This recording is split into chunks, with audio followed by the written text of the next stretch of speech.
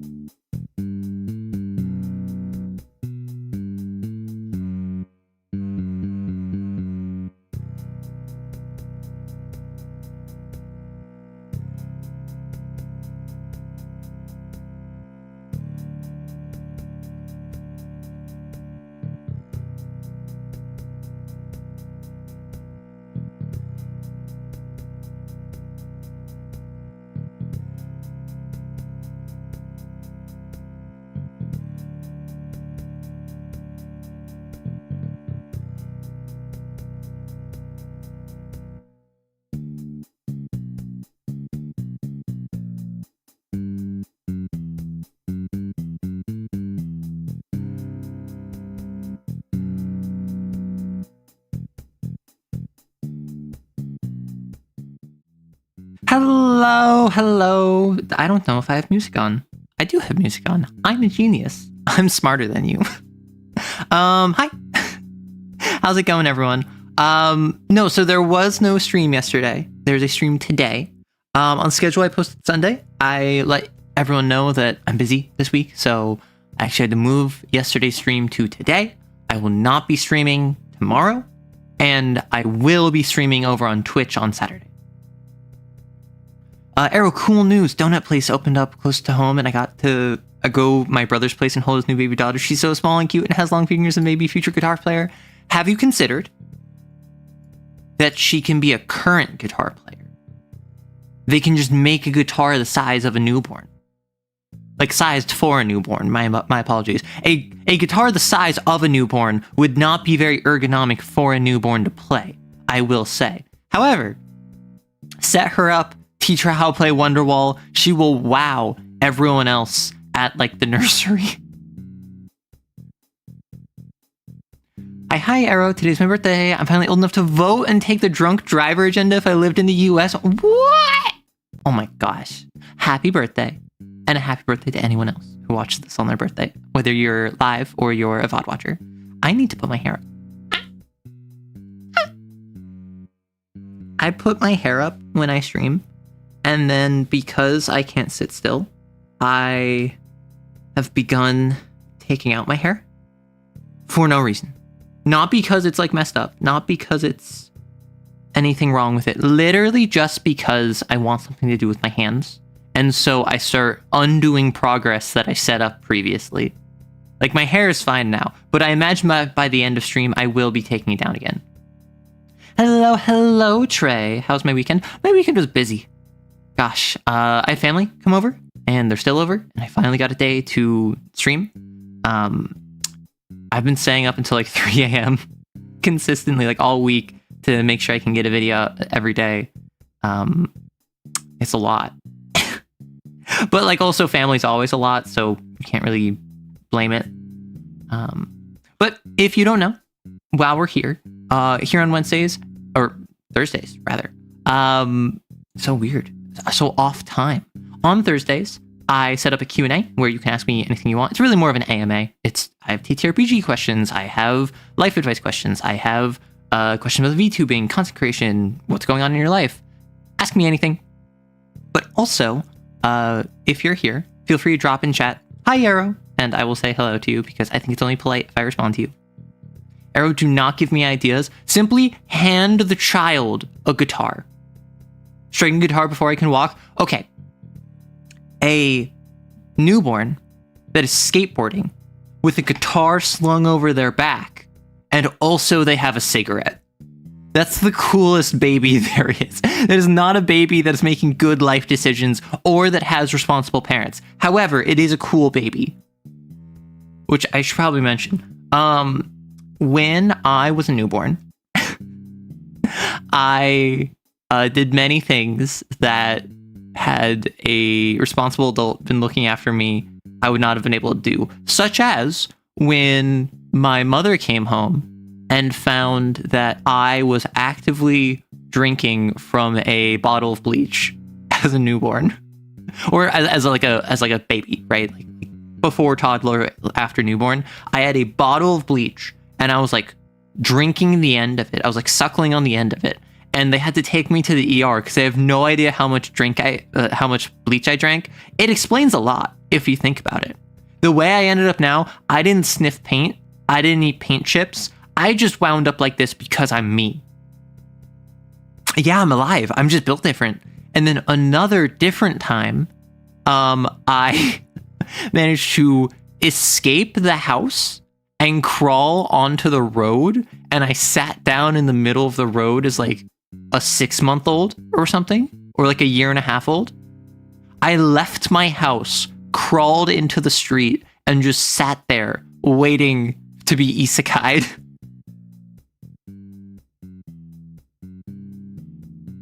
I was born a young Werther fan? I'm unfamiliar. Nobody's born cool, except, of course, smoking, skating, guitar playing baby. 3 a.m. sleepers unite? Okay, no. Going to bed at 3 a.m. is not a good thing. And it's also something that when I'm waking up at like 9, which I normally thankfully don't have to do, but like for this past week I've been waking up at like 9 consistently. I'm getting like 6 hours of sleep and I am feeling it. Gonna hopefully go shopping today? Oh well, I hope the weather is favorable to you. I was so late to stream, they're 1 day late. I'm 24 hours late, how'd you know? Vampire the Masquerade tomorrow, gonna figure out who will play that later, maybe all of us. Nice. Hi Arrow, my grandpa died, but how's your day? Oh, I'm sorry to hear that also. My day is uneventful thus far. I had a bow, if you don't know. So I, for the longest time, had never had bao. And it's those Chinese like dumplings that are like this and that have like, right? And generally they're filled with something savory, sometimes something sweet. And we got frozen bao at the store. And so I've been making that off and on, just like for a quick meal. And it is like a chicken. I don't want to say teriyaki. It's a chicken that's incredibly sweet. It's incredibly, like I looked, it's like 34% of your daily sugar intake, which I did not realize. But it's like a sweet dough filled with a sweet little bit of savory chicken. And so the highlight of my morning is I had a bao because I don't have these regularly. And yes, it was a frozen bao, but it is still a bao nonetheless. All I can say is I fell down the stairs. Thankfully, there was someone at the bottom to catch me. Oh, I fell down the stairs plenty. Oh, also, again, arrow lore. This will explain a lot. I have cracked my head open. I got amnesia when I was a child. I attempted to drink bleach. We're unclear how much I drank. I sat in the middle of the road. I, unfortunately, am not a part of the No Bones Broken Club because when I was a kid, I sprained or hurt or maybe broke, but I think it was just like it was hurt, one of my fingers. And so my finger is injured. And then at a family friend's place, they had a zip line that was like maybe 10 feet off the ground and maybe 15 feet, 20 feet across. And so I'm using the zip line with my injured finger. So I let go because my finger is injured and I lose my grip. And then I fall and then I break my arm. I broke my arm given by the fact that my finger betrayed me. My hot take is that a corn dog is a dumpling. I see nothing wrong with that outside of the fact that you're using the chopstick the wrong way. A corn dog is absolutely a dumpling, but you're supposed to grab it like that, not by just sticking it in there. That's my response to your take. Sweet chicken. What is wrong with me? What is wrong with me? What did I do? Hey, avoid. Power amazing, but all the stores buy, they're so expensive. See, that's the thing. They're expensive, but now that I'm in California, now that I'm on the West Coast, they're significantly less expensive, particularly when I go to the nearby Asian Mart. How are you alive? Good question. That's not even getting into like my mental state as a teenager. Ooh. Speaking of clubs, one of the hardest in the world to get into is the Martin Baker Thai Club. You have to survive using an ejector seat made by Martin Baker to get in. I'd survive. I'd survive. Like, I don't care about the Martin Baker Thai Club. I assume that they're all about ties, you know, like around your neck. That being said, and I don't know how to tie. I've learned multiple times, and every time I learn it, I forget it because I don't use it regularly. And then when I need to tie for whatever reason, I will then look it up. However, if the entryway to the Thai club is that you get ejected from an ejector seat, I'd win.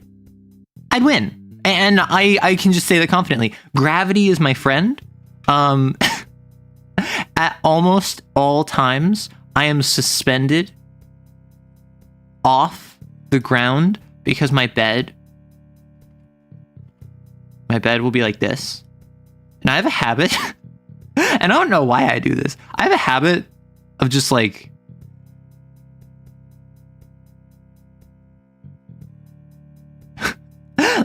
like a video game character whose animation isn't quite right. I will support myself on the bed with just my legs and my head and maybe my hands, and otherwise let my entire torso, lower body, and arms hang off. You sleep on the floor? You shouldn't do that. That's bad for you. You're still at work? Aw, DB. I'm sorry. You have to survive using an ejector seat. It's less about their seats being bad and more about getting into the seat in the first place. They started a general aeronautics company and pivoted hard into ejection systems. Wow. Why is it bad? Because it'll mess up your spine. If you sleep on the floor, you are either sleeping on like hardwood, which means that you are on a flat surface with no give, meaning the entirety of the give is on your body, which repeated strain over time will lead to just problems not only with your bones, where you might get bruises, but also just like your skin. And you're going to constantly be pressing your flesh and your body into a hard surface that has no give. And if it's carpet, at that point, it's more of an issue of, yes, it has a little bit of give, but not really enough to the same extent as a bed. So despite the fact it's also just not that comfortable, what it also is that it's, if your body, for instance, naturally at rest is like this, a carpet will not give you this natural curve of your spine. A carpet will flatten it out. Maybe it will have like a little bit of a give, but it will not have the same give that you require with your actual spine. So the idea being is that when you're on the floor, you need some sort of cushioning on top of it, and carpeting helps, right? But you need cushioning so that when you press down on it, you have give before you have a sheer surface. You don't, that's not what you want. Spines are meant to be slightly curved. Carpet are not great for allergies. Oh my gosh, I didn't even consider that. Carpets are kind of nasty. I grew up with carpets. I grew up with carpet all across my top floor and like in the living room and in the basement. And then everywhere else was tile. So we had tile, we had carpet. And basically since then I've really only lived with hardwood, which hardwood is fine, right? Carpet's kind of nasty. If you spill anything, it gets crunchy. If it's like soft and supple, then it catches a bunch of stuff like a blanket. If it is like the really like 1 centimeter tall carpet where it's really just like turf, that's just weird. Big fan of carpets. If no pets, I don't even know if no pets. Sorry, why are there jangling keys behind you? Because it's a meme. I added that there as a joke one time, and then people really liked it. And like, I can remove it, but every time I've removed it to date, people yell at me. I don't know if people are gonna yell this time, but I can yeah, okay. There's no pets. Used to have a cat. Okay, fine. You get your keys. I've conditioned them to like the keys. What I need to do is I need it to be that I don't have the keys active, but then I make them like center stage. I make them full frontal.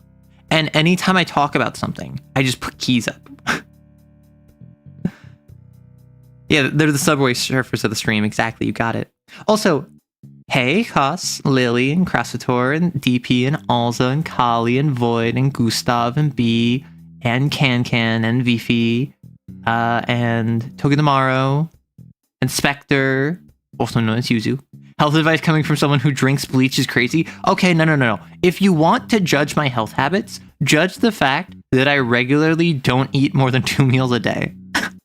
Like, I wake up and I'm like, yes, now's the time for lunch. And then I'm like, well, I had lunch a couple hours ago. I should just wait for dinner. And then I'll have dinner. And then that's it. And I'm like, I'm fairly strict on myself when it comes to like snacking or whatever.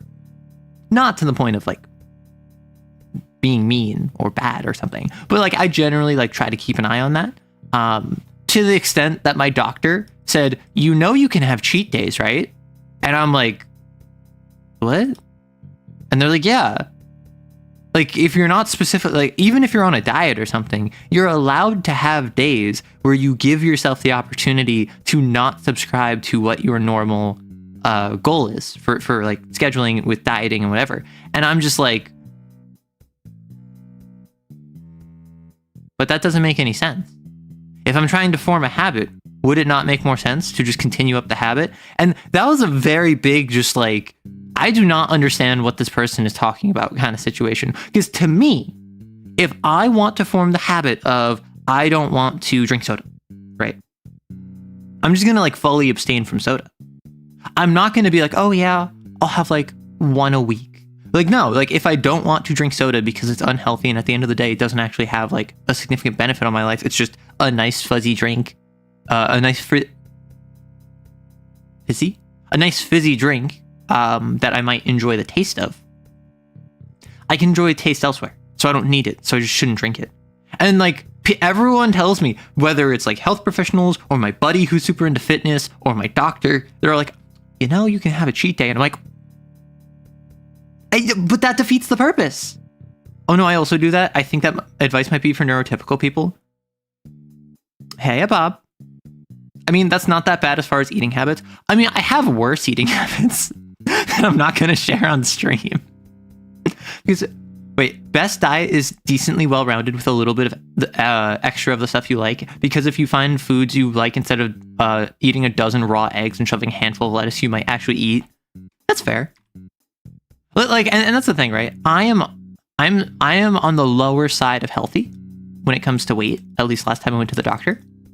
So like, I'm healthy on the verge of being underweight, right? So my buddy who's super into fitness and like has gotten me on workout routines, it's just like, you need to eat more. And I'm like, no, I'm healthy. And he's just like, one food crisis and you're done. And I'm like, so, and he's like, you mongrel.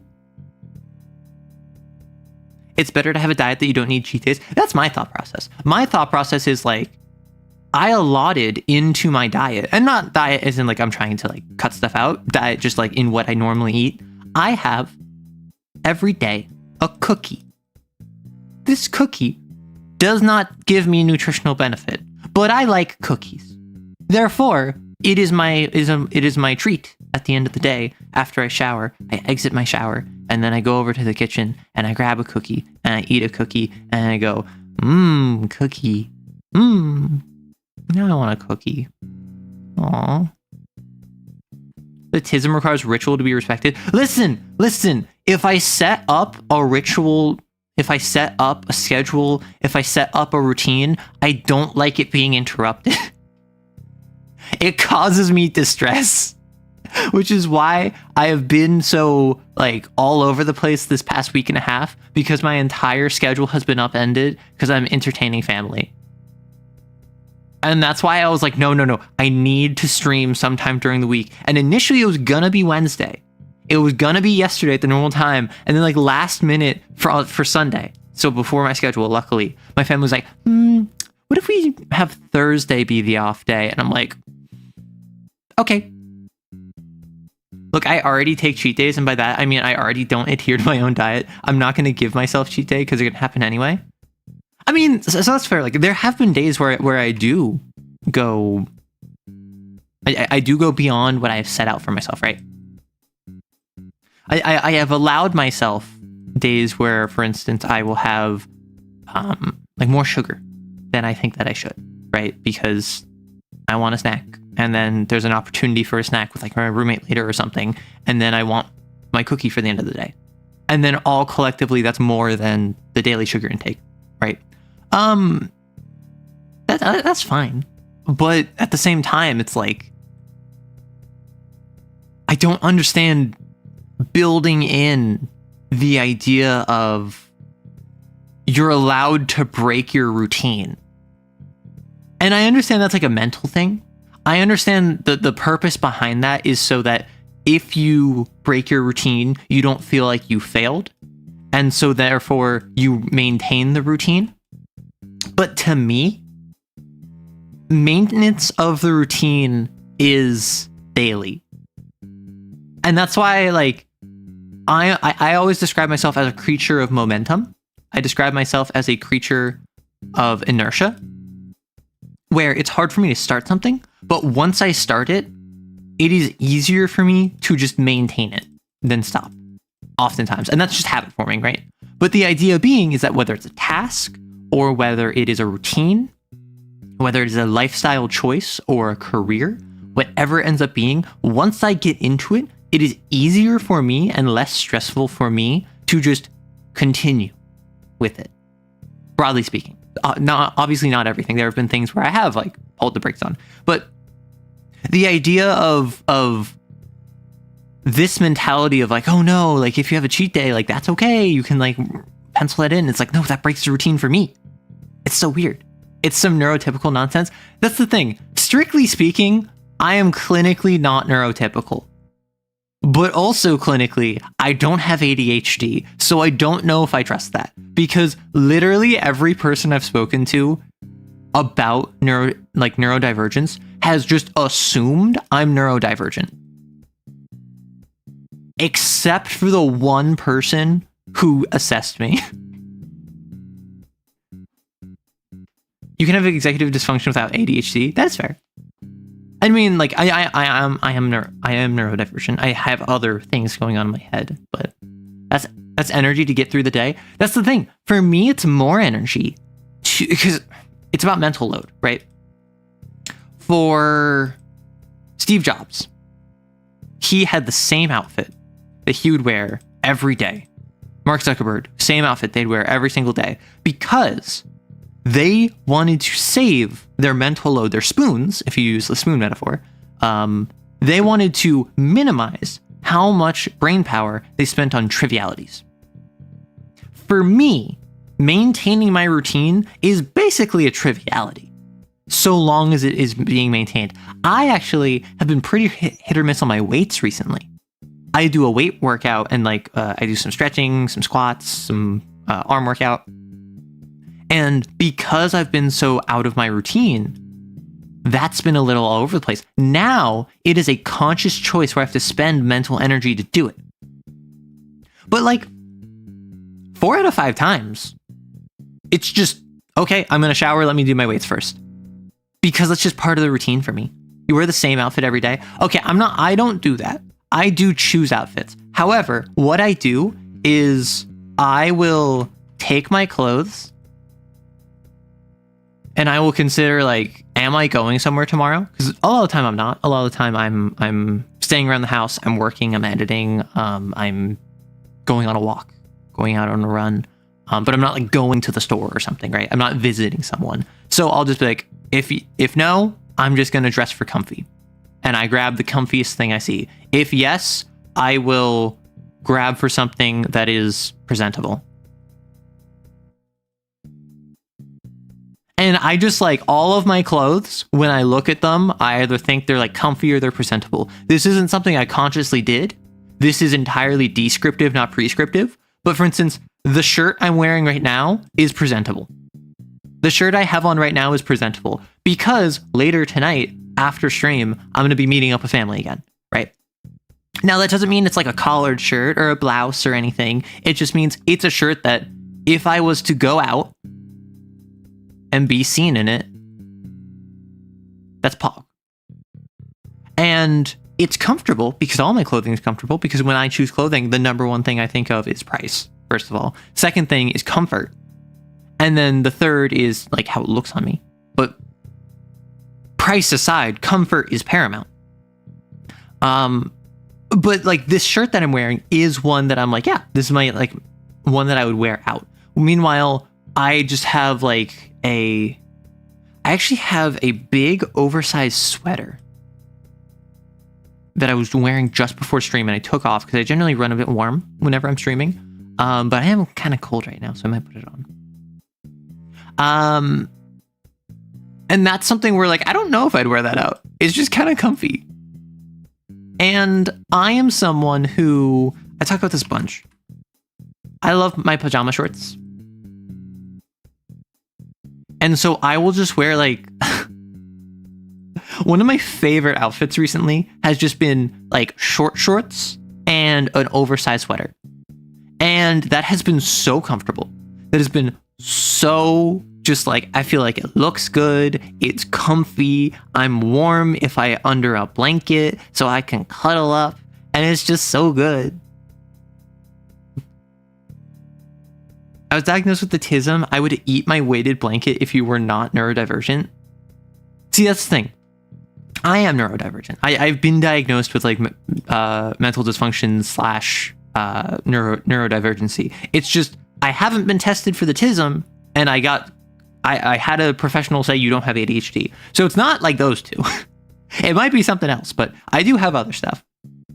I wear the same outfit every day and it's socially acceptable because it's my work uniform. Well, that's cheating. If it's your work uniform, you wouldn't wear it outside of work. You'll always run warm. If I'm cold, I can put a layer on. If I'm hot, I cannot take off my skin. Okay. I am someone. So I feel like a lot of people in life are either space heaters or heat sinks. I'm a heat sink, and I think that means I have an iron deficiency. However, I am someone who my roommate says that I'm so tall that my blood gives up trying to reach my extremities, because I am someone who my hands perpetually are frigid. My feet have never felt the warmth of the sun or fire or my heart.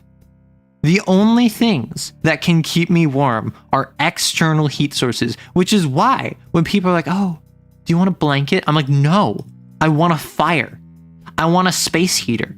I want the power of the sun in the palm of my hand so I can then rub that on my frigid feet. There are clothes that cool you off. That sounds like witchcraft.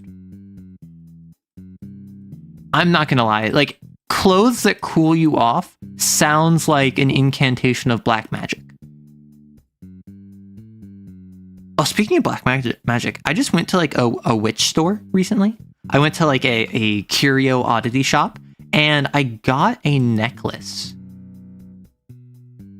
that is a pewter like embossed version of the World tarot card. And now I have the ability to wear something other than this Joker around my neck. However, I don't think I can add the World tarot card to my model. So, sucks. Zawardo! Tokyo Tomere! Okay, so I'm glad that at least a couple of you are weebs. Witchcraft, Pog. I love my fuzzy soft socks, but I do think I'm close to a space heater. Okay, all of my socks are fuzzy. The only socks that I have that are not fuzzy and bright colors, or not necessarily bright colors, but like that are not fuzzy, are like the 1 or 2 pair of black socks I have in case I need to go to like a formal event. And I guess also like my thigh highs, right? Or I don't have thigh highs, I have stockings. I've tried getting thigh highs before, and I'm so okay. Do you want to hear one of the most like 21st century like first world problems that I have? Do you want to know one of like the most the lowest consequence inconvenience I have experienced? No, see, that's the thing, Zazzy. I've tried to get thigh highs, but I'm tall and I'm skinny. That means that if I want to get thigh highs that fit my height, I need like extra large or like queen or like whatever the larger size is. But if I want ones that actually fit me and don't just slip off of me, I need like a medium, if not a small, right? So I am someone who, because I'm fairly thin, because I don't have a lot of weight, like, yeah, I have muscle, like, yeah, I have lean, I'm lean and I have toned muscle, but I'm not like overweight, which generally speaking, larger sizes run for higher weight classes, not for height. But because taller people tend to weigh more, there tends to be a correlation there. So if you're like 5'10" to 6 foot, you're going to be expected to be over like 160 pounds. I'm not over 160 pounds. Get garters so they don't slip off.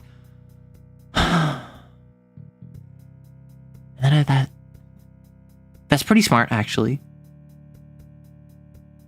That's actually really smart. And also, like, garters are so cute.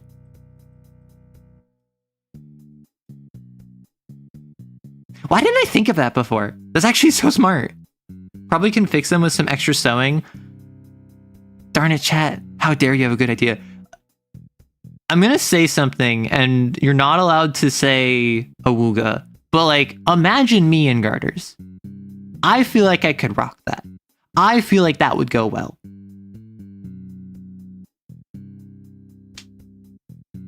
Awesome, they're knee highs for you. No, literally, I have garter. I barely, yeah, exactly. Does it count as saying if we type it? Fair enough. Fair enough. Typing is not saying. I unironically have gotten thigh highs, like thigh high socks, that went up to like my mid shin. And I'm like, brother, is this for someone who's 4 foot nothing? I have the same problem with trousers, so I wear suspenders. I could never do suspenders. I know people who wear suspenders, unironically. I could never do suspenders. Hey, we're shopping at the gnome store again? Not again! My mistake. I should go up a section or two. Programming socks. I will say, I have programmed with arm warmers on. And I could just feel the neurons activating in my brain of just like, ah, yes, the pipeline calls, become the trans femme programmer girl. And I'm like, no, I'm not a programmer and I'm non-binary. I'm staying away from those two like facets. You are trying to get your like Cheeto encrusted like freaking arm warmer, like thigh high programming hands on me, and I reject you. I deny your unreality, and I push back across the stereotypes that you are attempting to push upon me. I am not your plaything. Like, the stereotype has gravity. Like, pipelines are real. Pipelines are real. I'm not gonna lie. Like, the ability of being thing X and there being a pipeline to thing Y, and as you're engaging in thing X, you're just slowly but surely taking one step at a time. Closer, closer, until you're eventually Y. Like, it's crazy. It happens in real time. Better blood flow helps with coding. What's the meme where it's just like, femboy gamer meme? This is not what I was hoping for. This is why I don't look this up on... I'm not a robot. This is why I don't look this up while showing it on stream, because that was a whole lot of, like, sussy stuff. There we go. Found it. Sigma male gaming tips. Is there a better quality image? No. Okay. But it's the idea of Sigma male gaming tips. You have the choker to constantly remind you how big the headshot hitbox is. Eyeliners reduce glare, much like a football player. Arm warmers reduce friction for better aiming. Skirts offer superior ventilation. Thigh highs compress the legs, increasing blood flow to the brain. And a blow high for emotional support. This is what you need. This is what you need if you want to be a Sigma male gamer. I'm making hot chocolate with cinnamon and no one can stop me. Dang it. My roommate and I were talking about making hot chocolate last night. Because my roommate comes from a family where like they did a bunch of cooking and learned how to make a hot chocolate, which is basically a ganache. Which, if you don't know what a ganache is, it's basically like, think like a fondue style chocolate, a little bit thicker and hot, like chocolate sauce, basically. And the way they make hot chocolate, they learned from their family, is basically just a ganache, but with a little bit more milk, so it's a little bit more liquidy. And it's so good, and like you add cinnamon to it. And we were gonna make it last night, and we forgot. And GF is putting you in the puppy girl pipeline? Oh no. Your trans femme chronically online programming sucks. Thigh high pipeline punch loving and arm warmer girl? Oh no, I'm so sorry. The walls are made of gnomes. The floor is made of gnomes. The gnomes are made of gnomes. Each of the individual gnomes is made of at least 2 gnomes. It's fractal. Non-binary, but you're out here considering thigh highs and garters. Really going for the hexadecimal status? Listen. I can be androgynous in thigh highs. I can be androgynous in garters. What matters is that anyone who is attracted to me will be gay. That's just how being non-binary works. The only time I've worn suspenders was when I dressed as Frodo for Halloween. Fair. I feel like suspenders can work as part of a costume. And I don't mean like Frodo from Lord of the Rings. I mean costume as in like a look. I feel like if you just throw suspenders on something, you're gonna look nerdy and not very good. But if you, for instance, have the fit where suspenders are part of it and you actually match your suspenders to the rest of your outfit, whether it is complementary or it is a set piece, it can work. Pipelines are terrifying, especially when you see someone fall down them. Knew someone who went down an alt-right one time. Yeah. And like, that's why I was saying it kind of jokingly with like the programmer girl pipeline, but it is a real reality of like, pipelines are real. If someone gets into X and there's a pipeline to Y, it is a valid concern to be worried for person X becoming person Y, right? And obviously, that isn't a guarantee. And everyone is different, and not every pipeline is the same, and such and so forth, and qualifier and qualifier and qualifier. But it is a reality that if you have someone that does the start of a pipeline, there's a pretty decent chance they'll at least make strides towards the end of the pipeline. And they might be like, okay, I don't like this. This is weird. And then back off, which is good most of the time, unless it's like a pipeline that they're interested in. For instance, like there's nothing morally wrong with going down the depressed, burnt out, gifted kid into trans girl coder programmer pipeline. There's nothing like wrong with that. It's just a choice. And if you realize that that's not for you, that's not for you. And if you realize that is for you, that is for you. But it is just like, oof. Open up stream and first thing I hear is puppy girls in that one image. That's how I know I'm in the right place. Listen. Okay. I am say-so. I consider myself like PG-13. We make some sus jokes. We make some silly ha-has, but I don't do anything like close to NSFW. Whether like skirting the line or making like punching down jokes that affect specific communities. And then I reviewed Girlframe and my entire community changed. The trans puppy girls found me, and then it was over from that point. Like I am never gonna financially recover.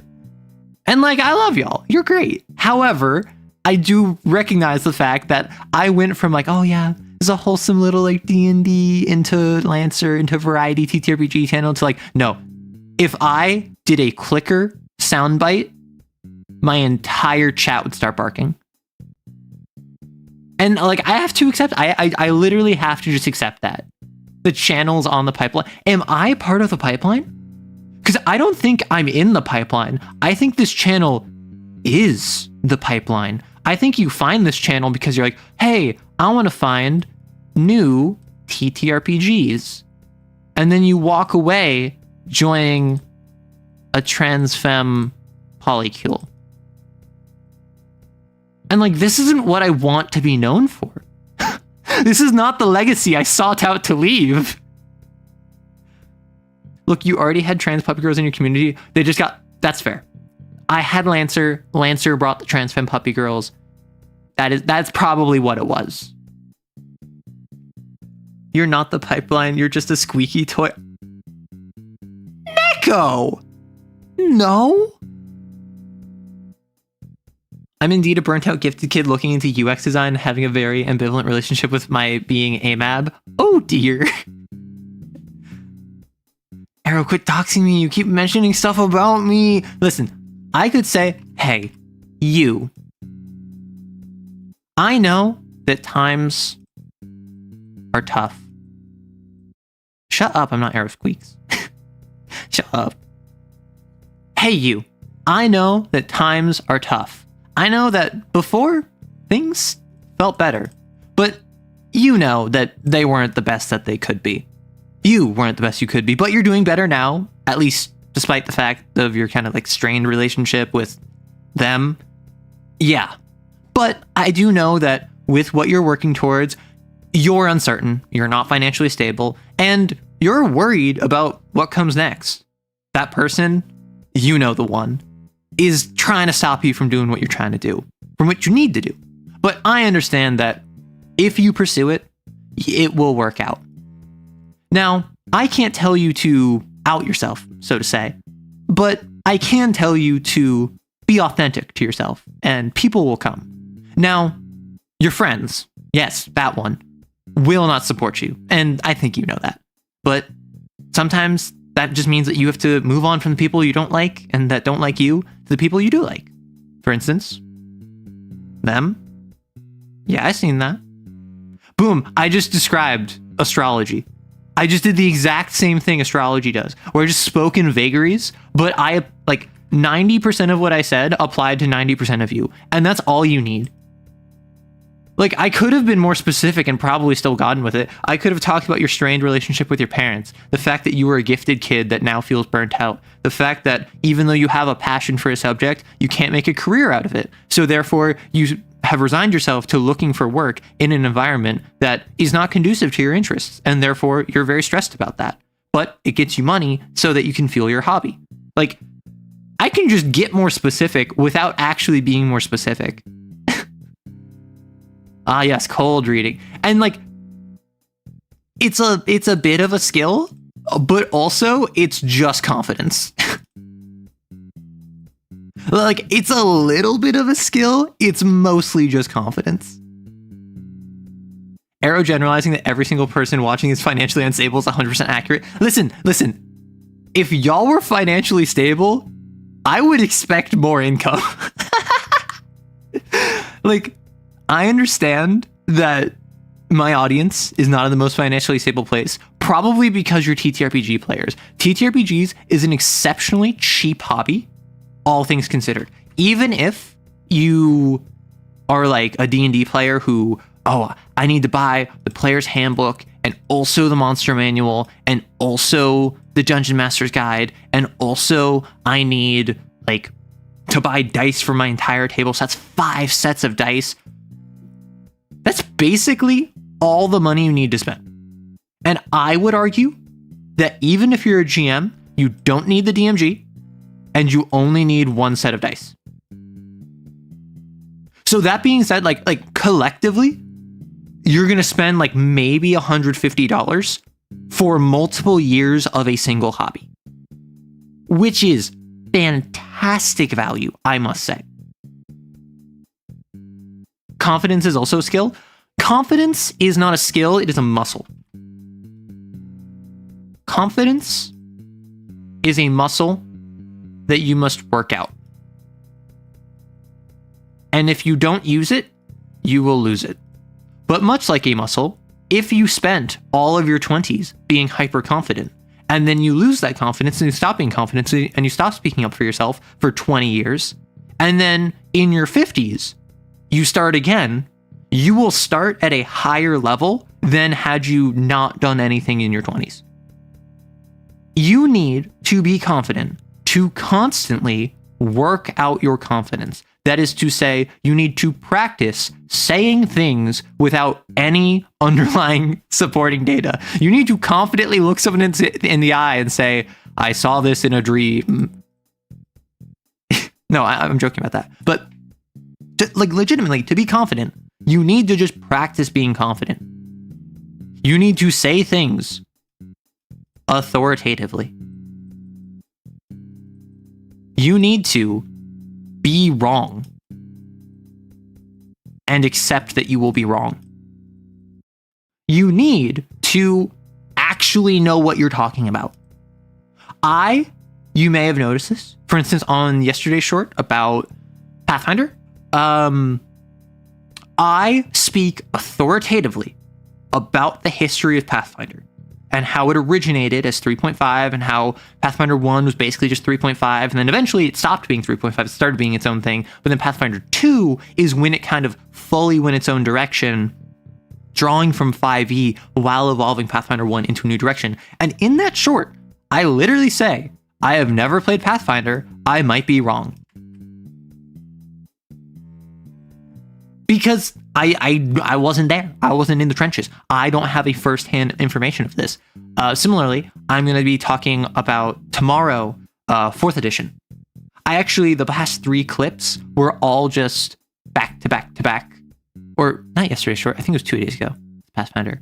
But like all 3 of these clips this week were from like one 6-minute segment, back to back to back, which is kind of funny to me. It was a good section. Similarly, I never played 4th edition.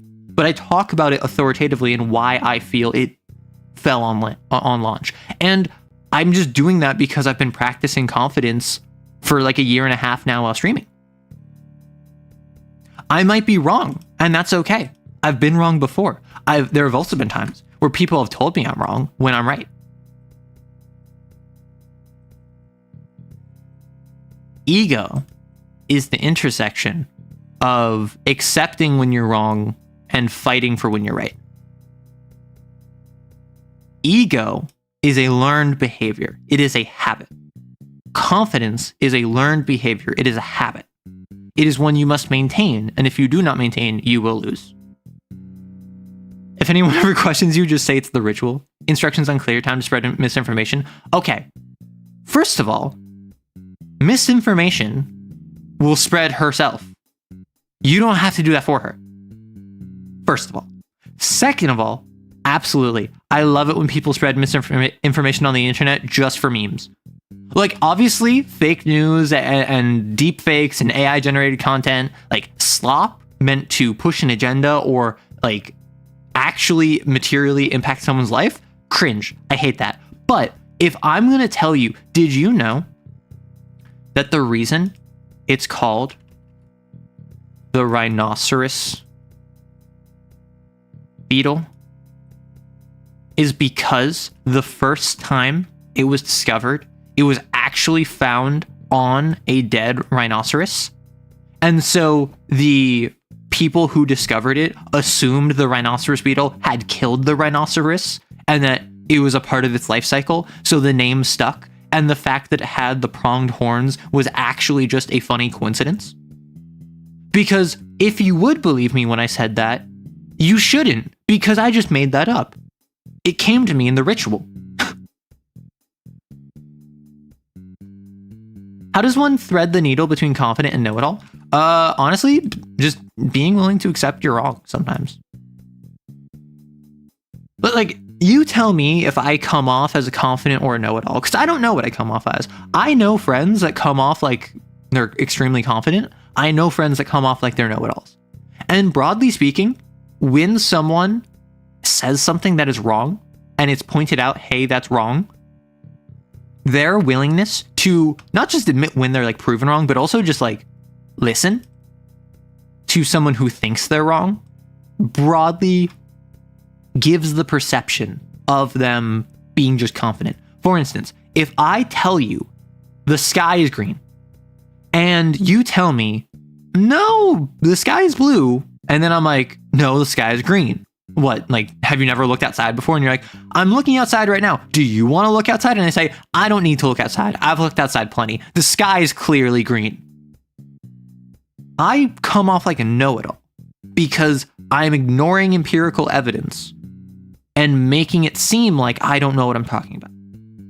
But if I am confident, I would say the sky is green. And you would say, no, I think the sky is blue. And I would say, wait, why do you think the sky is blue? And then you would say, well, I just looked outside. The sky is clearly blue. And then I would say, well, I looked outside and the sky is green. And I look outside and the sky is green. And then I'm like, it's green right now. And you're like, no, it's blue right now. And then we realize I'm colorblind. So like, that's a situation where I was wrong, but I listened to you. So I come off as confident and specifically confidently incorrect, which is neutral. But like, I think there's like a subreddit where it's like confidently incorrect, where it's people who are like stubborn in their beliefs. That is being a know-it-all. In ancient times, there was one word for both blue and green. Yeah. For the longest time, blue did not have a name. Because the first color that generally gets a name, I think it is black-white.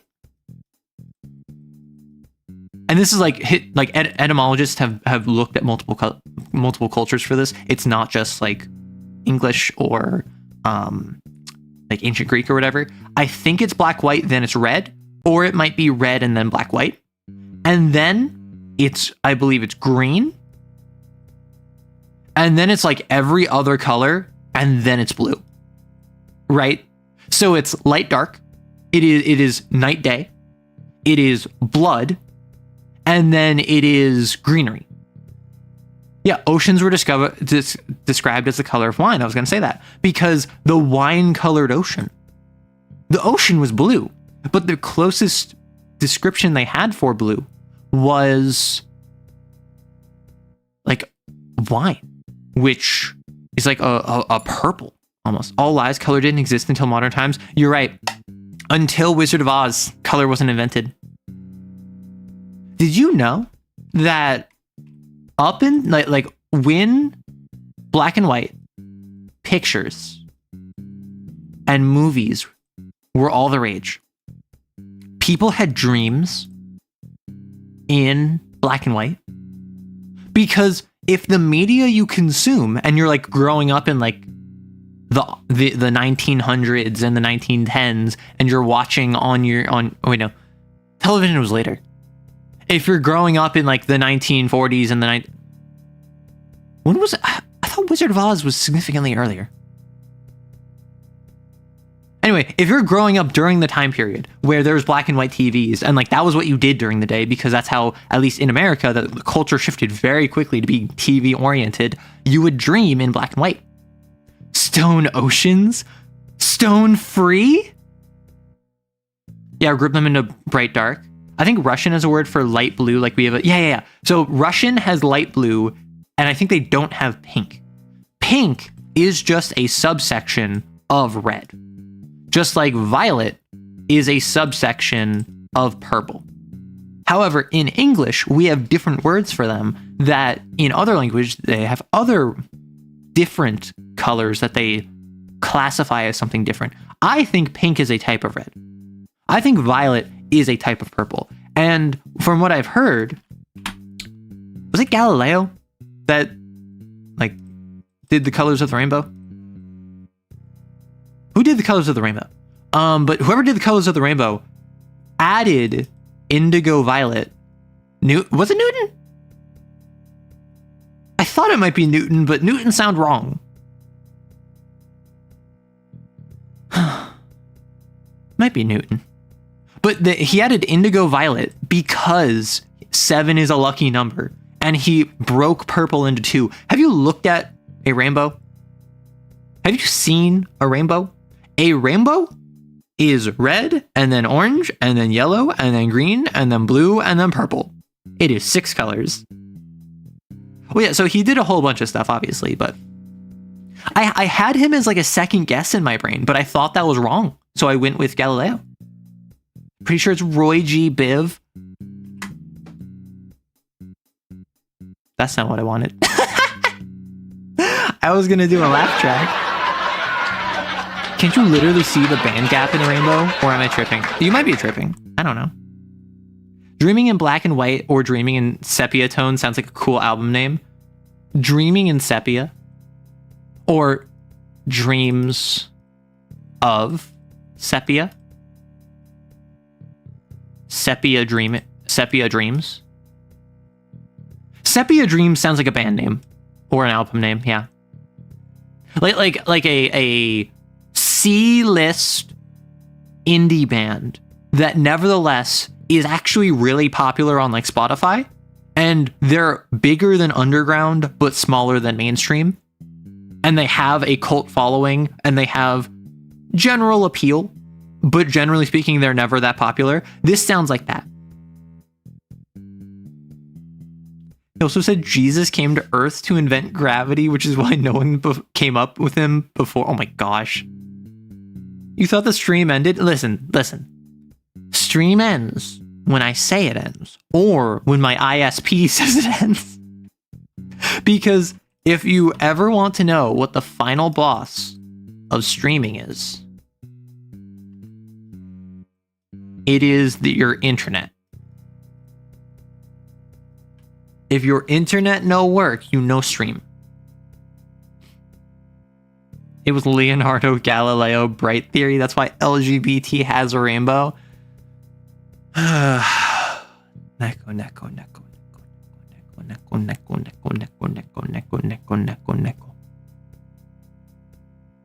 fact, there was a word for a very specific blue, cyanos, but that was a really dark blue, bluish green sort of color that was specifically an enamel used in armor.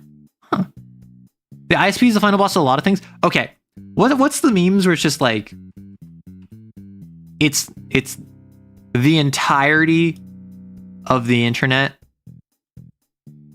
and like everything built upon it, and then there's like one connection point there. Take this meme and it is just all content from your favorite creators. The machine spirit of internet. Is there an XKCD? Listen, there's an XKCD for every scenario. And if like Rule 34.5 of the internet is if there's not an XKCD comic of it, there will be. Or there's an XKCD comic of everything. And then rule 35.5 is if there's not an XKCD comic of something, there will be one made. Yeah, the load-bearing meme. I remember Jerma said his internet was so messed up that he couldn't stream, and his ISP said they'd get it fixed in 10 to 15 years. Wild. Sepia Dreams and Dreaming in Sepia or Sepia Tone about be the next band name in a TTRPG. Listen, my first thought was like, Sepia. The Dreaming. Where it's just Changeling the Dreaming, but everything is in Sepia Tone. A Changeling the Dreaming game where it takes place in like the 30s or maybe in the 50s, not the 40s. Let's not do the 40s. Where everything is in black and white because everyone's dreaming in black and white. That's Victorian age Changeling. Okay, the Victorian age was not sepia colored. What is sepia tone? I don't think of sepia tone Victorian age. Changeling the desaturating, the gears are turning. I wish they made a kaiju RPG equivalent that is like a Lancer or a Battletech. Right now, I got bit by the bug. And I know I shouldn't do this, but like, it's just a couple pages, I swear. I started making another TTRPG. This one is explicitly like, I want it to be really short. I want it to be, I want it to just be a couple pages long. It is a game where you play as an AI in my world, right? So it's a game where you play as an AI in my world. Just don't you arrow know me. Don't you arrow me. I can stop anytime I want, but it's a game where you play as an AI and you, with your entire party, with the GM, make a series of regulations that every synthetic must follow. And if you would breach this regulation, you can't. There is no going against your programming. There is no avoiding the regulations. There is no circumventing it. It is to the letter of the regulation, you cannot breach it. And if two regulations conflict, you like blue screen because you're overcome with like syntax errors and recursion loops and being unable to make a choice given your conflicting regulations. So the idea being is that how can you accomplish whatever mission you're set out to do while playing nice within the regulations, as well as your own personal directives. Directives are like regulations, but just for you. Everyone has the same regulations. Effectively, for World of Darkness comparison, regulations are your chronicle tenets, directives are your convictions. Your directives can be overcome by glitches. Glitches in your system allow you to ignore your directive, only momentarily. So the whole idea being is that if your like regulation includes like never harm an organic of your company, and one of your directives is punish or like apprehend whistleblowers. If you encounter a whistleblower, you're not allowed to like not do this. You have to apprehend them, but you're not allowed to harm them. And if you're put in a situation where your literal only option is to harm them, you will blue screen. And the whole like tension of the game is, can you work around an ever increasing complexity of regulations and directives while simultaneously getting stronger and stronger? So it's bothering by the numbers game. Yeah. Like you literally cannot comprehend breaking the rule. Exactly. Like it's not, oh, do I want to break this? Or like, how can I break that? It is like, no, it is by the letter of the regulation. You are not allowed to breach it. Can you work around it? Perhaps. But like your programming physically prevents you from pulling the trigger if you're not allowed to harm a minor. And you're like the person, like you're fighting like a 17-year-old with an AK, right? Like you are physically not able to do that. If you have something where you are not allowed to disobey a direct order from a government official, if a government official tells you to, like, I don't know, firebomb an orphanage and you're not allowed to harm minors, you will blue screen because a government official told you something. You can't disobey that, but also you can't hurt minors, and the orphanage would have minors in it. So therefore you blue screen. And like, that doesn't kill you. That doesn't like end your character. It's like a momentary, like, bzz, like you get stuck for a turn. You're stunned for a turn. Sounds like the setting will need a lot of red LED eyes. So they're actually, because this is based on my setting. This is based on my world.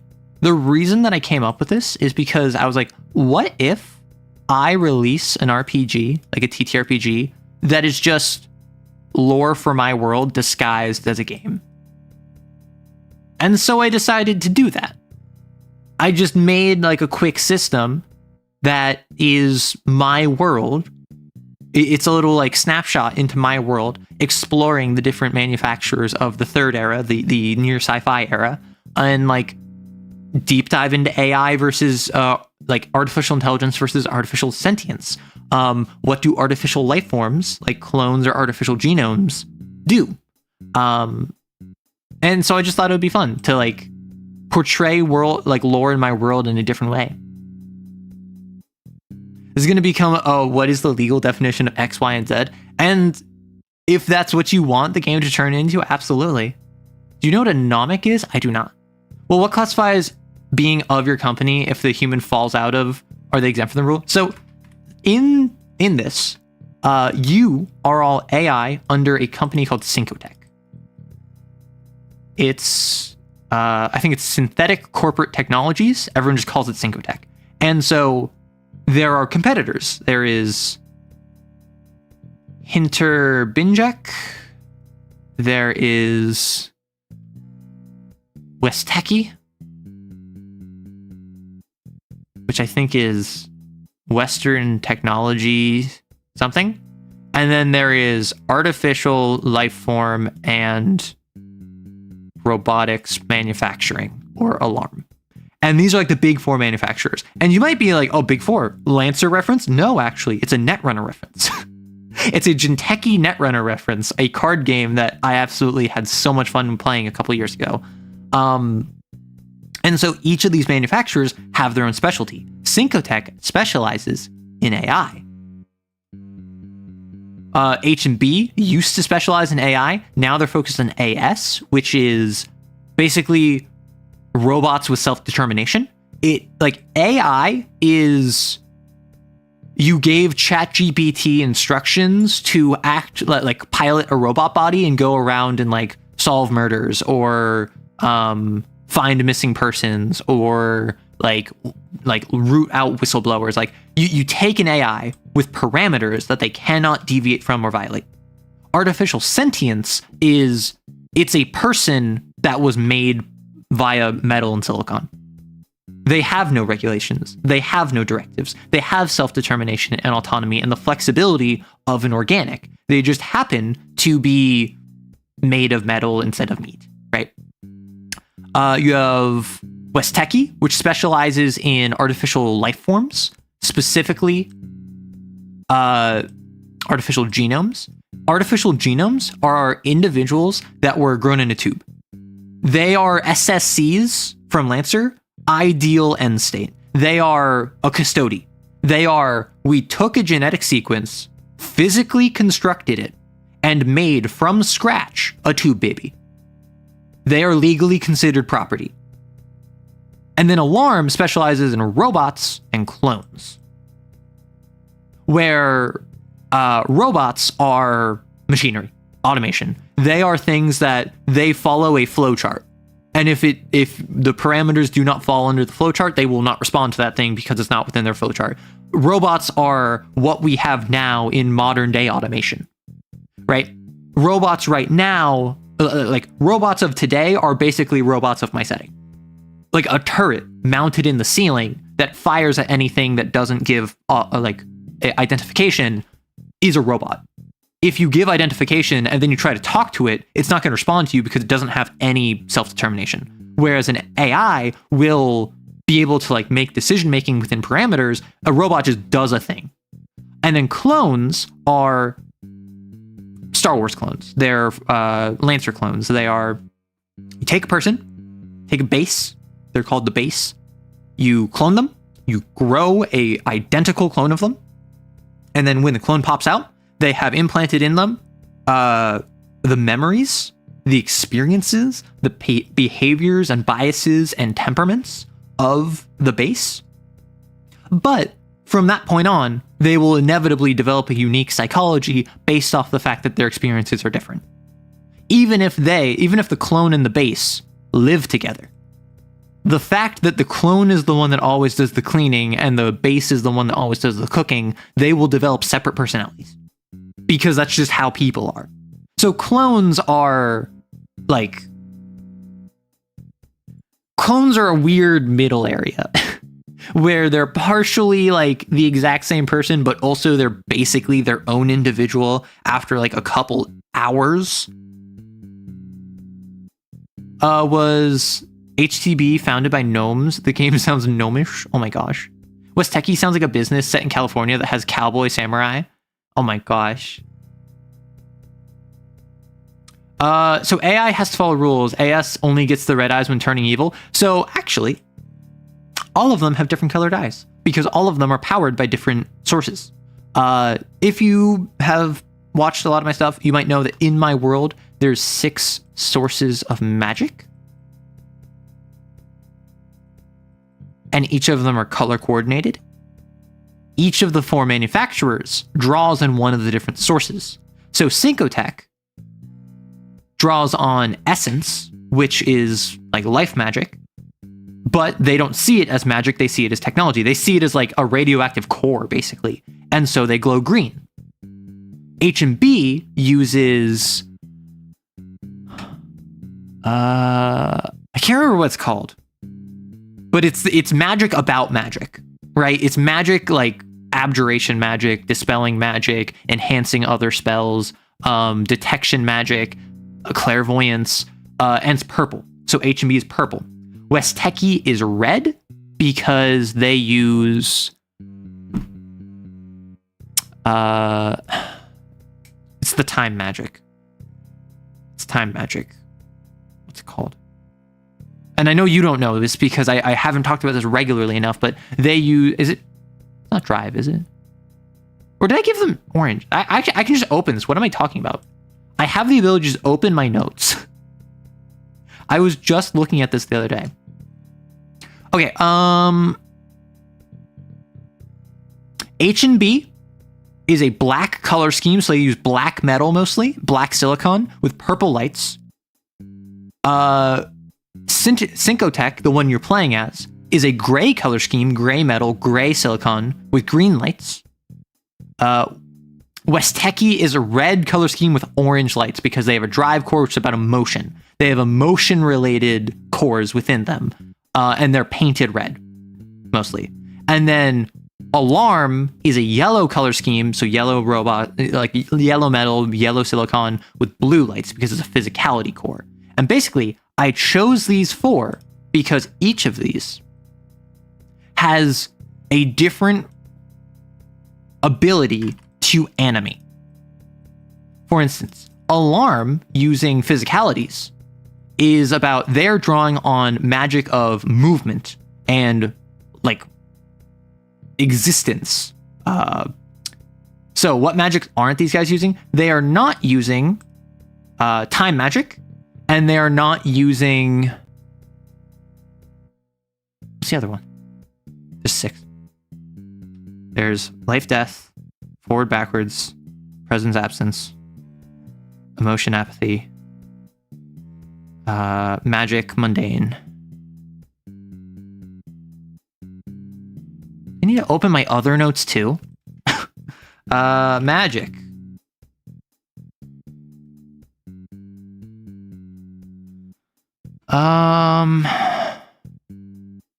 To Spirituality, yellow magic, creation, destruction. That's what it was. So, mundane magic. What the heck is mundane magic? Mundane magic is canceling magic. And also it deals with everything that is not inherently magical. So like humans, cats, dogs, trees, right? So if you want to interface with something that is not inherently magical, you can do so with quote unquote mundane magic. So the thing about my setting, I love when magic has different types. Yes. So let me just talk about this real quick, because I don't know how many of you actually know this. My world has 6 sources and 4 expressions of magic. The 6 sources are what I just described. It is physicality, is all about presence and absence, and it is blue. We have spirituality, which is all about creation, destruction, which is yellow. We have continuum, which is about progression and regression. So like time magic, which is red. We have essence, which is about life and death, but also about animation and stillness, which is green. We have drive, which is about emotion, as well as apathy and the lack of emotion, which is orange. And then we have energy, which is magic. We have mundanity, we have magic, which is purple. It's both dispel magic and magical amplification. It is make this weapon magical as well as detect where magic is. It is empower the natural non-magical characteristics of this thing, as well as remove magical characteristics from a magical thing. It's the most like esoteric, metaphysical of the 6. So these are the 6 sources of magic in my world. So when you cast, or sorry, other way around. I just realized. 4 sources, 6 expressions. When I cast a spell, I draw from one of the 4 sources. When I cast a spell, I draw from one of the 4 sources, and then I pair it with one of these 6 expressions. The expressions are what I'm doing with the magic. So if I'm using telekinesis, I would probably be using a physicality, because that is movement in the physical world. If I am blowing something up, I'm probably using a spirituality, because that's destruction. However, if I am raising a skeleton as an undead, I'm probably using essence, because that is animation, that is death, that is bringing life to that which has no life. But what if instead of bringing life to it, I'm puppeting it with physicality? What if instead of imbuing it with artificial life, I imbue it with emotion, and I give, without like a soul or mind to it, I give instincts to a corpse with drive? What if via energy, I imbue the nebulous like magical property of like living into a being, which life is a part of essence, but is the magical essence of living things not separate from life? Could I not use energy? So the whole point of this is that these expressions can all overlap in manifestation. It's all based on the understanding of the caster what the limits and bounds of their powers are. And you might say, that seems stupid because that allows for abuse. Well, have you ever tried to do something that you knew was physically impossible and failed and been like, okay, I guess that's physically impossible? That's the same with magic. If I am someone who uses continuum, which is time magic, and I want to punch someone really, really hard, and I'm like, I can figure out a way for continuum time magic to make my punch land super hard. I'm going to speed up my fist as I punch at them. And then it doesn't work because that's just a shot in the dark. I'll be like, okay, that didn't work. I guess I can't punch people with continuum. Imagine giving a pile of bones emotions. It doesn't help them move or anything. They're just fierce and stuck there. So what happens if you use all expressions to create something? So with the expressions, each individual spell or casting is only to have one expression at a given time. However, if you, for instance, have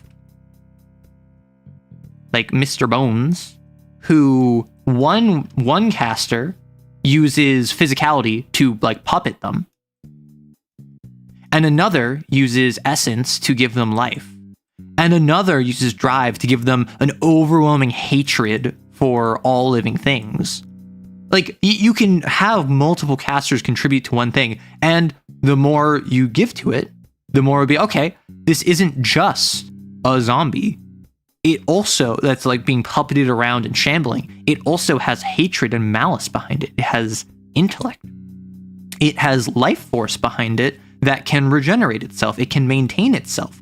And that's when you go from, this is a walking corpse, to this is a zombie, to this is a ghoul, to this is a wight, to this is a death knight. More complex undead would benefit from having more different expressions involved in their creation.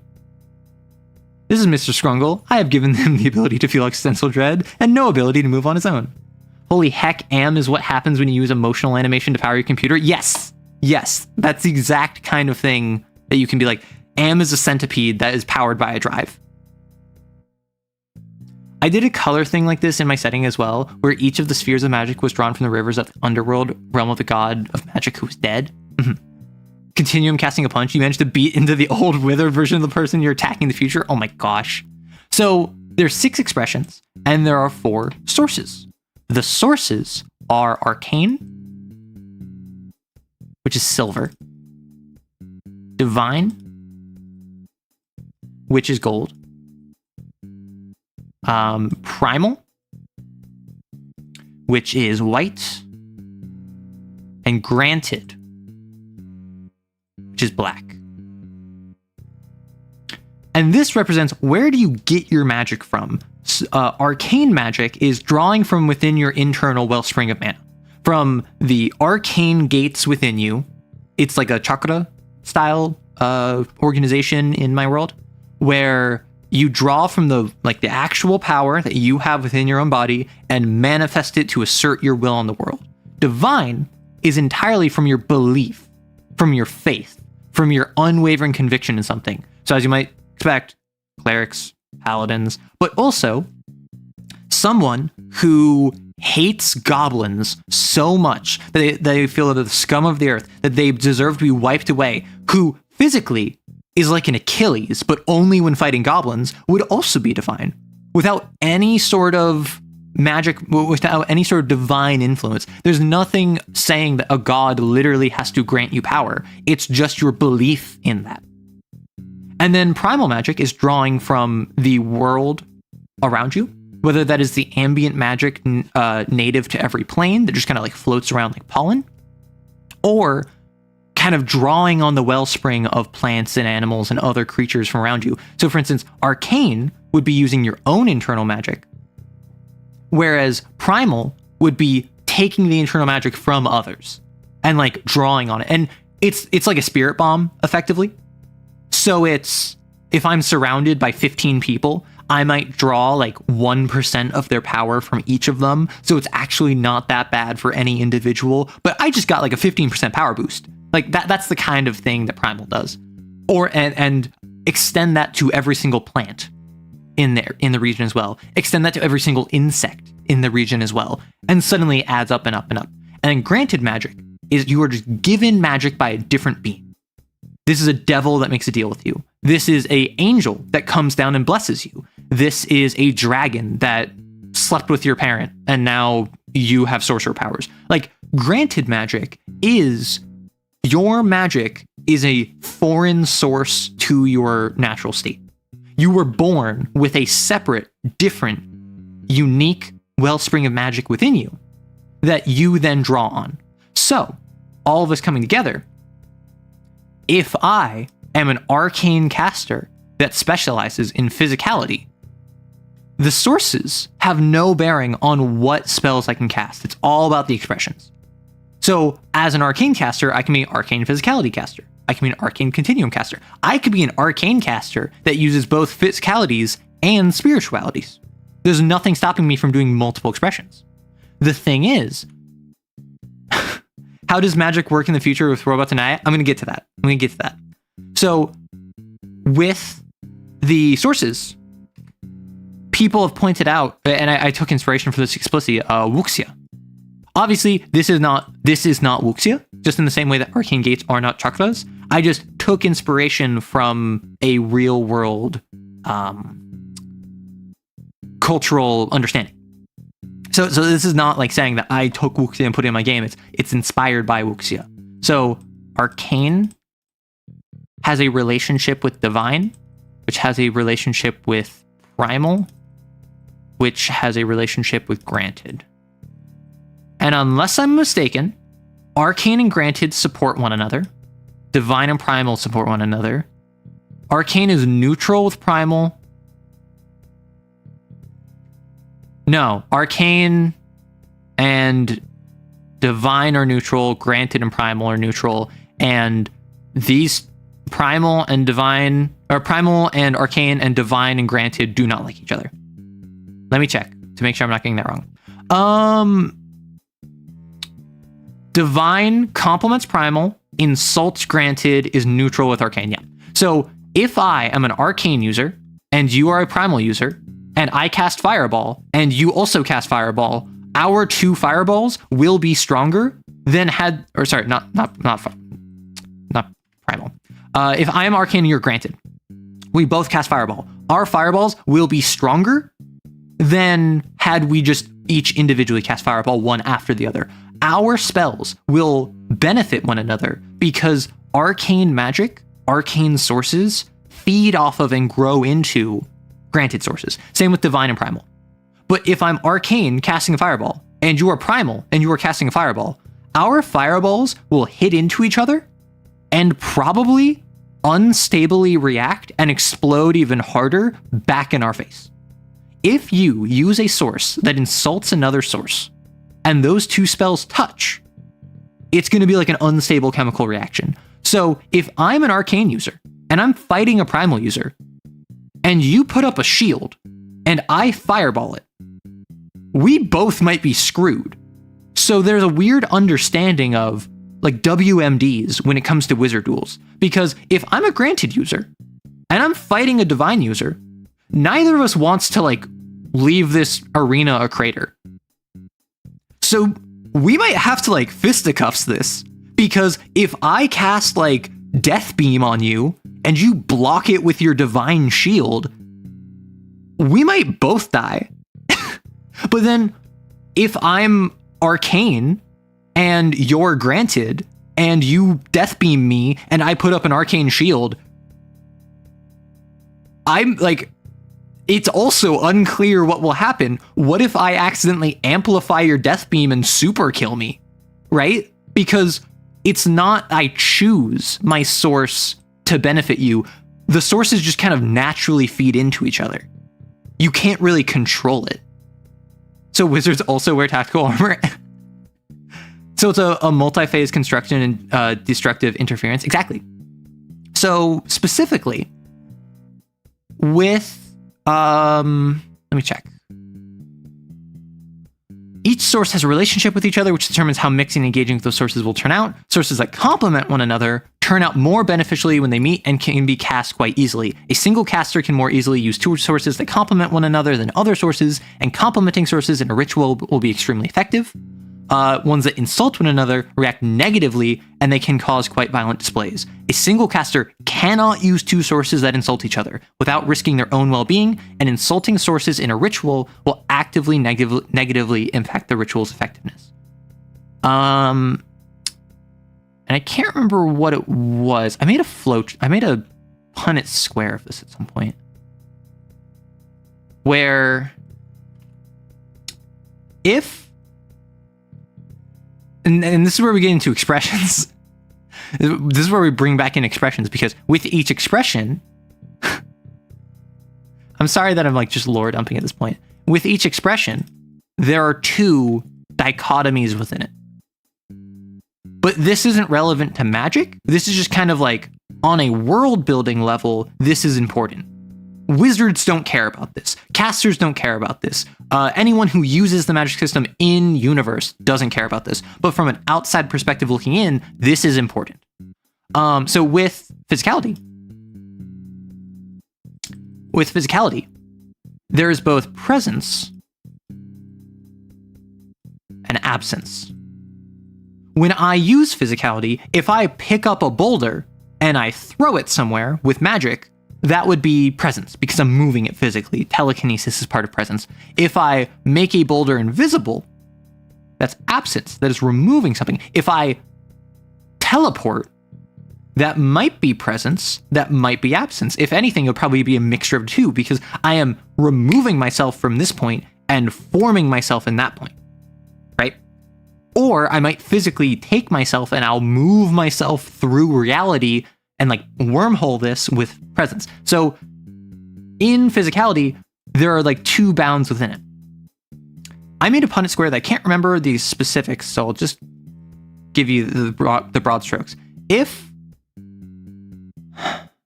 let's say it's arcane, and so if this is,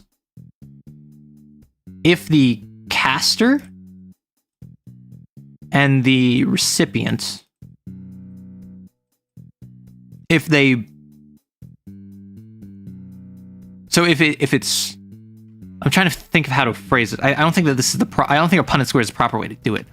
Basically, if I cast a spell at you and I have a positive presence, so if I'm using presence, which is part of physicality, and you are using absence, which is part of physicality, but one is positive, one is negative, one is adding, one is subtracting, that will change how our negative sources interact than if I had cast an absence at your presence. Does that make sense?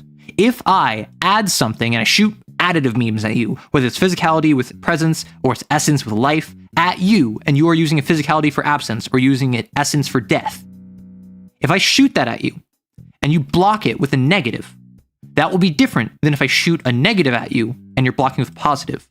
Or if I shoot a positive at your positive or a negative at your negative. For instance, if it is a negative and positive in either direction, it will just brick. It will, like, I shoot a fireball at you and you shoot a fireball at me, and the fireballs will just clunk off of each other. Right? Like I don't know. If I shoot a fireball and you shoot a death blast kind of deal. If I'm adding to you and you're subtracting, they clonk off of each other. Shown in magic systems, yeah. If it is, I think if it's both positive, that's when they explode. Like, not in a fun, happy way, in like a, oh my gosh, like, this is like closing in on like heavy ordnance way. Even if I'm like casting, like, I'm going to support you with a buff spell, but like, if we're on the same team and I use granted magic and you use divine magic, you can't cast support spells on me safely. Because if I use magic, I might blow up. And then positive and negative is they physically, or what? I did positive and negative twice. Anyway, basically with this, one of the Punnett square is they clonk off each other. They just don't interact, they brick. Another is they blow up and they're unstable. And yet another is they physically pass through each other. There is a circumstance where I shoot you with a fireball, you put up a shield, and because of the intersection of our sources and our dichotomies, my fireball goes through your shield. Because our sources hate each other, they refuse to intermingle, and the way we have expressed them manifests in such a way that they just phase through each other without any interaction. So this is a scenario in which the most effective strategy is just carry guns and have anti-magic. So, all of this being said, all of this context, this is all just facts of my world, right? True for all of the various eras. I have multiple eras in my world. Primarily, I've written in fantasy, but I also have like a 20th century zeitgeist of every decade smushed together superhero setting with retrofuturism and a near sci-fi future setting. in my near sci-fi future setting, this is where the TTRPG is, this is where the robots are, this is where the AI versus the AS are. Syncotech uses essence, i.e. life-death.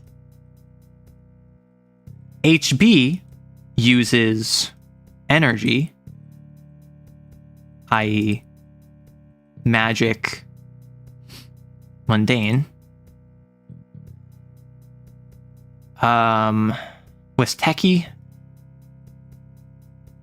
uses drive, which is emotion / apathy. And alarm uses physicality, which is presence, absence. Which, as you might have noticed, these are the exact same ones I referenced as being able to resurrect a corpse. Because when it comes to raising an undead, that's basically the same thing as raising a robot. So, the reason they have all of these magic cores that they use to power their stuff is because they're basically just robot necromancers. They don't think of it that way. They think of it as like, we're doing science. What's science work? And this is their equivalent of just slapping a cold fission reactor on it. It's their, we figured out how this works. This is just science. This is just how we do things. But in reality, it's basically magic. They throw a rock that has ambient magic remaining in it, trapped in it, put it in a metal frame, and the metal frame infuses it with life. It gives life to that which had none.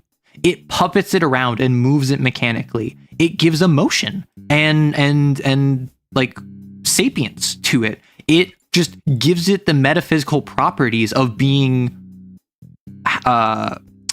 movement and not alive, but having sapience. And if you remember, Syncotech is all about AI. They're recently moving into AGs, which is artificial genomes. Their whole thing is they want to make a corporate force of robots. They want to replace not just like entry-level positions, they want to automate the workforce, basically. Their goal is to sell to corporations cheap, disposable, replaceable labor that can work in a white-collar position and do whatever you need them to do, whether that is like accounting or tax fraud or a drone strike, right? HB wants to push the bounds of what is possible with robots and technology. Sorry, I had to sneeze. HB wants to push the bounds of what synthetics are possible of. So they are pushing on the more esoteric aspect to get artificial sentience. Basically just people who happen to be robots. Not robot people, but people who happen to be made of metal, right? Fully constructed from scratch, but effectively actualized with all of the same flaws and benefits and learning and flexibility, just without the physical form that organics have. Westeki is all about they do everything. They're the foreign power that's recently come in domestically. They completely dominate overseas, but now they're the small fry of the rest of the big four. And so they, in their ALs and AGs, it's all about emotion. It's all about providing the human aspect of it. They're not interested in robots and AI or whatever. Meanwhile, Alarm is the exact opposite. They're entirely blue collar. They do heavy machinery. They do AI in the blue collar space. They do clones as contractors that they will sell out for cheap labor. And so the robots, by and large, are powered by physicality. The AI evolution of the workforce and revolutionizing humanity is life. The metaphysical pushing beyond are the ones that developed sapiens. The idea is each of them has a specific expression they draw from, basically unknowingly, and that has guided and is guided by their goals as a company. So that's why they all have different colored LEDs. That's the explanation. How long did that take? An hour? Who cares if your magic hates theirs? Fireball loses the giant earthen mound I raised with telekinesis. Probably harder than a force ball, but guaranteed to work. I'm curious, what does apathy magic look like? Is it powered by your own apathy, or does it cause other people apathy? It can be either. So each expression, like I mentioned, is entirely how you uniquely understand it. How do you grok it, right? And before grok was an AI on twitter.com, it was a term from Stranger in a Strange Land used to mean fully understanding something. Understanding it on like a deep emotional level. How do you understand your powers will influence what your powers can do. And this isn't as simple as like, I want to fly, so I'm going to fly now. It is like, do you, on your deepest fundamental level, grok with flight? Do you understand what it means to not just want to fly, but also to fly? You have to fly before you can fly. You have to cast fireballs before you can cast fireballs. You have to be able to rewind time before you can rewind time. That kind of deal. And with apathy, with drive, its main use cases is for kind of like soothers from soothers from Mistborn. You're really angry at me. I'm going to reduce your anger levels. I'm going to remove your anger right now. So now you're just kind of feeling like, chill. You're no longer angry at me. It will come back later. I didn't remove your ability to feel anger, probably. But like right now, you're no longer angry. I remove your ability to feel pain. Get back in there, champ. Keep fighting. It doesn't matter that your arm is bleeding. Get back in there. I can remove your regret over doing something, allowing you to take actions that you otherwise would not be able to. Apathy is one where it's all about removal of emotion. Because remember, all of these expressions have a positive and a negative. Not good, bad, but a additive and a subtractive. Essence has life and death. Continuum has forward momentum and backwards momentum, as speeding up versus slowing down and reversal. Magic has both, or energy has both magic and mundane. Get back in there. Doesn't matter that your arm is bleeding. Exactly. And with apathy magic, you won't remember it's bleeding because it doesn't hurt anymore. I'm really starting to see the Cosmere influence here. See, you say that. I did all this before I ever read Mistborn. Fun fact. Like this is unrelated to Mistborn. The reason I came up with all these is actually I saw the Infinity Gems from Marvel, and I thought, what would I have as the what would I have as like the various core components of my universe? Because in Marvel, it is space, mind, reality, soul, time, power. And that feels like it doesn't encompass everything to me. My goal was to create what is the fewest number of things that can reasonably cover basically any base. And then I gave them manifestations in the world that were huge and powerful many eons ago that then got sealed away because, of course, ancient evils and all of that. But they're not evil, they're just forces of nature. And then that led to the sources and the expressions. Can you use apathy to remove the pain as a medic doctor for surgery and life to close the wound after fiddling around? Yes, you can. Which is why in one of the books I wrote, which again, is on the editing table and has been for 2 years now because I've been focused on this channel. One of the characters is a life apathy user. So that would be essence and drive, where he does exactly that. he has fairly painful healing magic and the ability to remove your pain. So what he will do is he basically runs support and runs around turning off your pain and using life to heal the wound. And I'm thinking I might change this because my setting is fairly low powered, and just like wound closure where there's no real consequence for it isn't really my style. So I might end up rewriting that, but at least right now, yeah, that was my first thought too.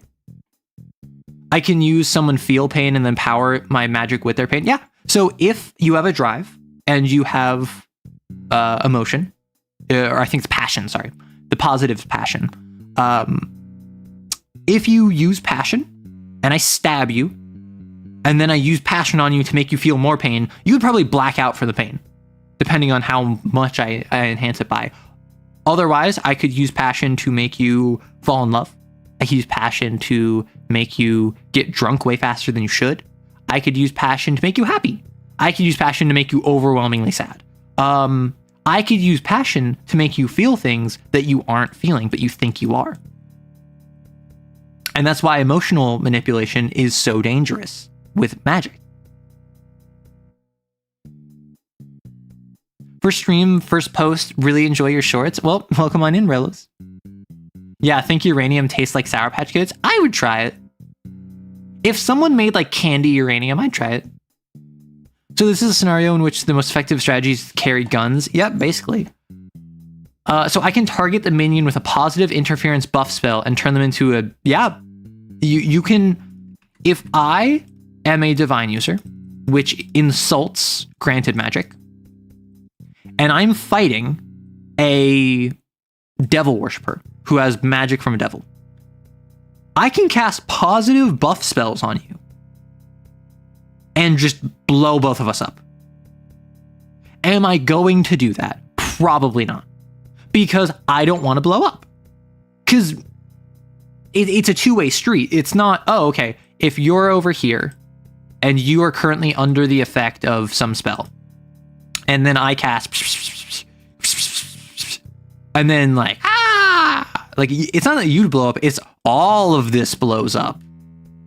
So I, being at one end of it, would be caught in that explosion. I cast Gaslight, Gatekeep, Girl Boss. Fun fact, atomic hydrogen tastes sour. From this, we can conclude that alpha particle emitters would taste slightly sour. Whoa, C4 upon ye. Yeah. So in my near sci-fi setting, with like AI, AS, ALs, there is no concept, like there is no broad usage of magic. However, there is broad usage of what is the same principle as magic, the same rules of my universe as magic. They just don't call it magic because, as I said in the recent short, they are rationalists, they are scientists, they don't believe in such hocus pocus. But at the end of the day, that's what it is. It's the same thing under a different cultural understanding. Much in the same way that real life, actual medical practices had their basis in folklore and magic. The reason you did not spend time near dead bodies before was because they attracted ill omens and like evil spirits. And so to spend time near a dead body would invite an evil spirit to attack you or like attack your spirit. It's a good idea not to spend time near a dead body. like that's not wrong.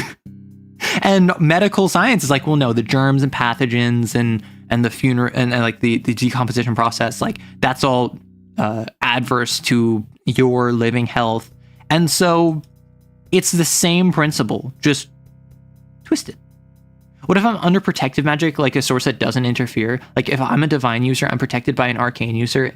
So if I am a divine user and you as a granted user cast a spell on me and I have no magic active, I'm fine. Or rather, I am affected by whatever spell you just did, right? So if I have no magic active, I'm fine. outside of the fact that maybe I just got death beamed or fireballed or like trapped in a stasis vault or whatever, like there's only an interaction when two active spells are going on. Think of it like the magic is insulated until you activate the live wire when you're casting a spell. If you touch two wires together that insult one another, bad stuff will happen. It might brick off of each other. It might explode. It might pass harmlessly through one another without any interaction whatsoever. Arrow, I would posit the opposite. Folklore and mysticism have their roots in empirical derived science. I'm saying from a cultural understanding period. Because, like, historically, myth, and obviously this is a gross oversimplification, but folklore, science, right? Broadly speaking, this god kills you if you do this thing. Bad spirits inhabit dead bodies, so don't spend time near dead bodies. Dead bodies have germs. Therefore, science has its roots historically in folklore. Yes, like what we call science, folklore had its roots and called back to what is actual real science, but on the historical timetable of human civilization, it broadly went myth into folklore into science.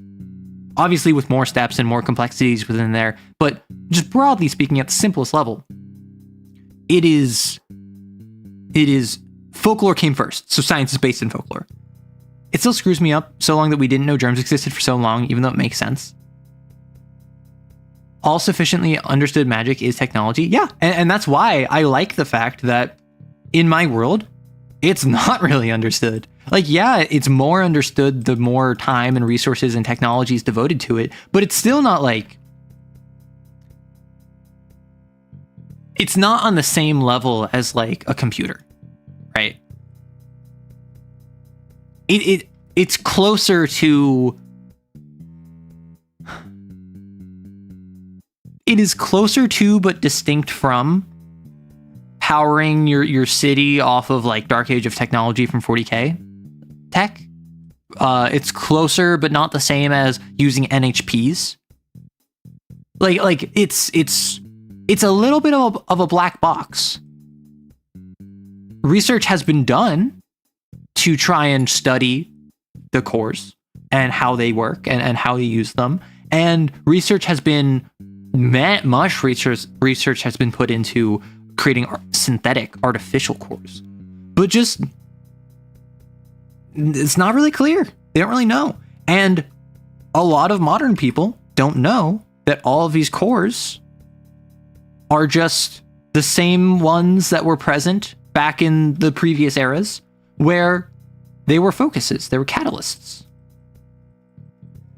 In my fantasy setting, in the fantasy era, when you cast a spell, you kind of need to channel it somewhere. You kind of need to focus it somewhere. So you use a catalyst, which is usually a gem, glass, some sort of like a wand, a staff.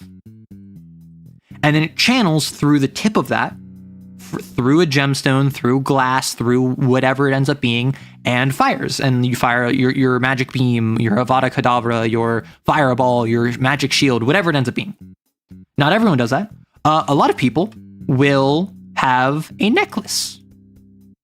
A lot of people will have a necklace. A lot of people will have a belt buckle. A lot of people will... One character in the thing I wrote has a false tooth with a gem in it. Because that determines where the magic is going. So if your only power is I'm super strong, if I use physicality to enhance my physical form, if I use energy to enhance my physical form, if I use essence to heal myself, if I use continuum to speed myself up, I don't need to affect you. I only need it to affect me. So as long as it's directed towards me, I'm fine. So then there's a little bit of a game that gets played where how do you... Like one of the options to just take out a caster is to remove their catalyst.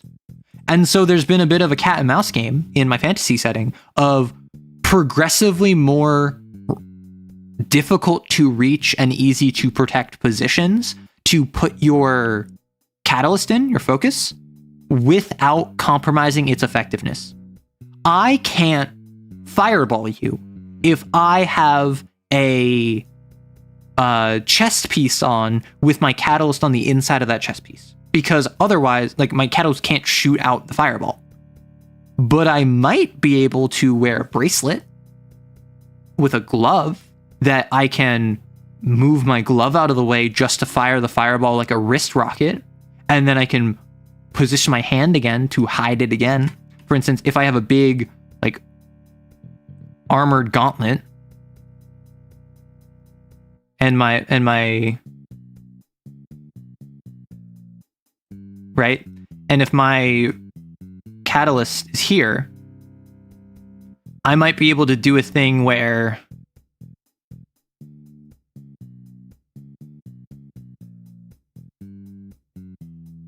it falls down, shoots out, and then I can go back to this position where it's hidden once more. Like, that's the kind of thing you have to think about if you're a caster. If you're a caster in my setting, you have to think, how can I both protect my catalyst while also putting it in a position where I can still be effective?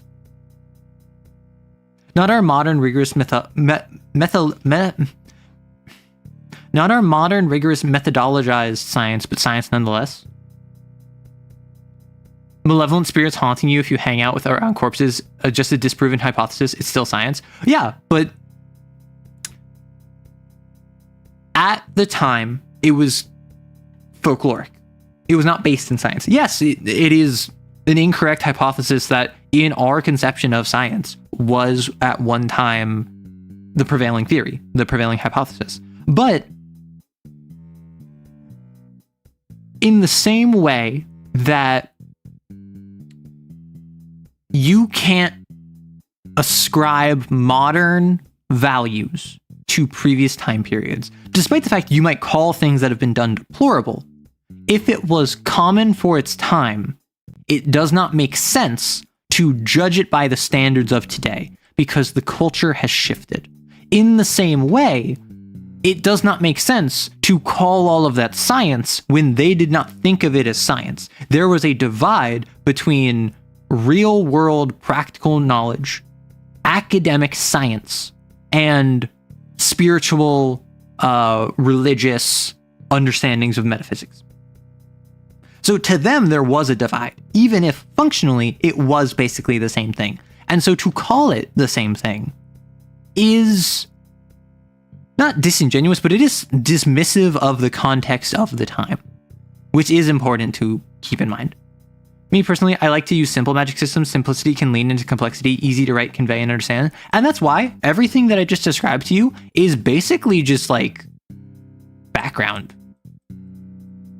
Everything I described really isn't necessary to understand it, because at the end of the day, if I went to a wizard school and I did wizard things and I'm fighting someone who is dressed like a hippie and has moss growing on their shoulders and has a big bear as a friend, and I cast fireball at them and they cast plant wall and then it explodes all weird like, wow, that's weird. But like, you don't need to hyper focus on that unless the story relates to it. And that's why, for instance, in my world, the various manufacturers of the Big Four, their AI in particular, because AI, again, like their AI is like ChatGPT, they have different like idiosyncrasies.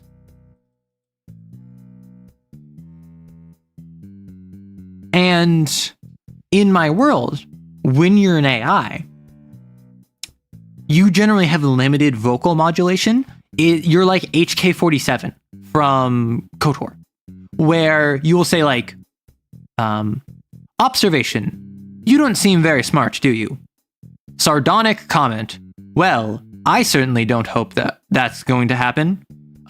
Query, where are your clothes at? Like that's the kind of thing that AI would speak in, and each of the big four has a different way of tackling that as a problem.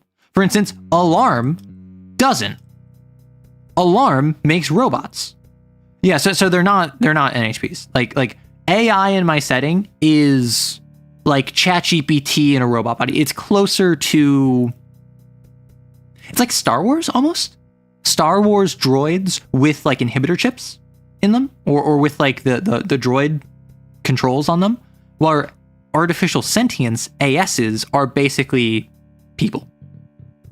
Alarm doesn't care about this. They let their robots have monotone voices that have a obvious indication that they are a robot.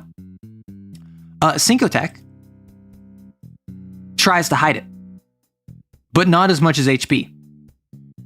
Both of these, when they make AI, they try their best to make it sound natural. They give them different voice modulation so they can have a high-pitched voice and a low-pitched voice. There's Straining Bolt, thank you. Yeah, I can see that. And then we get a new thing 20 to 30 years after we had the knowledge and ability to implement it at scale. And then the young innovators turn into the next generation of old naysayers. We're one-ish step forward in our understanding of the universe. Yep. Can a historian in the sci-fi times learn magic through archaeology and it still work? Yeah. There are, and this is more common in the superhero setting. There are people that use like magic in the superhero setting, despite the fact that in the superhero setting, broadly, people don't think of it as magic. People think of it as you are a super. And the way this is that it's when you have those catalysts that have been infused with magic, they will shed ambient magic. And if you are exposed to ambient magic to a certain extent, you'll get superpowers. And if you're exposed too much, you'll get cancer. And basically, I was inspired by like classic like radiation, right? I was inspired by like, oh, gamma radiation turned mild-mannered Bruce Banner into the Hulk. I was inspired by all of these like superhero origins that are completely implausible. But it's like, if you're exposed to one of these catalysts, it will shed ambient magic. And if you get just the Goldilocks zone of how much it sheds, where it hits you enough to impact you, but not enough that it kills you, you will be able to like do stuff with it. However, what that means is if it is a drive catalyst and you're exposed to drive stuff, you will only get drive powers. You won't get anything tied to physicality or continuum or any of the others. And that means if you are someone that is very physical, you don't think a lot, you don't plan a lot, you don't deal with emotions a lot, you're not the best people person, and you're exposed to a drive, you might get something that is entirely self-oriented. Maybe the superpower you get, your grok understanding of what that power is you can completely shut off any aspect of your own mind or brain, up to and including foreign influences. So if someone tries to read your mind, no, they don't. If someone tries to mentally control you, no, they don't. If someone tries to convince you of something you don't want to do, you can just shut off the part of your brain that's listening to them and then reactivate it later. So that's a situation where, as a super, their power might be considered like, oh, they're immune to mind control or whatever. But in reality, the physical mechanics of it is closer to they're just using apathy magic on themselves in specific ways. So Marvelous Gamma is actually Satan magic in reverse, where magic is just radiation. Yeah, magic is radiation, radiation is magic. Cores in the sci-fi setting are just catalysts, catalysts are just cores. None is more accurate than the other. Basically, a lobotomy. One of the characters I want to write, I never got a chance to write this character. I want to, though. I have plans in the future. Is a character who they are a user of apathy magic, or not apathy magic. They're tied to apathy, and they're the scarecrow, but for removing pain, right? For being numb. Their whole goal is they want to remove pain. Because obviously a reflex reaction to being injured is important, and a notification in your internals is useful for your body to have a healthy life. However, it does not benefit you to have a broken heart. It does not benefit you to continue to have your wound thrum even after you've treated it. They want to remove pain, and therefore they become a supervillain because they go too far. And what I thought would be really cool is if this is the same person that invented the lobotomy, the lobotomy in my world. The person who invented one of what is widely considered one of the most horrific medical procedures like ever invented is the same person who is trying to remove pain. Because when they tried approaching it from a scientific angle, they came up with a lobotomy. When they approach it from a super angle, they think, I can just use my powers to remove pain from everyone in the world. This will be incredible. I'm the hero. I think that's cool in my opinion. The Fantastic Four and the Hulk reflect this idea. Mm-hmm. Wait. In the hero RPG, build points and XP are the same. So you can justify a complete rebuild, reshuffle of your abilities in a superhero game with something called a radiation accident. Oh my gosh. Would sunburn the heck out of himself whenever he shot a particle beam, though? Had the idea of doing a realistic Captain Atom where he's like a walking Chernobyl emitting cancer rays when close by. Oh my gosh. Time to make Gandalf fight in the Robot Wars? Okay, Zatanna does have cool magic, I will say. The anesthesiologist. See, here's the thing. I wanted to go harder than anesthesia. I wanted to go lobotomy because lobotomies are so awful. You will be free of pain whether you like it or not. Exactly. Superpower opium crisis. Gosh. That's just making me think now. There are like, because I like factions. I like world building. As you may have guessed. In the setting, there is actually nations where the leader of the nation is required to be a super. Like if you're not a super, you cannot run for office. You're not eligible for election. You're not eligible to be put in a position where you're part, like, or it's like a monarchy where the royal family will subject their children to like cores exposed to force them to become supers. Captain Atom from Charlton is Dr. Manhattan in Watchmen. Superpower, bottling. I'm remembering the guy from Star Wars who got the death sentence in 12 systems. Listen, don't you talk about Flip Glorbo like that.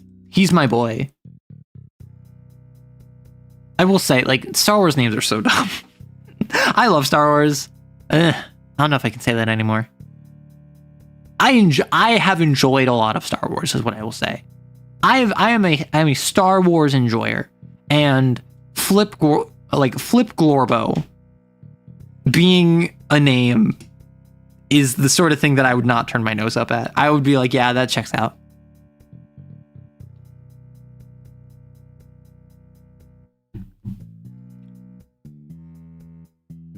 Gosh.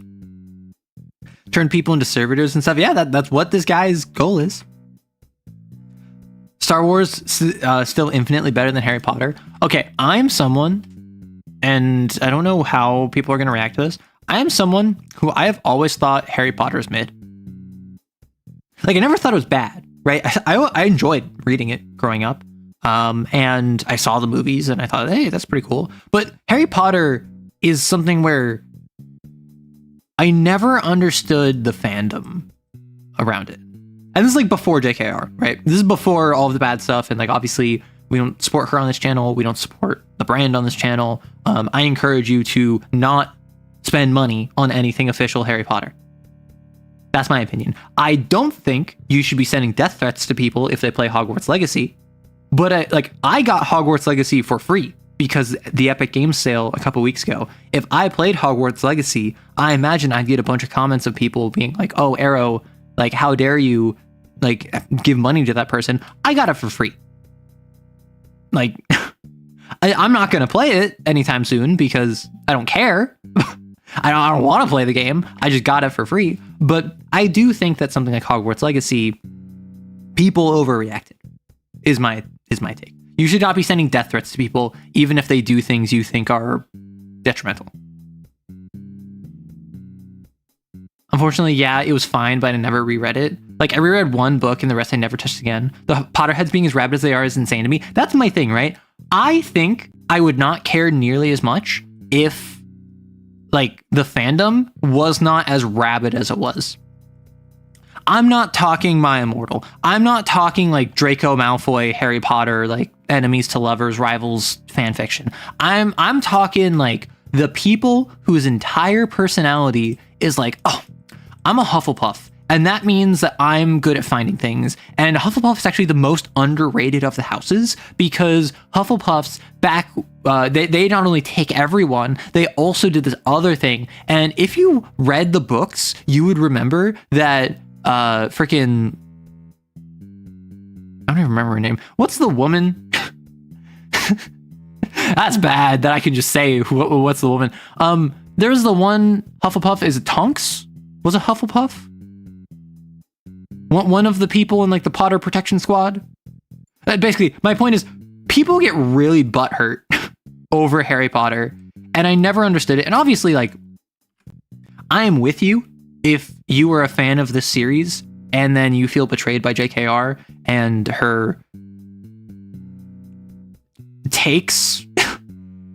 I can't even comment on them because, well, I don't want to touch black mold, but I am of the opinion that people that were into Harry Potter, by and large, were way too into it, which, like, isn't unique to Harry Potter. I think, like, My Hero Academia has a similar thing. Undertale has a similar thing. And I think what it is that it is it's an age thing. If you got into Harry Potter, you probably got into it before you were 10. Maybe before you were 14, and then you grew up reading it and or watching it, and then as you were a teenager, you were super excited by it. And then, like, when you get older, you become less insufferable. Same thing with, like, My Hero Academia, same thing with Undertale. Same thing with FNAF is another big one. It might just be an age thing, but it is, like, the sheer fervor that so many people have for Harry Potter has always astounded me. Remember when Hermione tries to... No, I'm not touching that. I'm not touching that. I know exactly what you're talking about. Hermione wanted to free the indentured elves, and it's framed as bad as annoying, and actually the elves really like it, and it stresses them out when you remove them from it, so they should be allowed to remain in service to a ruling class that has entire mastery over them, because as long as the people in the ruling class are nice, that's what matters. Like, no. The Critical Role fanbase scared you? Why? I was in the Critical Role fandom when I was hyperfixating on it like 10 years ago. I don't remember much. I'm not gonna lie. I remember it was a lot of fan art, a lot of fan fiction. And that's all I remember. I wasn't like a participant, right? I was just someone who watched it. I wasn't crazy about the black mold thing with her. Like, what the heck is up with that? It's a joke. It is. She had a picture. I think it was her profile picture where there's some like weird coloration on the wall in the background. So people started making jokes about black mold.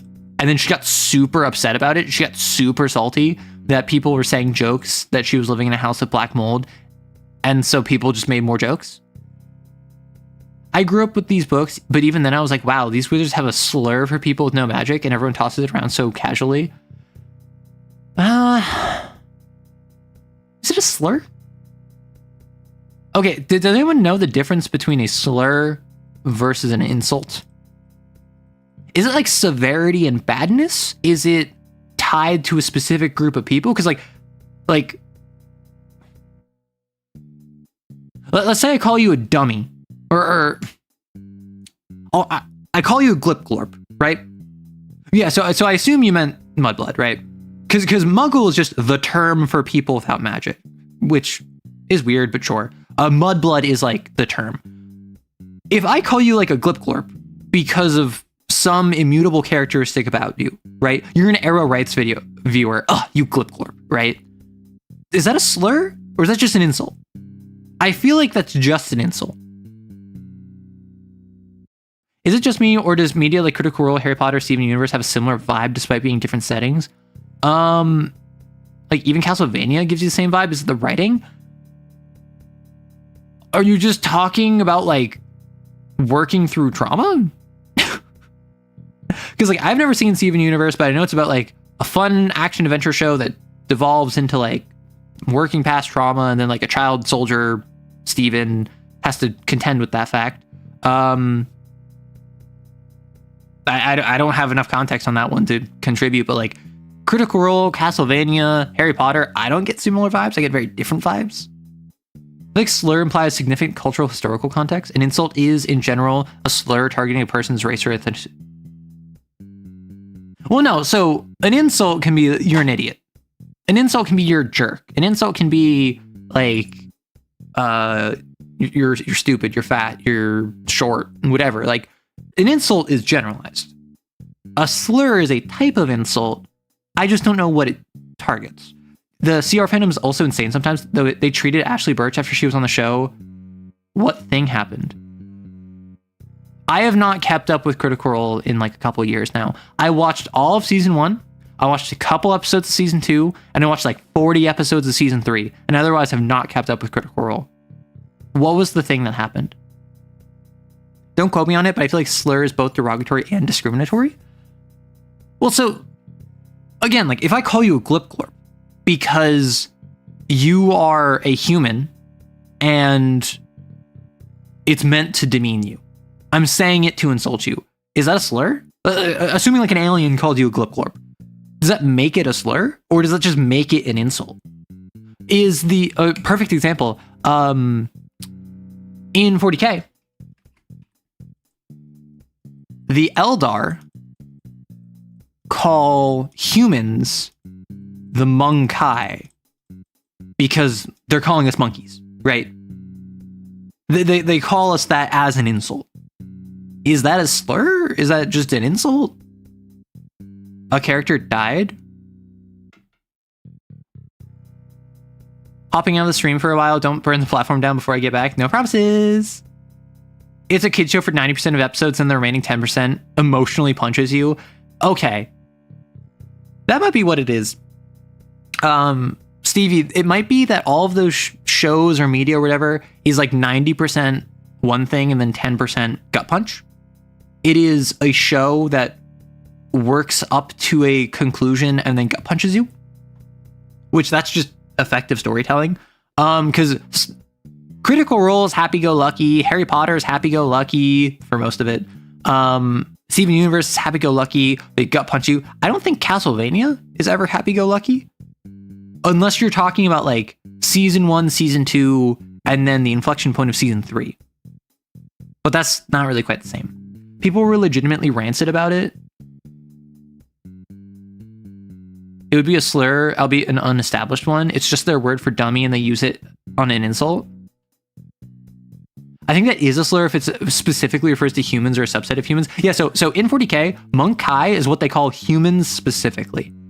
They say humans specifically as a way to demean humans. So Ashley Birch led to a character dying in Critical Role, and then the fandom was terrible to her. That sucks. Like, just to make it clear, because I might as well say it now, if I ever get to the point where I have people on or something, and if I have people on and I'm like running an actual play or something, and they do something you don't like, you are free to say, I didn't like that thing. But you're not free to like send death threats or call them slurs or insult them or like come after me for something that they did. Like take all of that and just throw it away. We don't do that here. Right? So it's the sort of thing where just kind of cut it off at the pass. If there's ever a situation where like I'm running for someone, I'm running for a group, and then we have a guest on, and then that guest leads to someone else dying. Sure, that guest messed up. That's tough. We'll live. I have Rory. I do have Rory, and I can make him the scapegoat. Similarly, if I ever do something where it's like, Arrow, that's problematic. If I play Hogwarts Legacy, and you're like, Arrow, that's problematic, just tell me. Don't immediately cancel me and like assume the worst and say terrible things about me and tell everyone that they shouldn't watch me. Like, tell me. And then if I apologize, that's when you can say like, okay, did that apology actually fit or not? And then if I don't apologize, listen to why I'm not apologizing. And then you can make the determination, okay, Arrow's a bad egg, Arrow's evil, Arrow's whatever. But like, at least give me the opportunity to explain myself, right? That's all I ask for. Same thing with if someone else does something related to me. If someone else on my channel does something that is problematic. If someone else on my channel messes up and leads to like a character death in a TTRPG. If someone else on the channel has some issue, like, you express your displeasure and say, dang, that sucks. But we don't cancel. We don't assume the worst. We don't send death threats. We don't do none of that. And if you do, you will get banned. Simple as. I think slurs targeting something you're born with. I'm no expert, but I feel like targeting something you did and didn't need to be a dumb while one insults your just existence. That's why I used the Monkai example from Eldar, because like, you can't change being a human. And the Eldar are insulting you for being a human. So I wonder if that would be considered one, or if it's just an insult. That's inside it even has to be said. Honestly, like I am scared of that. I'm not gonna lie. Like I do make content in fear that one day I will say something that, whether it's taken out of context or it's just a legitimately bad take. I have bad takes. I have problematic views. I have biases that I don't realize, and they're not with malice. They're because I'm privileged and I don't have the lived experience of everyone else. So I will at some point say something that will make everyone go like, yikes. And I am of the opinion that when that inevitably happens, I should be told, hey, that's not okay, and given the opportunity to course correct. Right. Now, obviously, it depends on the severity. If I go around like dropping the N-bomb, that's not okay. And I know that's not okay. So that's something where like, that's something to give less credence to. However, there was a time where I was on a server where I was in a call with someone, or I was in a call with multiple people. I was in a call with like 6 people, and someone said very bad words. And then I got kicked from the server because someone reported to the mod that someone said something bad. And I think that they either kicked all of us or they just guessed who it was. I was silent. I didn't say anything. So I know what it's like to like have something bad happen that I know is bad, but I didn't even do it. And then I got kicked and I'm like, oh, or I got banned, sorry. So I'm just like, that's no fun. So I'm very big on like, I'm also big on second chances. I'm also big on if someone does something bad and then you say, okay, I hate you now. I'm going to make it my personal mission. You never get the opportunity to ever have any degree of any popularity ever again, because you're a terrible person. You should feel bad. Why would this person ever course correct? If someone goes around calling you a glip glorp and then you call them out on how problematic calling you a glip glorp is, and then you make it your mission to like give them hate comments and send them death threats and say how harmful they are and how they should like take their own life, all they're going to do is look at all of the people who cheered when they were so brave to go against the woke agenda and call you a glip glorp and say glip glorp harder. And now you suddenly radicalize someone. That is a situation where someone who maybe they didn't even know it was a bad word, you have radicalized them by pushing them into that. Because now they see I can either give up everything or I can pivot into being a right-wing grifter. Suddenly, that explains why there's so many right-wing grifters, because that crowd, if you're willing to say how it is and fight against the left agenda, then suddenly you're okay in their book. It doesn't matter what you say. Remember, if you do an apology video, you need a ukulele. It depends on what it is, right? Like, so if it's like, I don't know, if it's I guest on a TTRPG show and someone dies and it was my fault, I would apologize, obviously privately, to the other players first, and then in all likelihood they would say like, no, it's fine, like this is a game, that's how it goes. They might be frustrated, but they're like, yeah, that's ultimately how it goes. I would absolutely do a ukulele apology video. Ukulele. I would absolutely do a ukulele apology video. If I like called someone a name that I didn't realize was a gamer word, if I said something that accidentally was super misogynistic, if I said something that was like a microaggression or like more like a macroaggression on accident because I didn't realize that was the case, I'm not doing the ukulele. I'm gonna like genuinely just like, yeah, that was my bad. I shouldn't have said that. I didn't realize what it meant, and like I've reached out to them privately. I'm so sorry. Like, it's a little bit of tone reading. It's a little bit of like time and place. What did I come into? We're talking about cancel culture and killing people in TTRPGs and fandoms. Weren't we on funny Star Wars names like 15 minutes ago? How do you think we got here with like Glip Glorp? Okay, I must go. It's dinner time. Bye-bye. Enjoy. A similar fear is why I vastly prefer writing to talking and why I'm not brave enough to live stream at all. I can't trust myself to not misconstrue myself or just sound bad with an off-the-cuff filter. Okay, so you know that I'm pretty, like, silly. You already know that my filter needs to be changed. I say some silly stuff sometimes, but I'm also just not the sort of person to, like, say a gamer word. I'm not the sort of person to say bad stuff. I'm private enough that I don't like talking current events, politics, problematic stuff. My brand isn't really conducive to talking hot button issues. There's stuff. I'm very open about this. There are situations going on in the world right now that I feel very strongly on that I don't talk about here because that's not why you're here. You're here for TTRPG talk. You're here for questions. You're here for Lancer and Vampire the Masquerade and Kane. You're not here to hear my thoughts on the conflict going on in Area X of Part Y of the world, right? So I don't talk about that. And I'm just a private person. That being said, like, I don't curse. I use euphemism a lot of time to talk about stuff that might be sus. Like, I don't even say euphemism.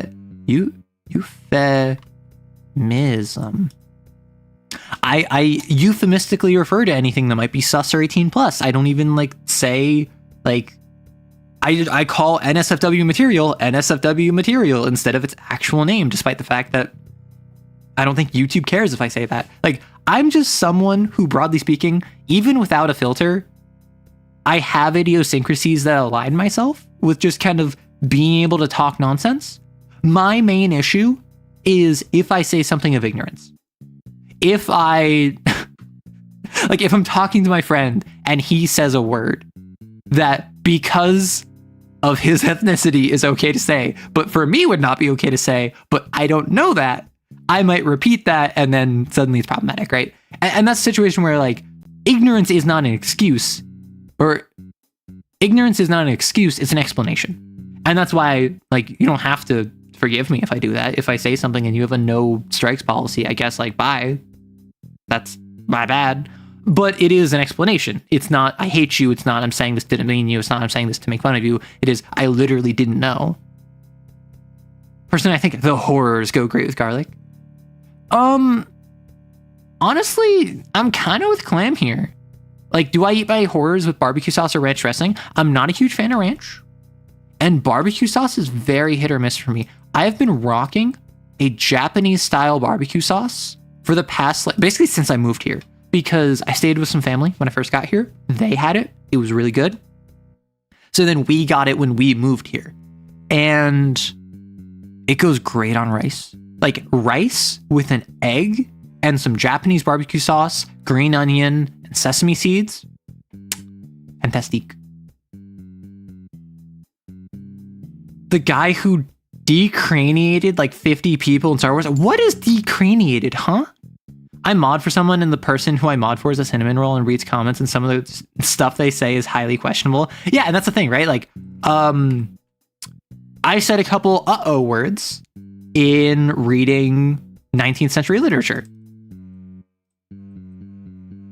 I've avoided some of those words. Others I accidentally said because it's 19th century literature. It was made 150 years ago by white people for a white audience, primarily like an English audience of upper class people. There's some problematic stuff that gets said. And broadly, I've been fine. But I did a couple times say a word that I probably shouldn't have. And I apologize because I was reading source material and I didn't realize until I read it. So that's the exact situation I find myself in.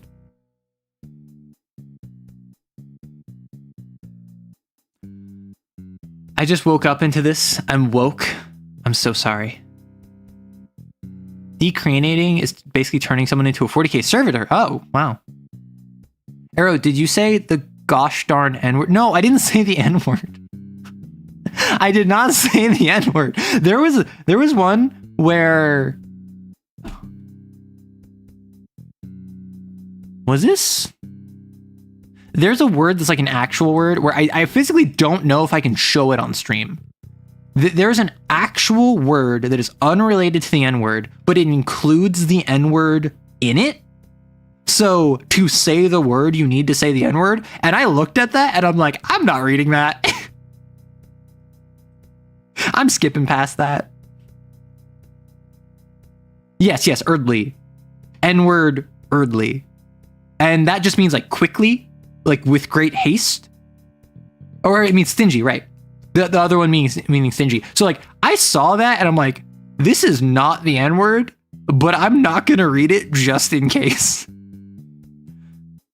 They have a procedure in Star Wars that creates the decranated top of the head. Oh my gosh. Drain processor flat top added. Eep. We gotta find Arrow some copyright free literature to read that isn't problematic. Literally.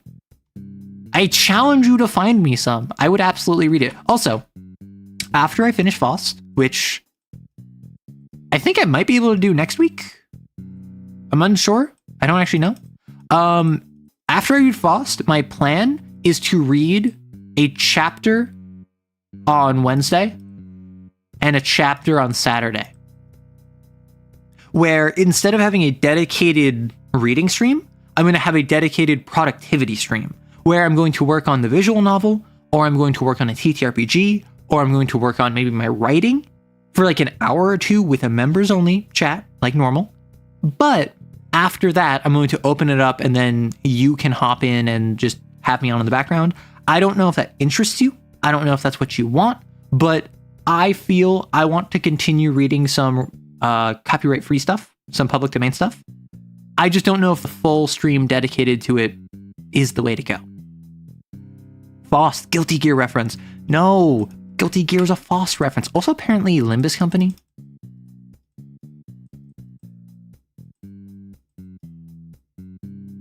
Which I actually did also reference Faust in my Kane game I'm running. Which, unfortunately, because I have family over, I was not able to run yesterday. But ideally, my player is in the final stage of a spider hunt. They're in the palace. They have like 7 other exos supporting them. The spider is on 6 of 13 slashes. It's about to eulogy of a mangled god. It's gonna be hype. A virtue may or may not be dispatched. So imagine nose up. It looks like a computer peripheral or console. And this is for droids or this is for people? What? What's wrong with running Kane in front of family? What about Kane isn't family friendly? I mean, it's not that in front of family. It's that I was busy on Tuesday, right? I keep saying yesterday because I keep thinking today is Wednesday because I'm streaming. Today's Thursday. I considered running a game for my siblings. And I think we just don't have time. This is how it always goes. I've suggested it before. We just don't have time. But one of the options was Kane. One of the options was Trauma Simulator. People, oh my gosh. Read The Beetle, which was more popular than Dracula in its day. From what I know, Project Moon games have a lot of characters named after literary icons, which, like, makes sense. If I want to indicate this is a very intelligent character who maybe isn't the most wise and, like, lives dangerously, to name them Faust, or to have, like, a reference to Faust in their name, maybe I could name them, like, Goth, right? If I name a character Goth as a reference to the author of Faust, that would indicate to anyone who knows, like, I know what this character is about. And then you could take it a unique direction. But the fact that it's named after that character primes a learned consumer what to expect with the character, which can be useful to subvert, or it can be useful to play straight. If I play a character who they make a deal with the devil and they end up regretting it, and they learn how their time on this earth is not as precious as their everlasting soul, and blah, blah, blah, blah, blah. Like, if I just name them Faust, I'm just retelling Faust.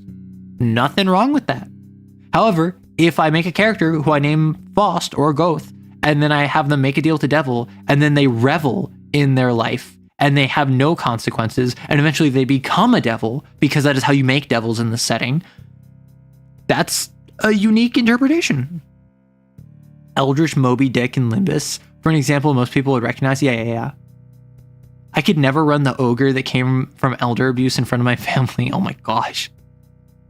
Living people's brains removed. I was reading Wikipedia and literally WTF.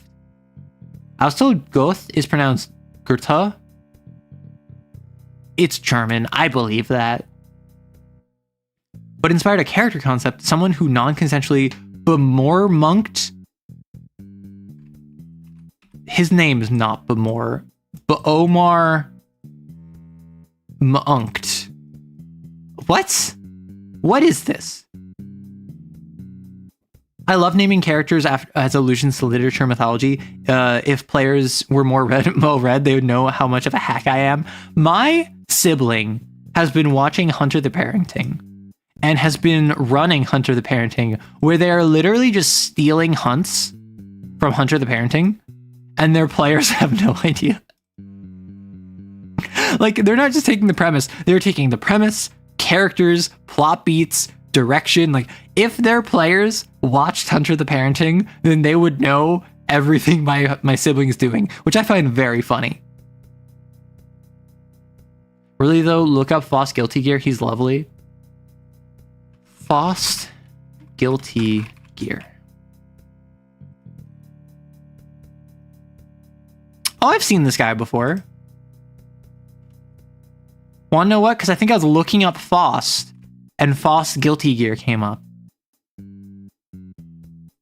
Who is this? All I know from Guilty Gear is you have Bridget, Guilty Gear, who everyone loves because she's a trans icon, and she is very cute. I assume she's probably kind of stupid. But that's also like that's just like a cold read of what she looks like. Like good meaning, but clumsy and stupid. Kind of like I think it's March 7th from Honkai Star Rail. Isn't she also like kind of stupid, but kind of sweet? I know Testament is just beyond gender, and they are like, heck yeah, you know, like how I'm trying to be. You feel? And then there's also the girl who's like in love with her foster father. She's like the anchor girl. Who I've brought that up before, and people are like, no, it's not actually that weird. And I'm like, yeah, well, too bad. Look up Johnny? Guilty Gear Johnny. Not Johnny, Johnny. Oh, it is Johnny. You just misspelled it twice. If you're going to send multiple messages, at least make sure one of them is spelled right. Why is this a cowboy samurai?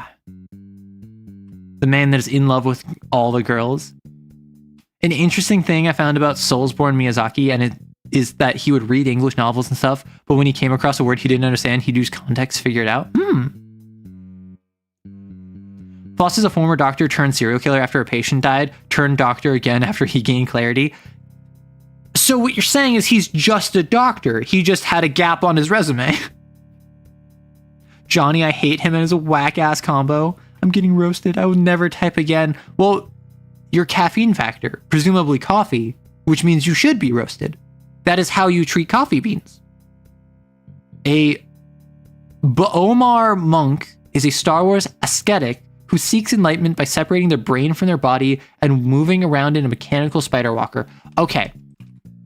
Not to judge this group too harshly. However, I feel as though you cannot, in good conscience, call yourself ascetic if you build yourself a robot body.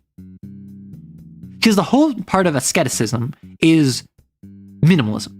It is living Spartan. It is separating yourself from the world and worldly desires. And putting yourself in a robot body is putting yourself more in the world with more worldly. We can't judge doctors based on their extracurricular activities. Listen. If I have to go to the doctor and my choice is either a major hospital where they will charge me normal hospital rates, or a cheap doctor who takes my insurance nonetheless, and who I don't ask what his extracurriculars are, I know what I'm choosing. I can no longer drink coffee. My hearth is too fragile. Coffee comes from the soul. Foss is basically a doctor so good at magic that he made the resurrection spell forbidden knowledge by law from scratch to save one of his patients. Guilty Gear character arcs can be pretty silly. Oh, I also know Jacko,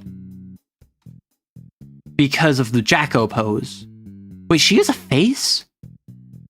I thought she was this. I thought this was her. Because I only know her from this. Because this is like her down crouch, right? Which, like, you know? Oh, mama. Like, I assumed that this was her face. No? Is this not her face? She had a mask and took it off? She's especially complicated. You hate her? Oh no. Okay. Guilty Gear lore summary. I want each of you to only send one sentence. Tell me the most important sentence of Guilty Gear lore summary. You each get one. So make it count. Feel free to build off of each other. However, I want as comprehensive a summary as you can give where each of you get one sentence. Okay, so Japan blew up. They got gears on them and they guilty or something. I assume this is the gear, it looks like. Guilty Gear lore is ridiculous and so much of it revolves around Soul, bad guy, the hero, repeatedly have to kill his wife who was basically turned into Godzilla. That's your one. Clam, that's your one sentence. Jacko is basically the fourth simulacrum of the protagonist's deceased wife's soul. Okay, that's your one. I never played, but I think Bridget ate a town. Okay? The town inside her and everyone's voice. Something from afar. Man could not stand its sins, so it blamed the beast's gears. Okay. I used to be able to do the Jacko pose, and then evil and intimidating knee surgery happened. I don't think I could do Jacko pose. Like, yeah, my issue with the Jacko pose is this inflection point right here. My hips are not flexible to do this bit. I think I could do something like this. Maybe I'd have a bit more horizontal of an arch. Like my issue fully is the fact her hips are like in is it weird to say like in childbirth position? Like she is maximizing the flexibility and the openness of her hips right now. Like the back arching part looks a bit severe, and the hips being so open looks unstable. But if we're talking like, I don't know, if we're talking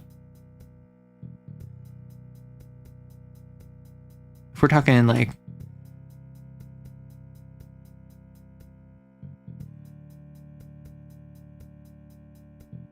I could probably do that. Birth maxing her hips. You hyperfixated on this franchise for like 5 months. I hate that you restricted me to one sentence. I didn't even get to mention my favorite fact. Okay, what's your favorite fact? After magic replaces technology, humanity's gear bioweapons rebel under justice, and rogue inventor Soul Bad Guy hunts their creator, that man, while uncovering the justice in his Wait, so his actual name is Soul Bad Guy. It's still got 3 points on the ground. It's stable. Oh, it has 3 points. My concern is where the 3 points are and the stability there. There's a guy who got sent back through time and he's just chill about it. I would be too. What am I gonna do? Not be chill about my time period? And he's the good guy? Listen. Wooly Versus made a timeline and deep dive into Guilty Gear lore, and I highly recommend him watching it or watch party. It gets wild. Oh my gosh. His actual name is Frederick, but the military calls him Bad Guy, and he has fire magic, so he's Soul Bad Guy. But like, my immediate question with that is he the Soul Bad Guy? And it sounds like he's not. It sounds like he is one of many good guys.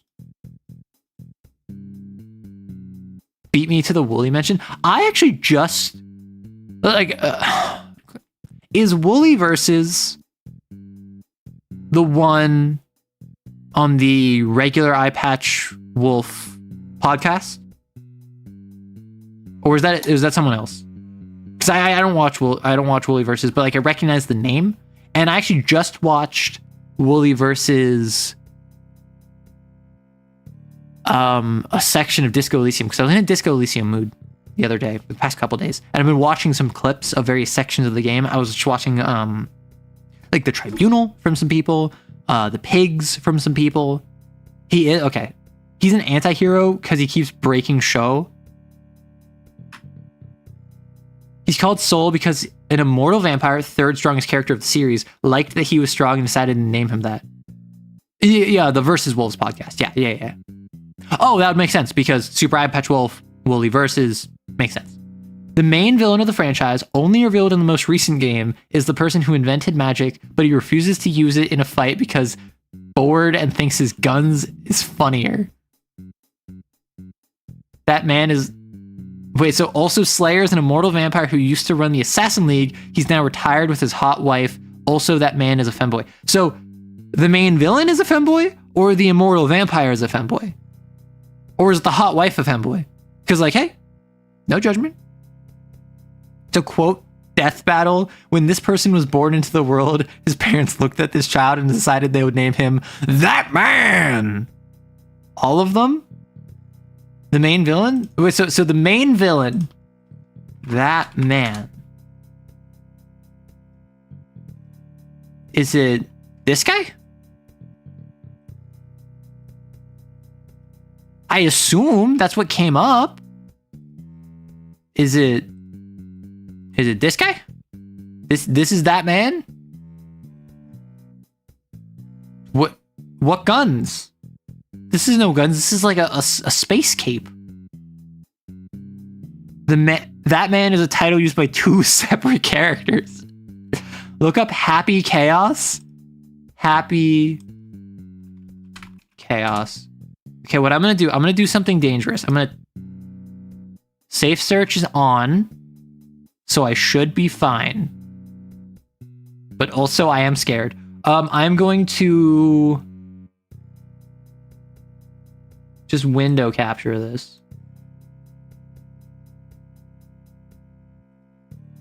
Okay. So this is who we're looking at, right? This guy, Happy Chaos. Basically, for like 5 games, that man, it used to refer to Asuka, but the real that man is Happy Chaos. Okay, so Happy Chaos is the recent main villain revealed to actually be that man. This kid...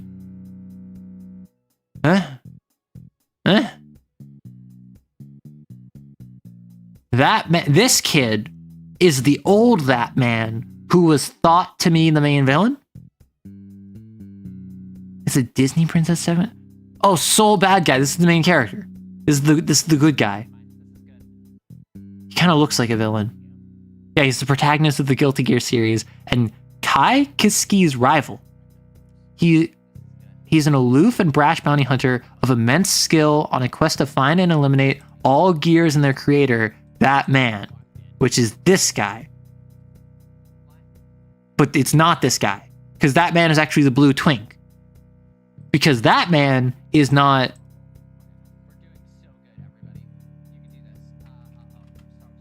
Chaos Man? Happy Chaos. That man is not the blue twink, who is also that man. The real that man. Soul Bad Guy versus Saul Goodman. Every character in Guilty Gear is based on a type of music. Happy Chaos is Bohemian Rhapsody? Also, the composer's English just really goes hard because he gets all funky. We have abandoned the one sentence... Yeah, at this point, we're just kind of talking Guilty Gear. Every accurate description of events in Guilty Gear lore will sound insane out of context. I don't want context. I want insanity. For a short time, Soul was also a member of the Sacred Order of Holy Knights during the Crusades? Wait, like the actual Crusades? Gears in Humanity that began with Justice's awakening in 2074 until she was sealed away in 2175. When the Crusades at last came to an end, humankind was victorious, but no part of the planet was spared its ramifications. Why is Justice a mech suit? Why does she have a... You know? Why is she looking like...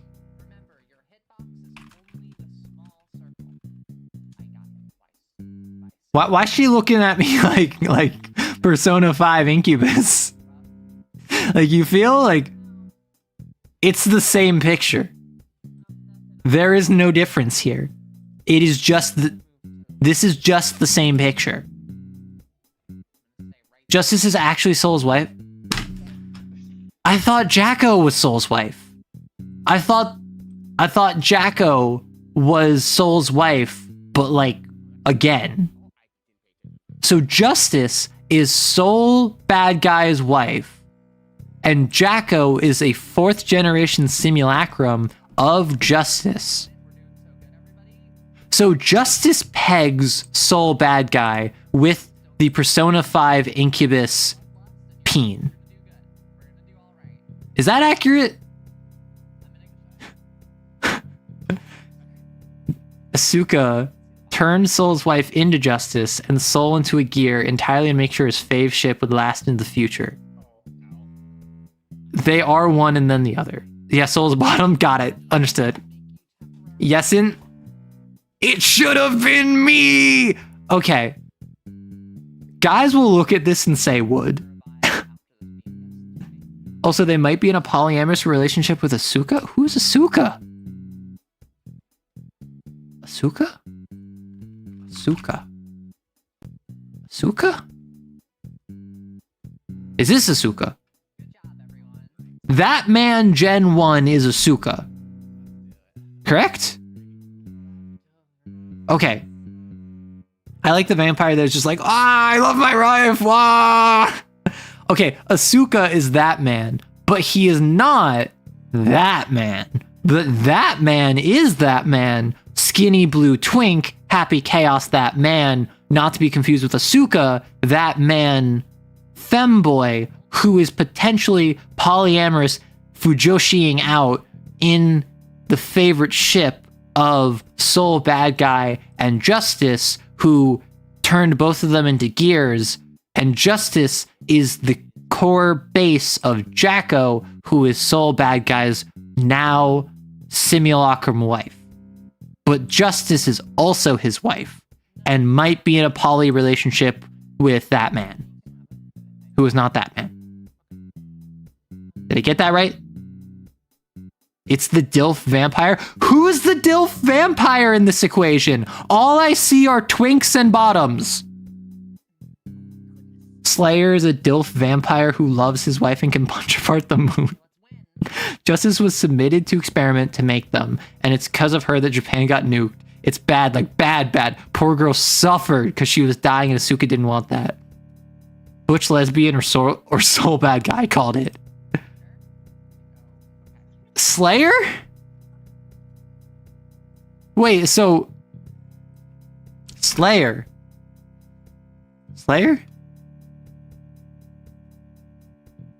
The DILF vampire named Soul Bad Guy.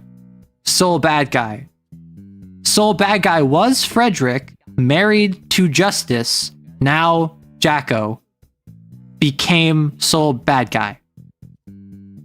Because military crusades. Okay.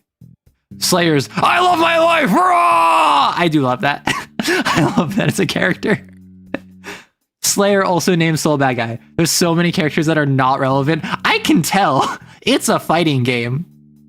Yes, essentially. And this is only a fraction of the insanity in this game. And there's the random extra insanity. Okay. Gold Louis Dickinson. Elegant dandy, founder of the guild. Grandpa, Mr. CEO. Eprimov's D-Raid. Remember, the president of an African nation is here and he's cosplaying as a ninja. What? Wait, so is he literally a vampire? Our mysterious race and guilty... He's a vampire. So Slayer and this guy.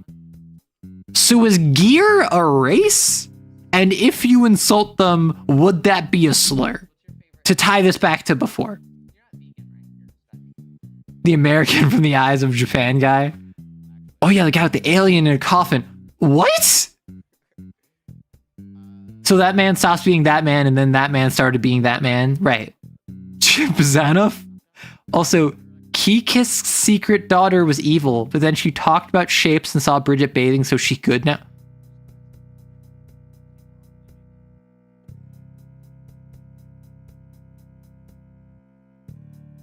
What?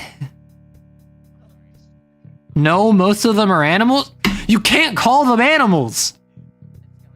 Gear is a race. Yes, it would be a slur to insult. Gear is not slur, it's normal. Gear is a race. Vampire is a race. But humans can be made into gears, and presumably also vampires. Yes? Look up Elfit Valentine. She's a metal singer. Elfit Valentine. Oh, she gives me like baby metal vibes, right?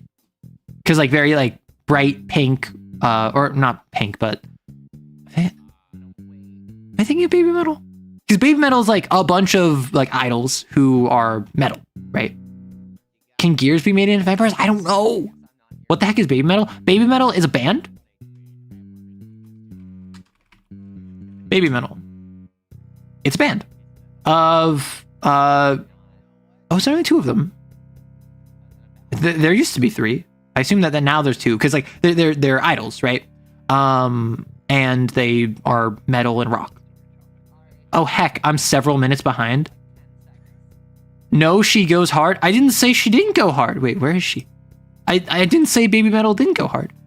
She's one of the Valentines created by the Universal Will along her older sister, Ram Lethal. Somewhat obsessed with finding a suitable husband, she does not wish to follow her mother's directive of destroying humanity. Universal Will, also translated as the Merciless Apocalypse, is a mysterious entity originating from the Backyard. The Backyard is an alternate world in Guilty Gear. It is said to contain all of the information that creates the real world. It's also an encapsulating term that refers to the source of limitless energy known as magic. That man is... What? It's a virtual space resulting from information conveyed from the backyard. Upon entry, extremely restricted data pressure is immense, and they must be tuned to the frequency it emits in order to not be crushed. That man is known to have kept and constructed the cube. The cube is a structure built by that man, which resides in the backyard. The key to unlock the cube are the prime gear cells of justice. During Baptisma 13,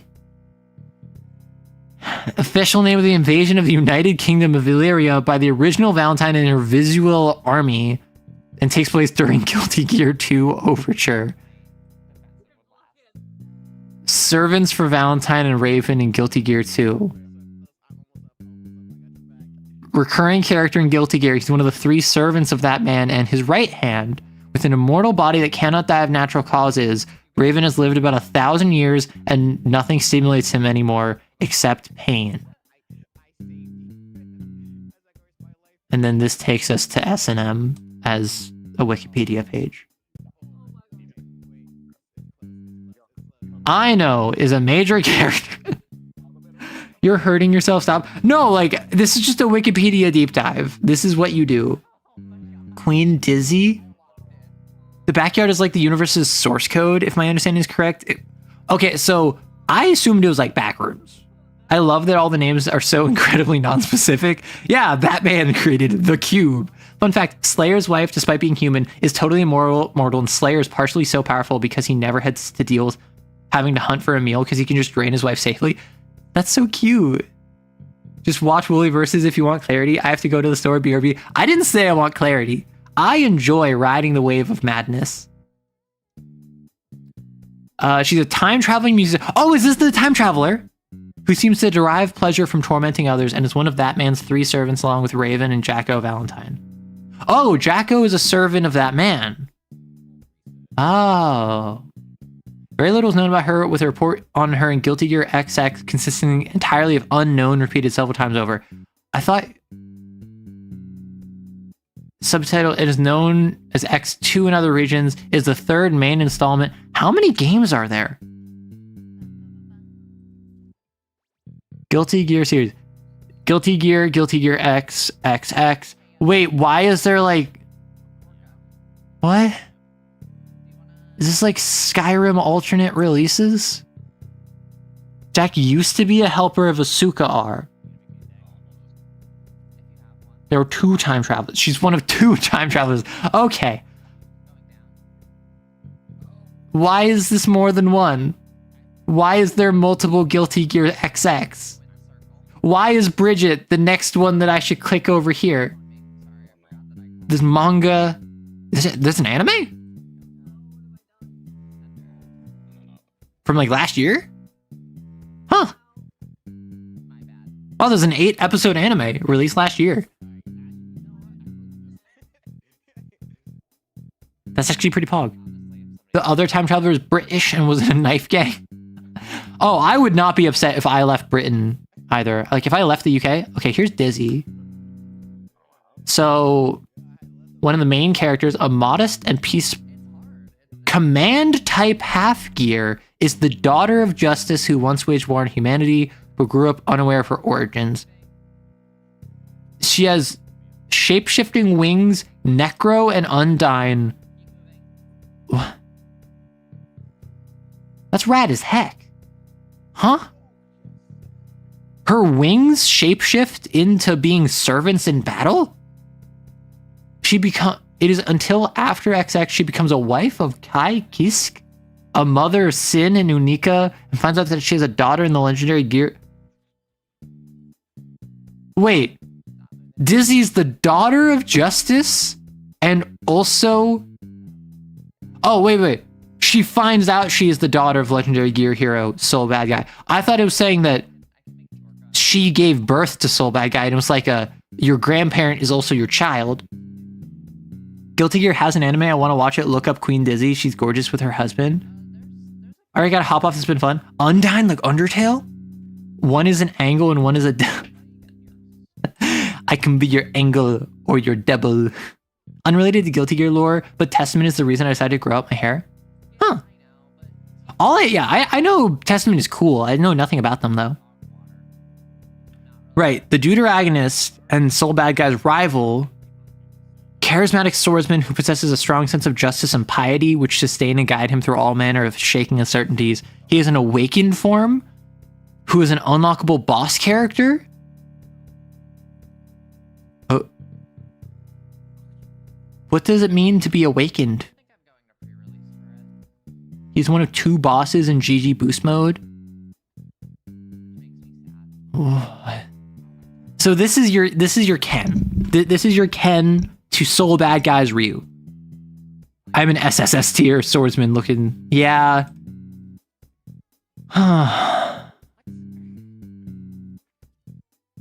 Necro and Undyne used to be married, but they got a divorce. Had to go do something for a little while, and I'm pleasantly surprised for us to be on Guilty Gear. Are we on Guilty Gear, or am I just kind of being like brought through Guilty Gear without processing?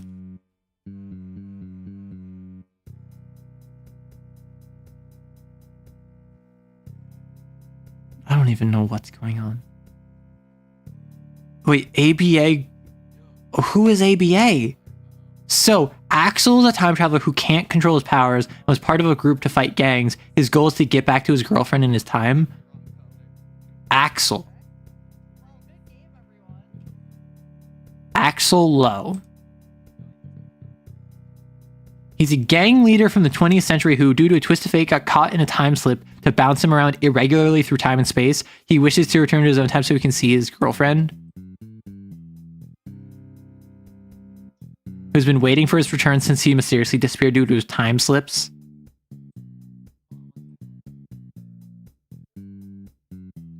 British. Disgusting. Sorry. Ryu but gorilla? So Soul Bad Guy is just Ryu but gorilla. I mean, he is kind of... Yeah. Kai and his son, Sin, are shonen protagonists of different flavors. Kai is old school, Sin is new school. So when I think old school and new school, I think old school is Fist of the North Star. I think old school is Jotaro. I think old school is stoic, unmoving, like basically no personality except cool and like tenacious. And then new school is Goku, is Polnareff, is Naruto, is loud, abrasive, likes to eat, likes to fight based off Sun Wukong. That's my understanding of old school, new school when I think shonen. Wait, looks up. I did look up Axel Lowe. Where is he? Yeah, this is Axel Lowe. Despite being gorilla, Soul is also the super smart science man who helped make... So he's Soul Bad Guy, looks like a gorilla, but he's actually super smart science man. Also, is he a gear? He was... He wants to eliminate all gears, but he is a gear. No, he plays like a gorilla? What? He was a simple yet aloof scientist who was content with only having 2 friends, not bothering to compromise his own integrity to appeal to others around him. However, upon becoming a monster, his prior unruly traits become much more pronounced. What? He was, but at the end of the current game, he was turned back into a human. And Justice, having forgotten her prior identity, Justice's raison d'etre is the destruction of mankind. Her reason. Justice is the first gear who can control the mind of every gear created after him, but Soul is the prototype gear, so he's immune. Justice was killed at the end of the first game.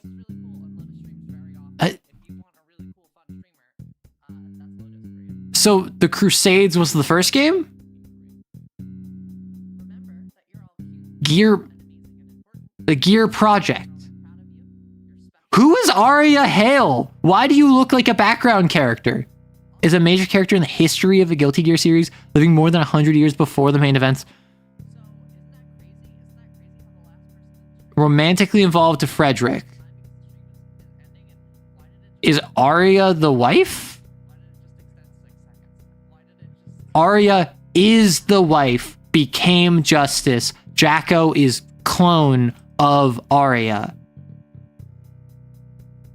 Yeah, original body.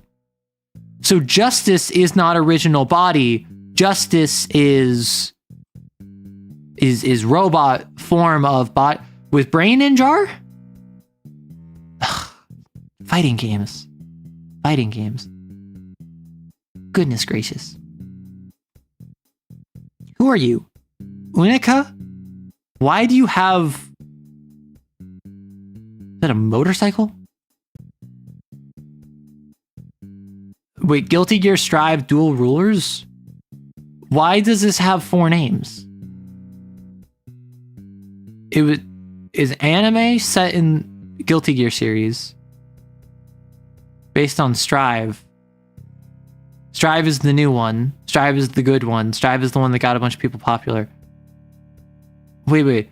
For those of you who don't play fighting games, tell me what your thoughts are on this. The game retains the traditional 5-button layout, but adds dash. Although it still allows the player to dash with the traditional forward input, in terms of mechanics, tension and negative penalty, faultless defense, throws, forward D, and throw breaks, instant block, overdrive attacks, revised Roman cancels, PKS, psych bursts, any attack plus D, the risk gauge, taunts and respects remain mostly the same. However, throws will miss out of range like any other attack, instead of doing a normal attack as before. The Gatling system has also been changed. Weak attacks no longer universally cancel into heavy attacks. Rather, they combo into command normals or special attacks. What? Listen, I played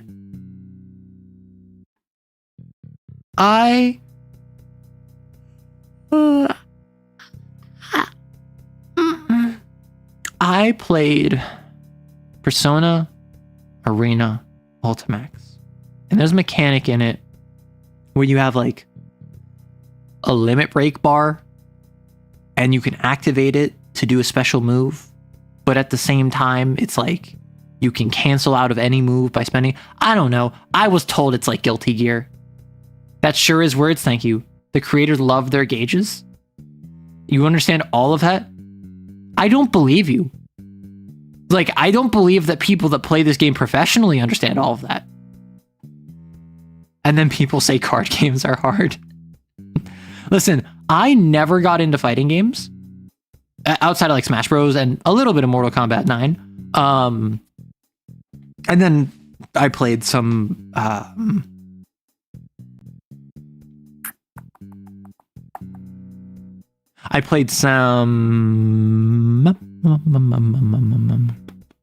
Persona Arena Ultimax. That's the game I was thinking of. I played Persona Arena Ultimax, but that was mostly by myself. I didn't play online or anything. I just played against bots. I've never been a big fighting game person. Oh, hello, Twink. Goodbye, Twink. Gosh, I'm hungry. It's only been like 3 hours. May player spotted. It's not that complicated if you play it. I don't know how to play. I just spam heavy attack and it keeps working. Don't underestimate me, dog. Oh, May is the one that loves her like father, right? In a weird way. The one with like the anchor and like the fish hat. The anchor heavy attack is the noob catcher. Yeah. I'm a top ranking Guilty Gear Strive player. What the heck? It's nothing that crazy. It's a matter of habit. Listen, I am not smart enough to deal with fighting games. And I understand that a lot of people will be like, you don't have to be smart. You just need good reflexes. No, you need to be smart.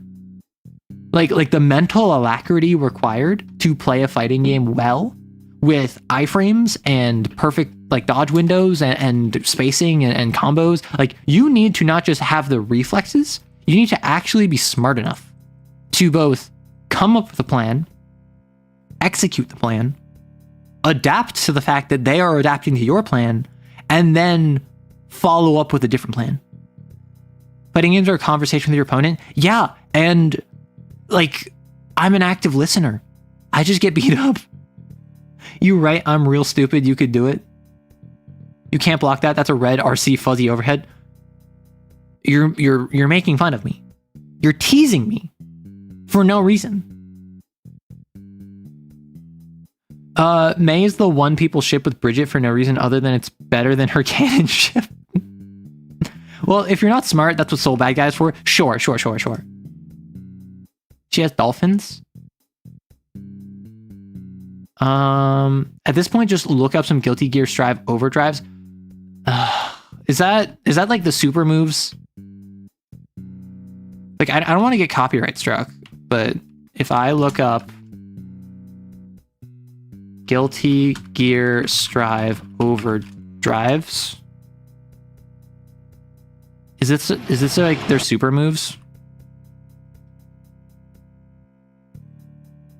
Let us remove that. Can you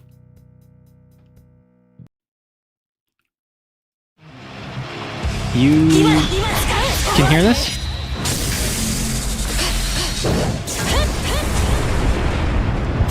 What? This is cool, but like, I don't know what I'm watching is my issue. Perfect. Is this good? Is this like a Mortal Kombat fatality? It's possibly the worst super in the game. I'm glad they started with the worst then.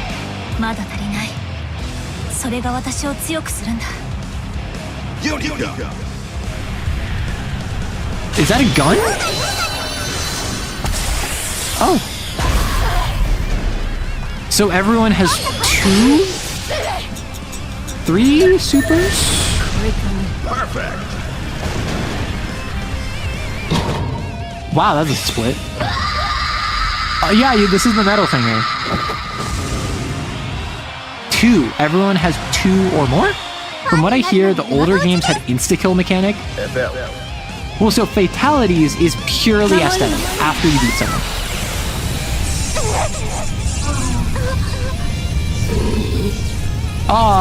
The little angle and the devil are helping.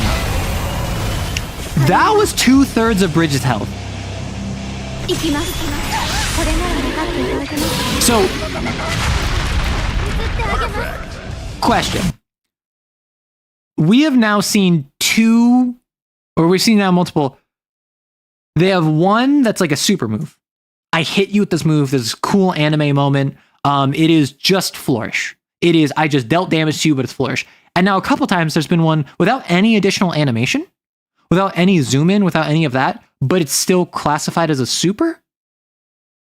What's the deal with that? Eliphet's microphone is a shotgun, pistol, and rifle? Another thing is different characters have different amounts of health? I don't think I've ever heard of that in a fighting game. Like I think I've heard of different damage, but I don't think I've ever heard of different amounts of health. Damage decreases if you used in a combo, and if you block it, you're comically vulnerable. These are all supers, the ones... Okay, so grabs or counters have like a zoom in, right? They have like the little animation. But then the other supers are just like a normal move. These serve different purposes? What the hecky heck? Okay, I kind of love this. I kind of love that. Wait, Queen Dizzy is actually kind of adorable. Queen Dizzy. Testament! Oh? What? I was distracted. Oh! We love Testament. They're such a diva. What the heck? Imagine you're fighting someone and they dust you and they knock you into the floor and you're bleeding out before them and they just go, I think I've earned a bubble bath today. They're they're one of the only characters I actually knew about this game. And they're so silly. That's just impressive physicality more than anything. Okay, so you spend tension on supers. Slash? Not perfect?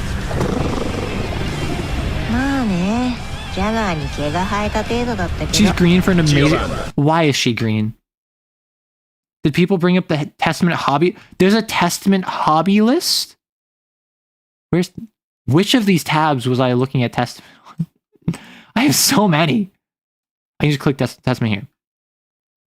Hobbies. Where? Hobbies. Slaughter. Playing with children. Thinking. Fashion magazines. DIY. Collecting makeup. Plastic modeling. Gunpla. Sightseeing. Fishing. Pottery. River trekking. Road biking. Appreciating opera. Weight training. Fortune telling. Bonsai. Gardening. Watching wrestling. Baking. Mahjong. Painting. Not well. Embroidery. Mountain climbing. Nail art. Golfing. Stargazing. Touring hot springs. Board games. Writing sci-fi novels. Barbecue. Belly dance. Beach volleyball. Watching baseball. Making dollhouses. Liquor. They're a non-drinker. Snowboarding. Watching Shark B movies. Collecting occult trinkets. Scrapbooks. I get it. I get why people like this game. All characters have canon, hobbies, likes, and dislikes. Well, yeah. Like, they're non-binary. They're pretty conventionally attractive. They have similar interests. Wait, does that not well imply that... so, Testament's a they, them. That they're good at every other one? Apparently. Read their likes and dislikes. Their father, potatoes. Themselves, their family, their familiars. Saito-style martial arts. Memories and soul. That's silly. What is Saito-style martial arts?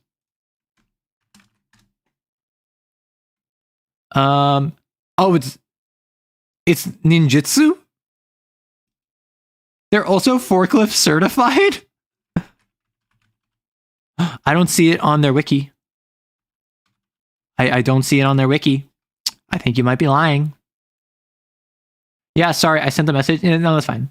Testament in Plus R was the most horrifying character to play against. Are they good? Or are they just like silly? Humans, can there be a time when they see us as something other than weapons? So Testament is a gear. Got it.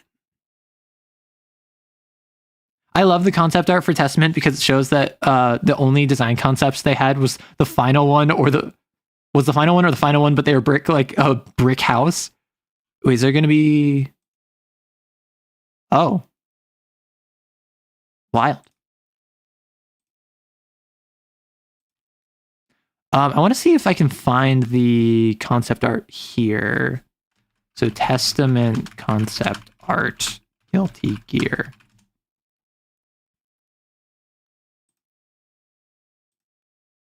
So do you mean this? Oh, so it's like, it's just them, but they have abs. Understood. I don't think the player base would recover, so it's probably a good decision that they went this way. In Strive, it's a bit It's workable with the playstyle. It doesn't really come together that well. It was one of the most broken fighting game characters in an older game. So, question. I see... What was it? Guilty Gear XX Reload, Guilty Gear Series. So why is there 4 Guilty Gear X? Why is there 5, 6 Guilty Gear XX? Like what is the difference between Sharp Reload / Core Plus R? It's the 5th and latest revision. It rebalances, gave weaker characters more weapons and options. Look at the memes on AeroCourt. Oh no. No, that's not the one. Okay. They were before the console. Right. So this was before download. So this was just patch notes prior to, because like I noticed that this stopped happening like 2012, which is around when that started being more popular. Why am I looking at memes?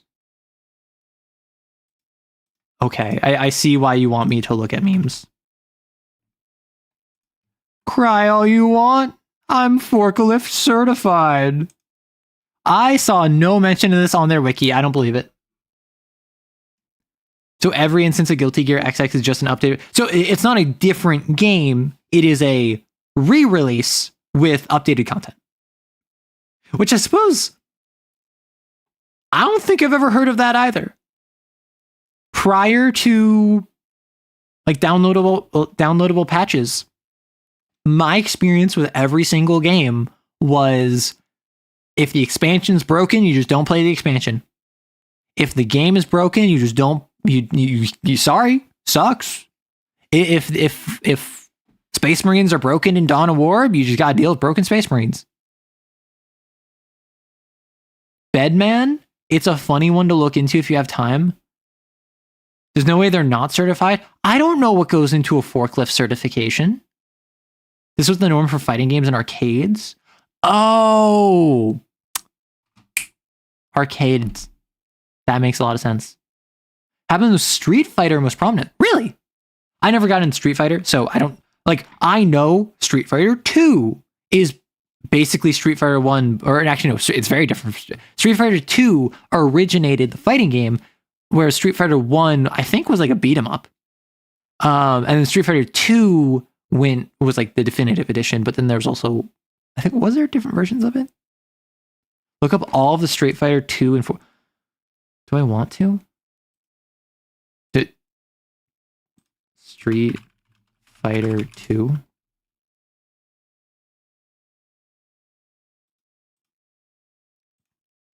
Let me look this up.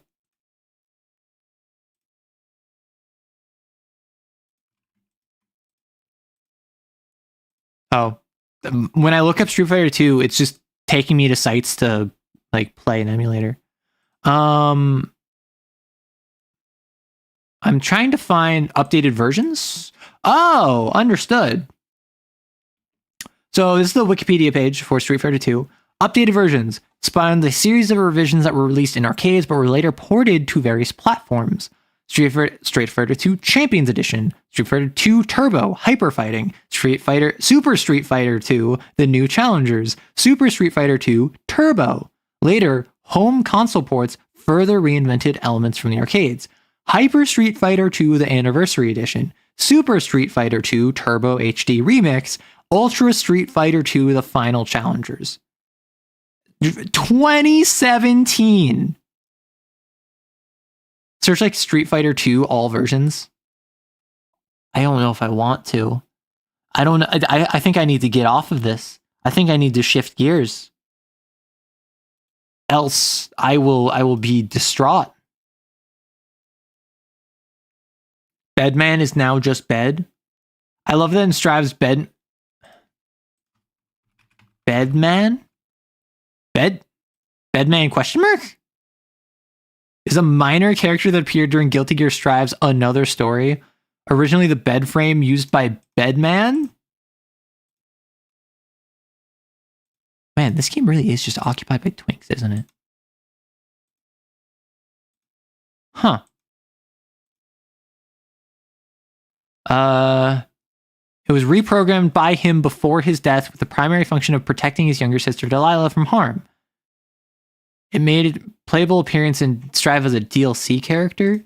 So Delilah is in Bedman frame, but Bedman died. They were trying to bring about the absolute world?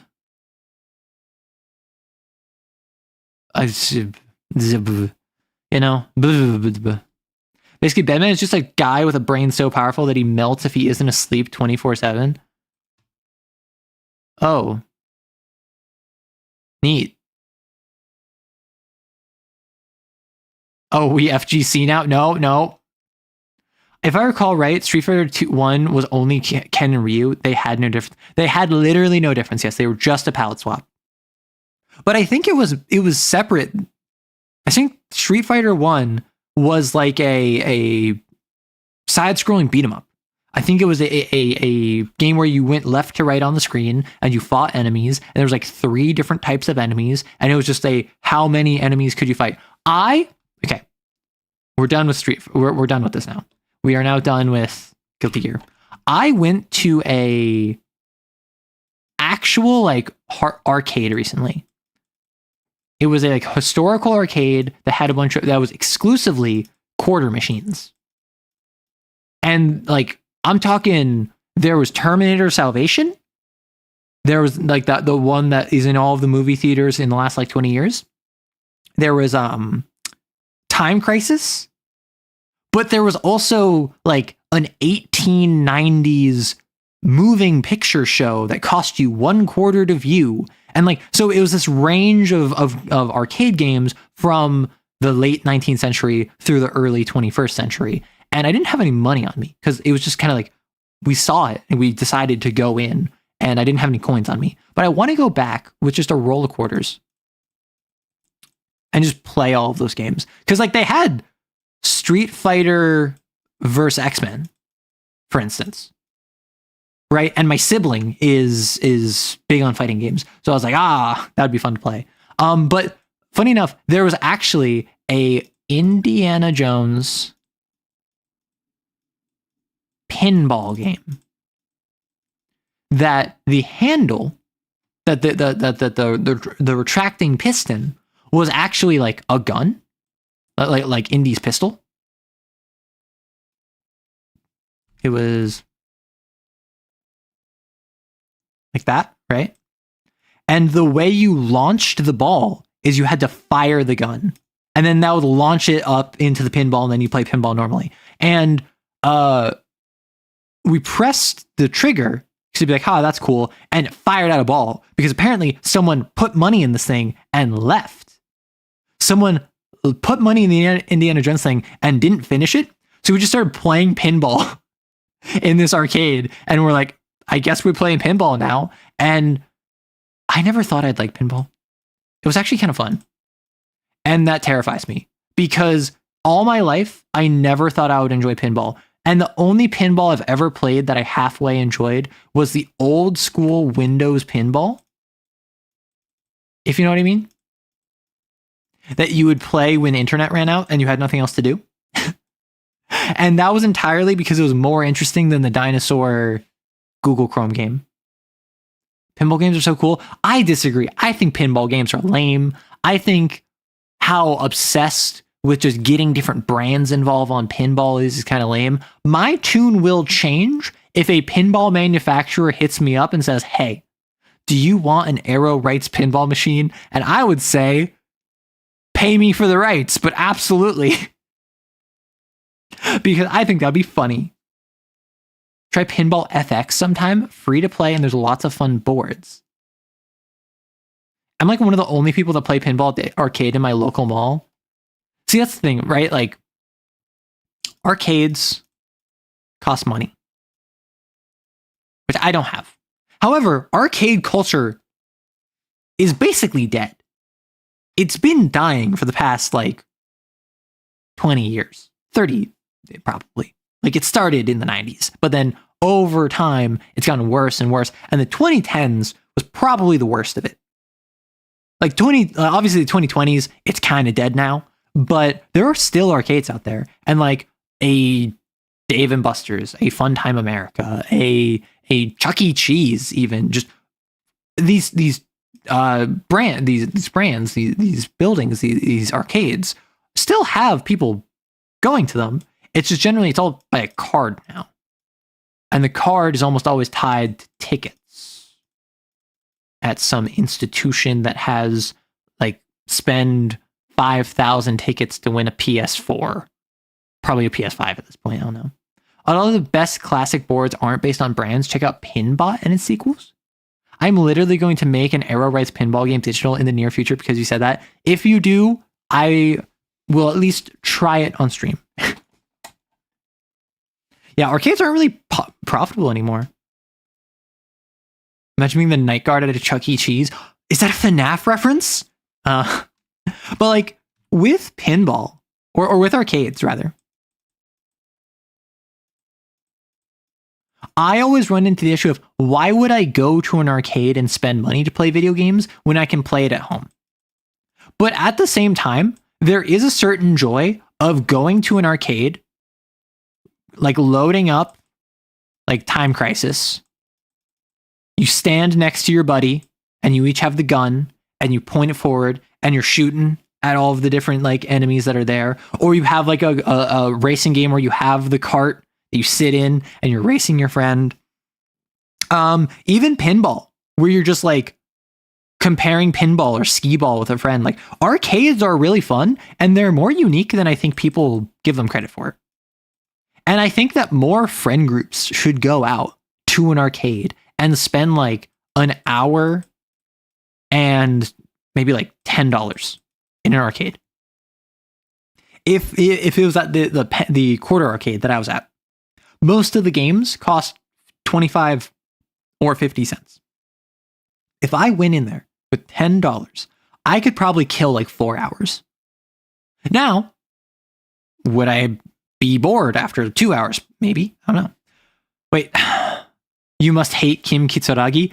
Kim Kitsuragi hates pinball. He will never play pinball because of his past with pinball. Also, that's forgetting that historically there's a period where you couldn't play video games at home. Well, yeah, so that's why I said like in the 90s. Because 90s is really when the home entertainment systems took off. The 2000s is when it became more mainstream. And the 2010s is when we kind of went digital, right?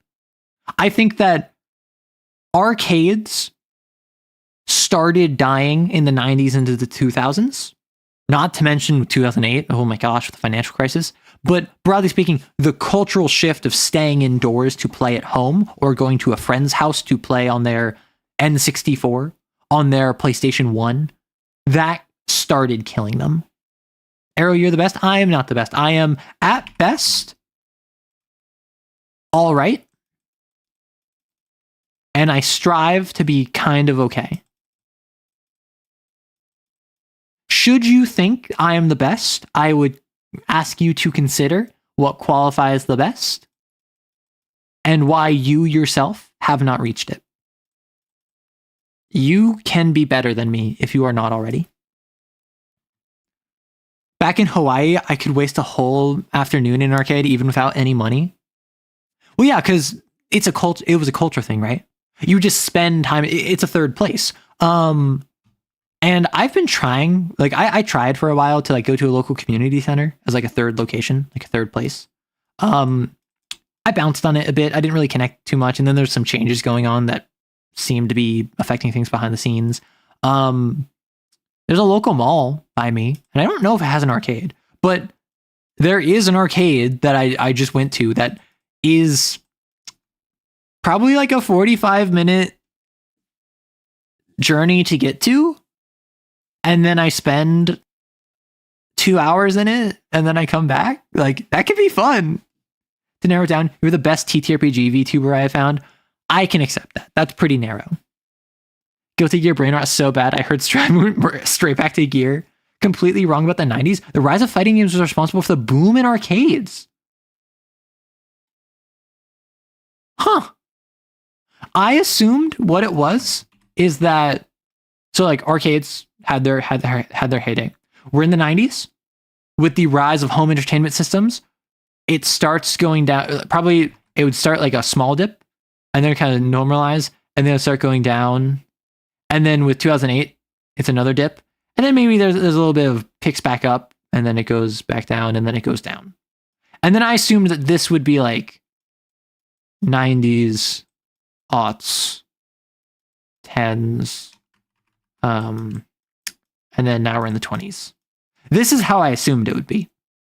Because the idea of like, it has total market share, and then it starts decreasing. It has a little drop immediately, and then it kind of stabilizes.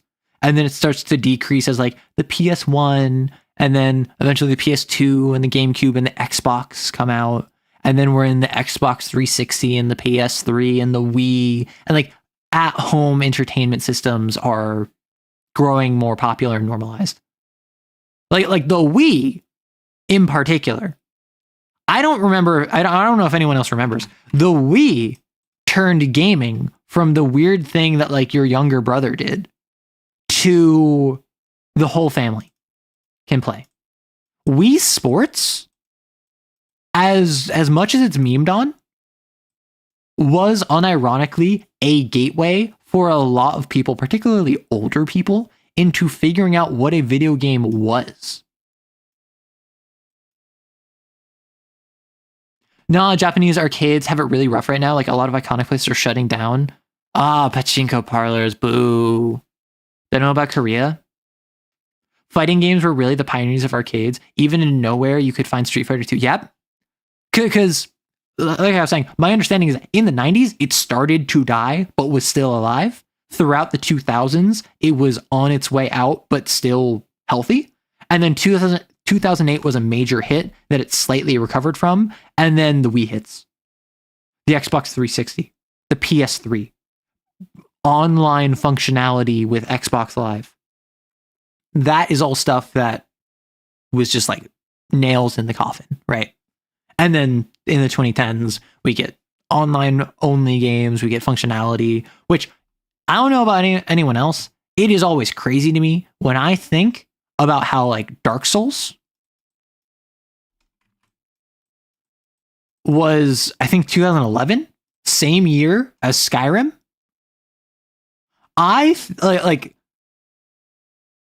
This might just be a me thing, but whenever I think of like old games, I think of like 90s and earlier, which, yes, a lot of people are like, oh no, the 90s wasn't that long ago.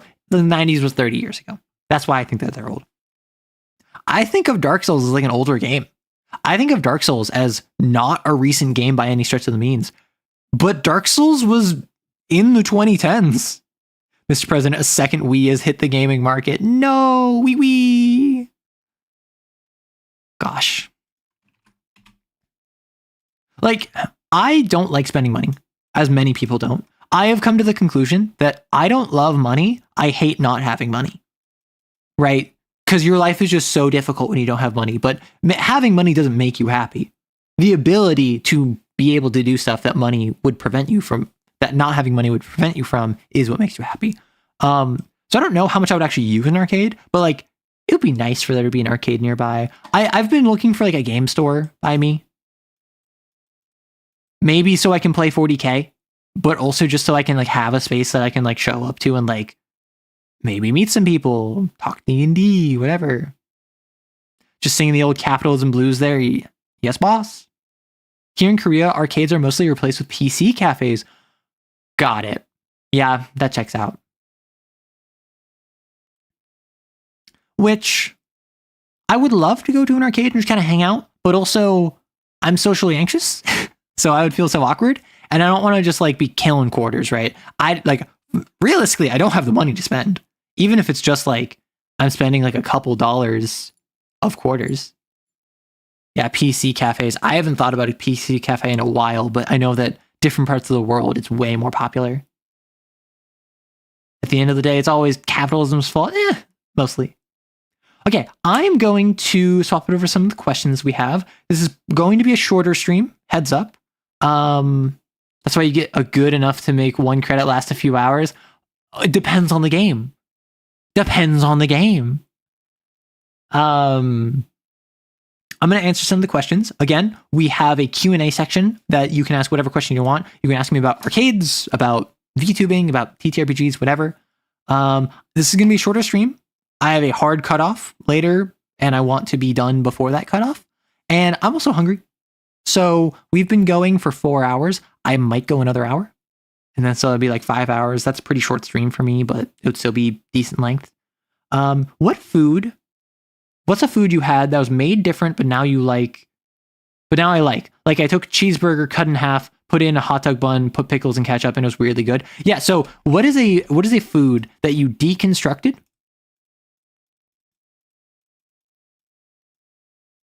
and reconstructed in a way that you ended up really liking? The one that comes to mind is I've been messing with ramen, like instant ramen, where I will cut up like a Chinese sausage. I will sear a sausage. I will chop it up and I'll put it in ramen. And the sweet sausage really adds to like the 90-cent cup ramen. Carrots, fresh ginger, And just garlic chili oil. Like adding this stuff to cup ramen, it increases the cup ramen from like 90 cents to like $2 based on like other costs or whatever, or like maybe $1.50. And it tastes like a good meal, right? Like the noodles probably aren't the best, but the fact you have sausage, that there's fresh ginger grated into it, carrots that have some crunch to them, like that fully revitalizes the meal, which is really useful. And you just need some like baby carrots that you chop up, a $5 pack of like a dozen Chinese sausages, and then some like ginger that you grate. Or maybe even it's not even fresh ginger. Maybe it's powdered ginger, but I think fresh ginger has that. It's more aromatic. And then like garlic chili oil is just great to add on a bunch of stuff. I've been really sad since I started playing Nadia Nova games. How do I become happy? I haven't slept because sad. I am unfamiliar with Nadia Nova, but if you are so sad that you cannot sleep, then I would recommend engaging in some good old fashioned like hope scrolling, which that is the opposite of doom scrolling. And that is looking at stuff that explicitly is meant to make you happy, even if it doesn't have much value. So what that means is I am sad. I watch like, what's the series? Like Too Cute. It is a series that is released on YouTube that's like from cable TV, where it's just talking about like litters of puppies, litters of kittens. It is just talking about baby animals and their growth cycle and how like the journey of one specific litter from birth until adoption, right? That has no intrinsic value. That doesn't materially benefit my life in any way. If anything, that's kind of a waste of time. But it also like makes me happy. So if I'm sad, sometimes that's what I need. Bob Ross. Very much so. Put on some Bob Ross. Just good vibes. Cat videos. See, I missed the rest of the Guilty Gear deep dive. I hyperfixated on it for so long. I can tell you a lot about the game. Also just got back from the store. Welcome back from the store. The VOD is always here if you need it. Superman Starman edits genuinely helped me maintain my mental health during exam season. Honestly, there was one time where I was so mentally exhausted that I unironically watched like half of Parkour Civilization. Like in Parkour Civilization, no one jumps for the beef. Like that Parkour Civilization, I watched it for like 45 minutes one night and then like another half hour the second night. And then there was like 30 minutes that I never end up finishing. I was so mentally exhausted that just putting on something that was just brain dead that I didn't need to think about at all actually really helped me. Like it was really useful to entertain myself without putting any neurons behind it. And it basically allowed me to ride the exhaustion. I watched all of that and those words have lost all meaning to me. Oh no. I've never tried hope scrolling in all my years. I mean, I need to give it a go. I mean, I just came up with it right now, but like doom scrolling is just scroll and scroll and scroll. Hope scrolling to me is I put on Bob Ross and I put on a David Attenborough documentary and I put on Too Cute or I put on my favorite comfort streamer. Like just stuff that, do you want to watch it? Not really. Is it interesting? Kinda. Will it make you happy? Will it improve your mood? Definitely. And that's all you need from it. Yeah, all at once. No. All of those or your favorite streamer. One of the two. You have to either have like 4 things on at once or your favorite streamer. I'm gonna go walk my dog. Might come back. Peace. Enjoy. Tips for running cane. Gosh, I've given several at this point. Let me drink some water real quick.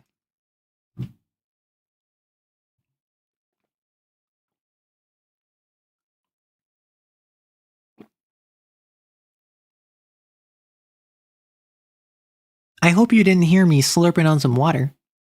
How many ears do you have? So you know the meme where it's like, it's a cat girl who has like normal ears and then also cat ears.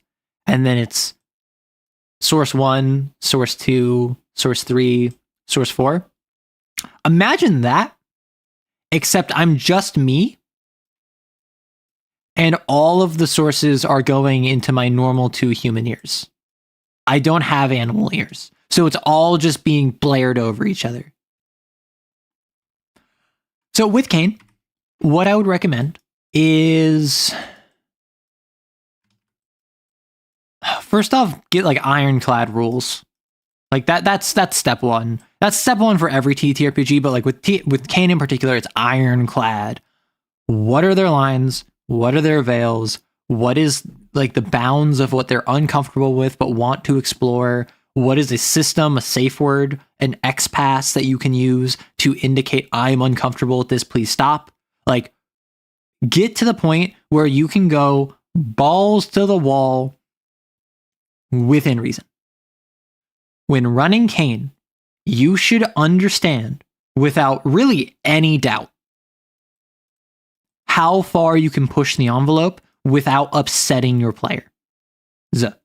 Right? I mostly run for one player, but you should know without a shadow of a doubt what the line is of how far is too far.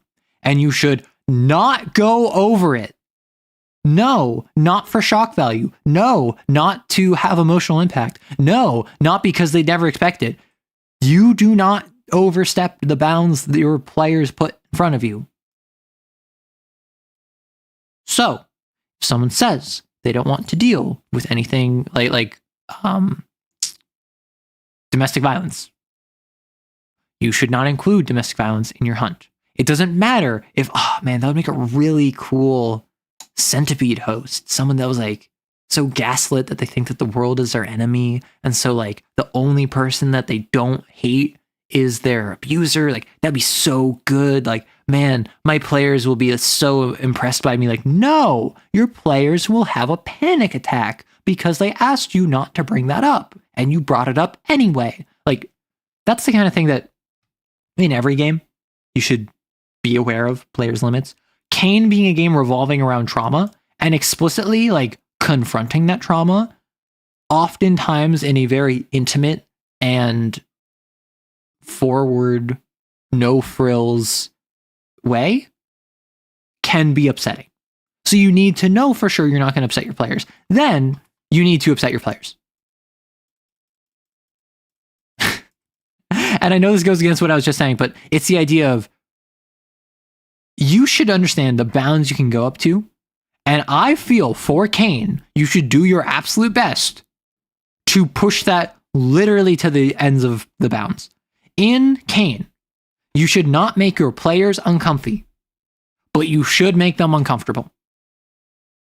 In Kane, you should not get to the point where your players feel unsafe, unwelcome, or upset when playing the game.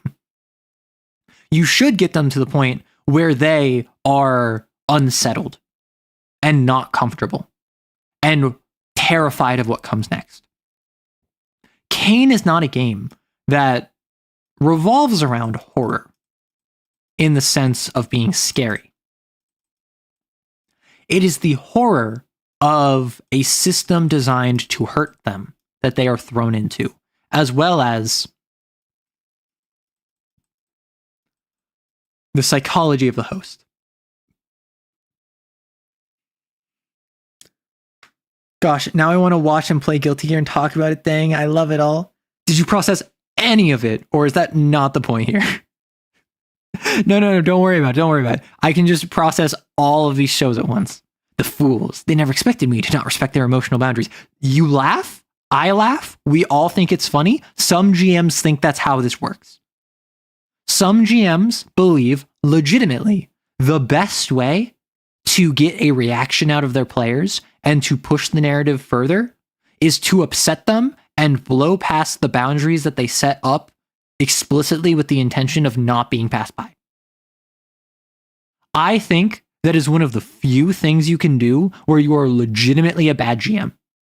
Very few things I'm going to call someone a bad GM for. If you completely fail to balance your encounters, I don't think you're a bad GM. If you can't roleplay to save your life, I don't think you're a bad GM. If you railroad your players because you don't feel comfortable improving, I don't think you're a bad GM. I think any of these can be a bad GM, but I don't think prescriptively you are a bad GM. I think if you do things disregarding the comfort and safety of your players, you are legitimately a bad GM and in all likelihood, a bad friend. Because you're playing a game with your friends. Your friends should be having fun. It's very difficult to have fun when you don't feel safe.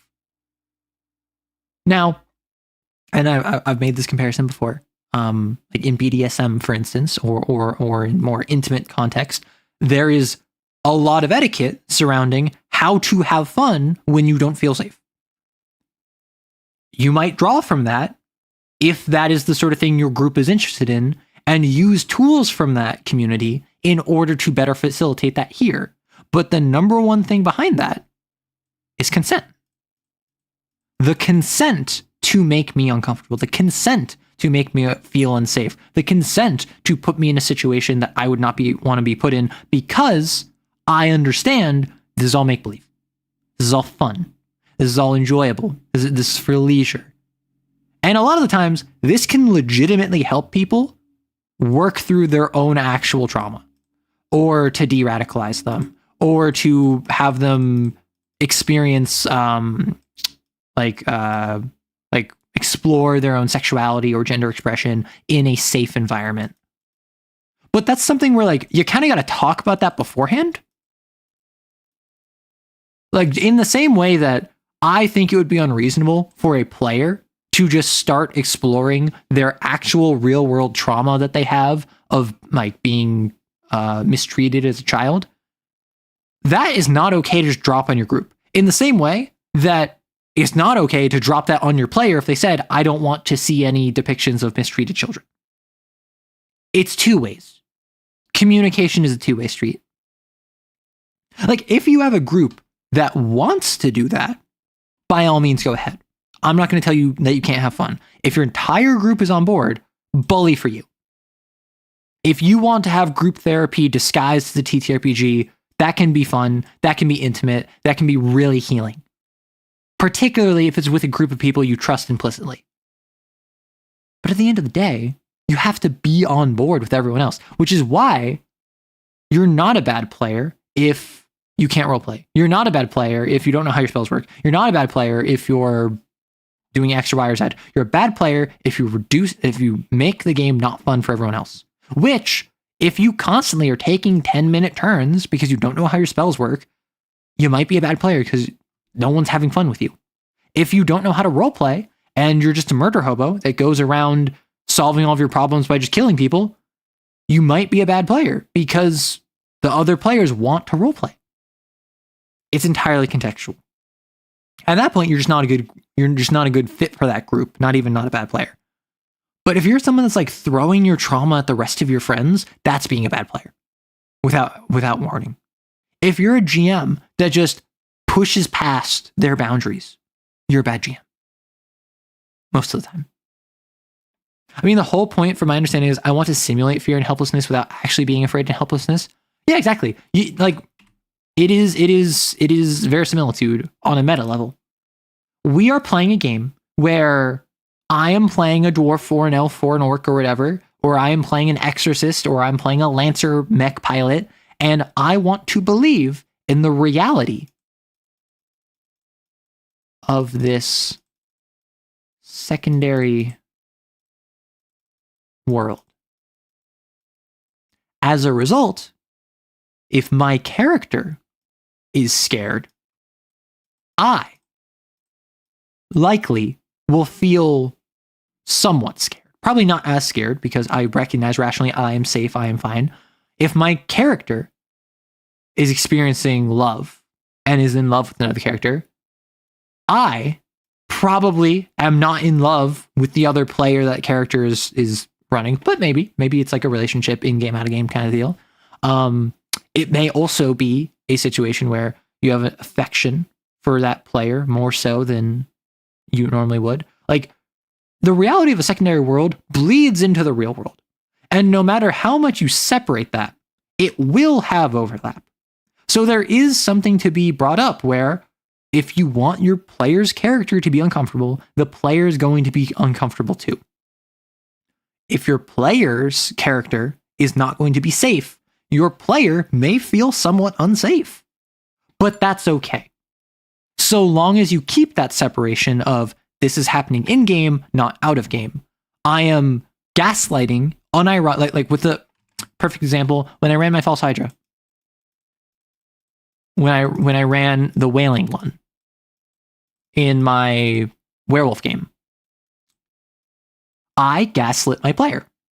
Full stop. I gave them wrong information. I told them mistruths. I misled them with the intention of them questioning reality, but only within the game.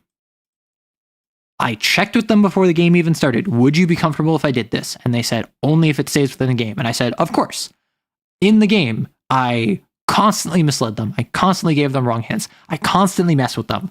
Out of game, no. That's not how that works. I kept my mouth shut if there was something that I didn't need to reveal, or if they were getting too close to something, I didn't go out of my way to lie to them. And there were a couple times where I checked with them to be like, hey, like, should I confirm this for you? And they're like, no, I want to figure it out. I'm like, okay. That's a situation where that could have very easily been a bad time for the player. But I went out of my way to check with them beforehand. I intermittently checked on them during, just to make sure that I wasn't going out of bounds. And I kept it separate in and out of game, which led to my favorite TTRPG story I've run. Like, it's a little bit of recency bias because I did this like 6 months ago, or like within the past like 10 months, I suppose. But out of my many years of GMing, that is one of my favorite things I've done. How should a GM deal if it's a player at the table not respecting the boundaries of other players? Personally, I would pull them aside privately and I would say like, hey, we all agreed that we were not going to bring up alcoholism. And then you, as a bit, brought up alcoholism as like something that was core to your character. We're not going to do that.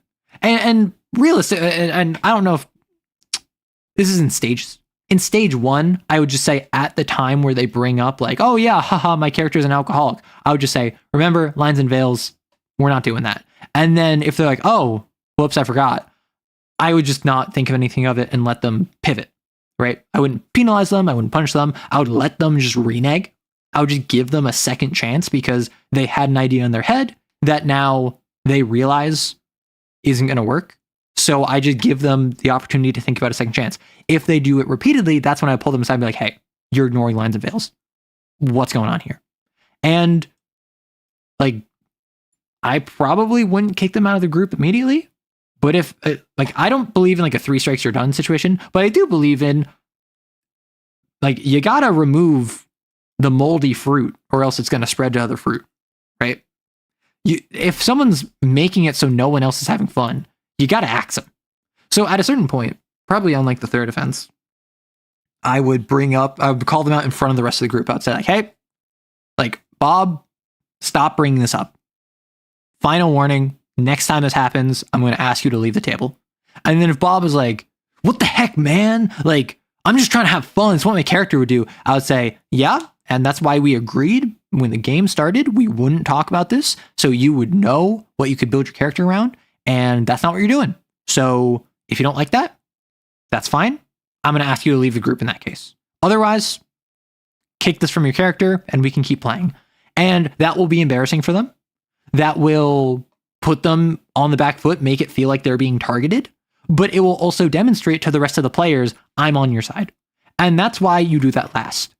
You start by just kind of questioning, reminding, assuming no malice, no ill intent. And I'd say 90% of the time, players are like, oh yeah, I forgot. And then they just pivot because 90% of the time, they're not being a jerk. They just thought it would be cool and they forgot. Then afterwards, I talk to them privately and I'm like, hey, again, why?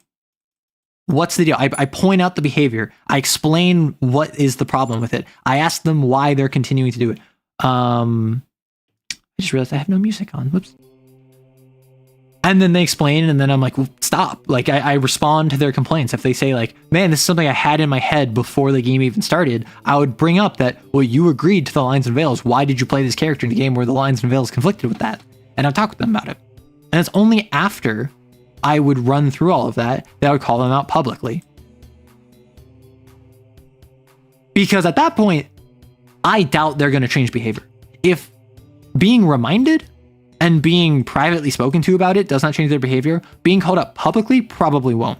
However, if I am pointing out to Bob in front of every other player, you've done this a couple times, I'm going to ask you to leave the group if you do it again, demonstrates it's not me making this decision arbitrarily if I do kick them out. It's not me ignoring the issue and letting it happen because if I talk to Bob privately, maybe no one knows we spoke privately. It indicates it is a projection of power to the rest of the group. It is social dynamics. It is social engineering. It is saying, I am taking this seriously. I got this. And it also indicates that if you were about to leave the group because you felt uncomfortable, you know, oh, okay, Bob has one more strike. Bob will change course, and if he doesn't, he's gone. So therefore, I'm going to stick in this group because I don't have to worry about Bob anymore.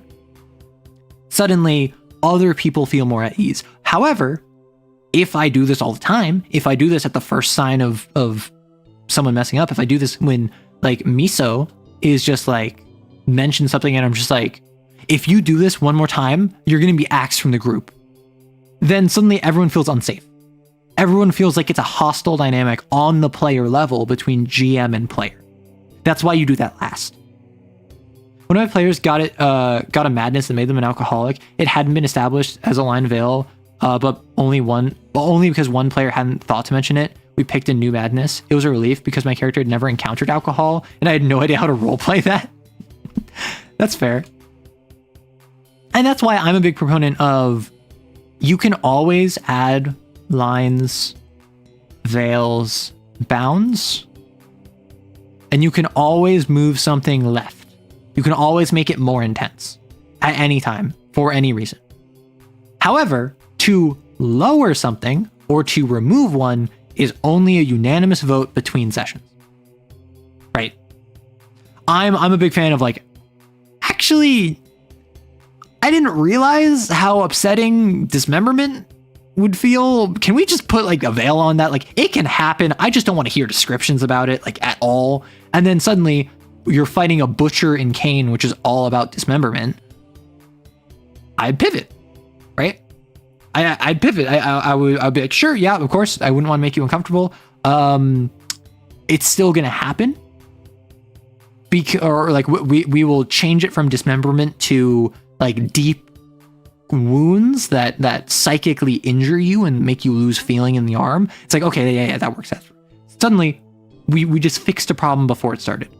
And that's why, please, have I said please enough? Actually tell people when you're uncomfortable.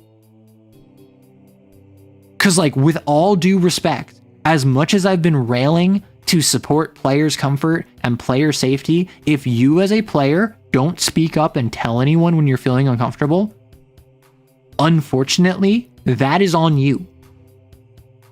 It sucks, but the way TTRPGs work, the GM probably doesn't have their eye on you. They have their eye on everyone equally, as well as their own notes and ideas.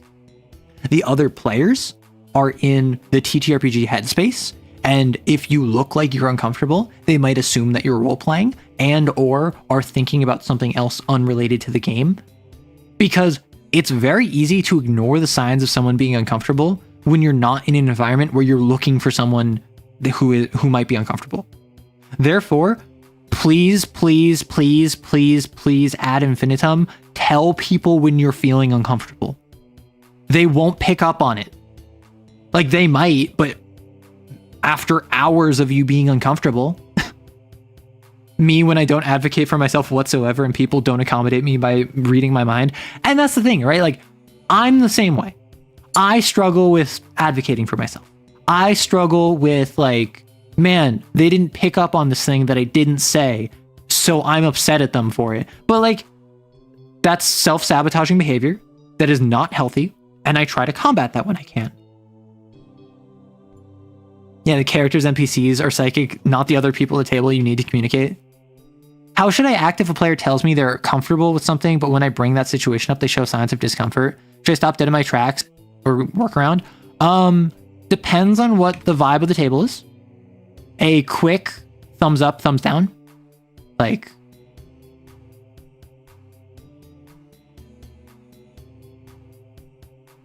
so like if I'm running and Miso, I bring up something and you're like not having a good time, I just look at you as we're like, I don't know, Bob and Clam are having a conversation in character about something that is upsetting to you as a person. And I look at you and I thumbs up, thumbs down. I like wave my finger up and down. And you are like, you kind of like give me like a thumb halfway because you don't want to be disruptive to the game. And like, you're not self-advocating, but you're not going to lie and say that you're feeling all right. I, as the player, would step into the I was the GM, would step into the conversation and say like, hey, let's shift the conversation topic. And then if anyone's like, why? I'll be like, I feel like the vibes aren't there and it's kind of an uncomfortable topic to talk about. And I'll just kind of, without calling out the player, shift the topic.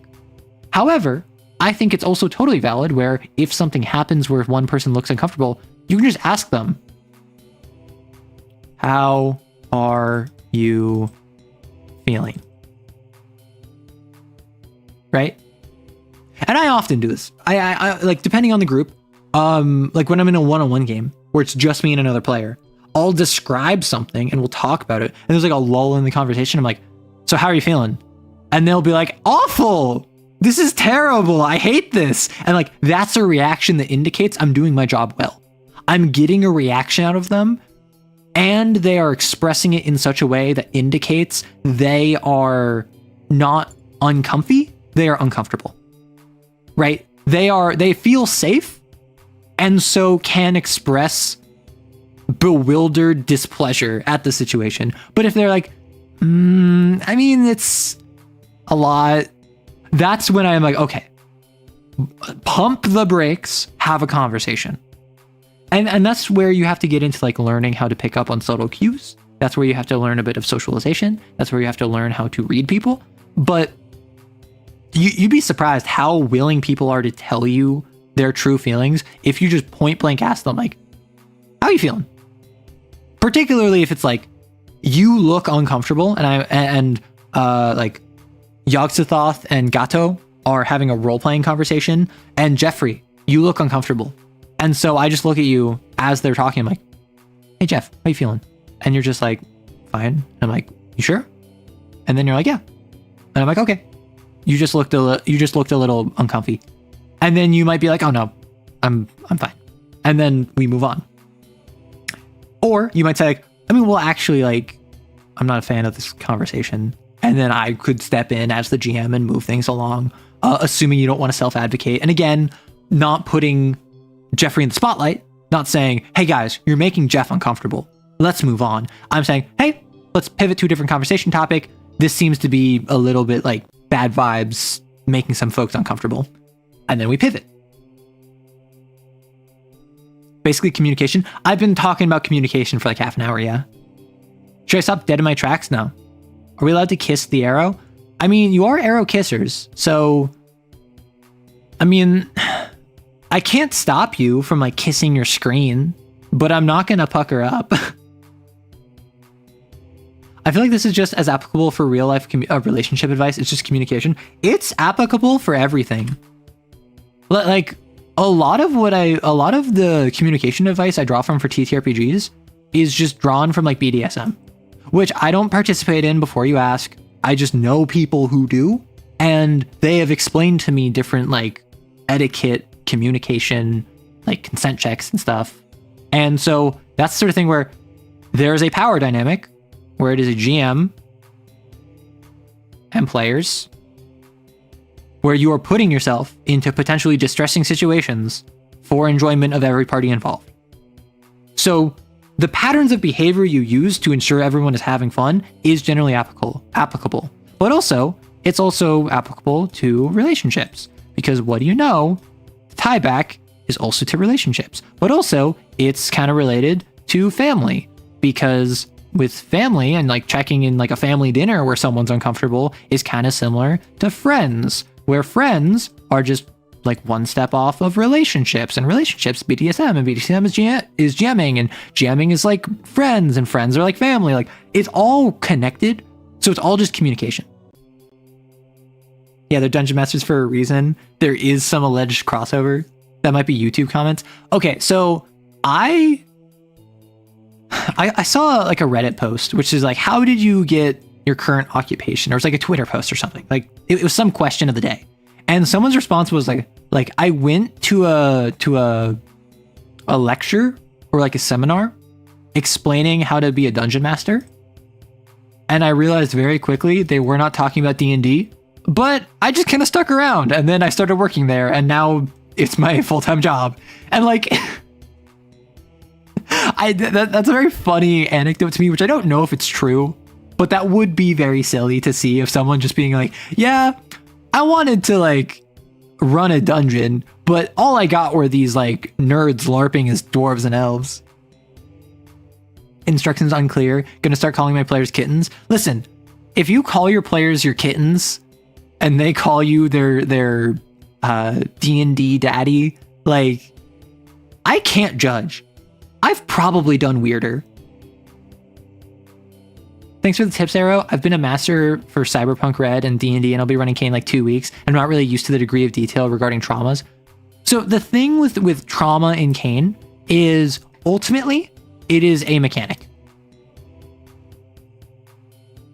The mechanic of trauma in the game is when a sin is formed, it has 3 trauma questions based on the sin type, and if you get the answer and you tell the answer to the sin when it attacks you, you get a mechanical bonus, and then you cannot use that trauma question again.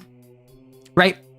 So it's, at the end of the day, it's mechanics. You don't need to hyper focus on it. At the end of the day, you can have someone who is just sad or depressed, and they can form an ogre. And then the questions can be like, what's keeping you from going over the edge? Like, I wanna win nationals. Like, I don't know what's the thing keeping you over the edge? What do you hate most about yourself? Like, what do you regret most? Like, all of those questions, you can have very surface level answers and still have a fulfilling hunt where it's not very traumatizing. It still is the mechanic of the sin questions, of the trauma questions, but it's not like dealing with abuse or murder or dismemberment or something. D&D Daddy's a ludicrous nickname. Listen, if I have an actual play where I run D&D, do you think I should make the other players call me D&D Daddy? Because like, there's some je ne sais quoi about calling non-male identifying people daddy. I don't think that's a D&D group if they're all kittens. Half the time it doesn't even come up anyway. You miss all the investigation points and have to take this in raw. Excuse me? Which is funny because it happened to me all 3 sins I fought. Typical lazy players not doing the legwork. They get what they deserve. I mean, at least for me, I have run 2.5 hunts now. One was like 80% investigation. One was like 80% dialogue and like role playing, because the sin approached them directly and was talking to them, trying to get their help to find the host. And then this other one was like 80% combat. Right? Because the reason it's 2.5 is that after they were fighting the Lord for Hunt 2, it metamorphized into a spider, and then they had to retreat, rest, wait for backup, and now engage the spider. So I'm classifying it as a third hunt in terms of cat development, in terms of XP and advancement, but I am also like not gonna say it's a full hunt from start to end. Taking the sin raw is a diabolical sentence. No, that's the thing. That's why I was looking at it weird. Sin questions are hilarious to me because it's like a therapy session where you're trying to kill the patient. Yeah. The missing investigation points were entirely on accident all 3 times.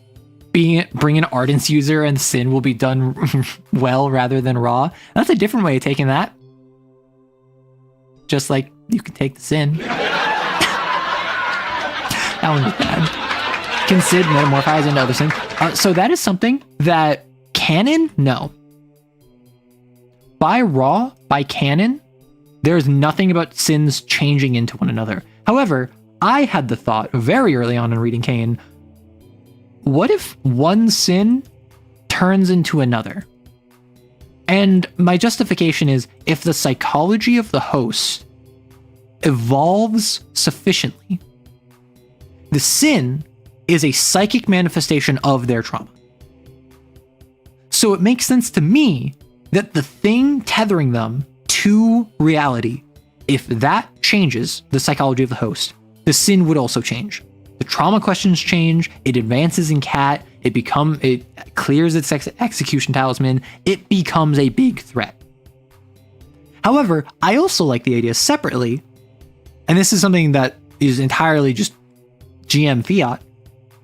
The sin is a psychic imprint of the psychology of the host at that time. So even if the host, like they take depression medication and they start feeling better and they engage in healthy living habits, the ogre still remains because it's an imprint of when they were at their lowest. It formed into the world, it's separated from the host, and now the host is living their best life, none the wiser that they are the psychic anchor for an imprint of when they were at their lowest point. Obviously, I meant take the sin rules as written. Okay. Oh, raw is in red as written. I've only ever seen raw in all caps. Listen, I normally am a big fan of homebrew. I enjoy doing my own stuff. I enjoy adding my own stuff. For instance, the metamorphosis. But like, I can enjoy it raw. The inside out memory orb getting mixed color kind of logic. I was thinking something similar, but the sin doesn't fully transform, but gains a part of the abilities of another type. And that's something else I've considered is mixing domains would be cool. No, I meant raw. Oh my gosh. That makes sense. There's also nothing against it in the rules. Exactly. And there's already a small section about what to do if 2 sins are in the same area. They share a palace. They have 2 smaller execution talismans, and I think they share domains, like, between the 3 of them. I can enjoy it raw. All right, everyone, we're clipping that. Oh my gosh.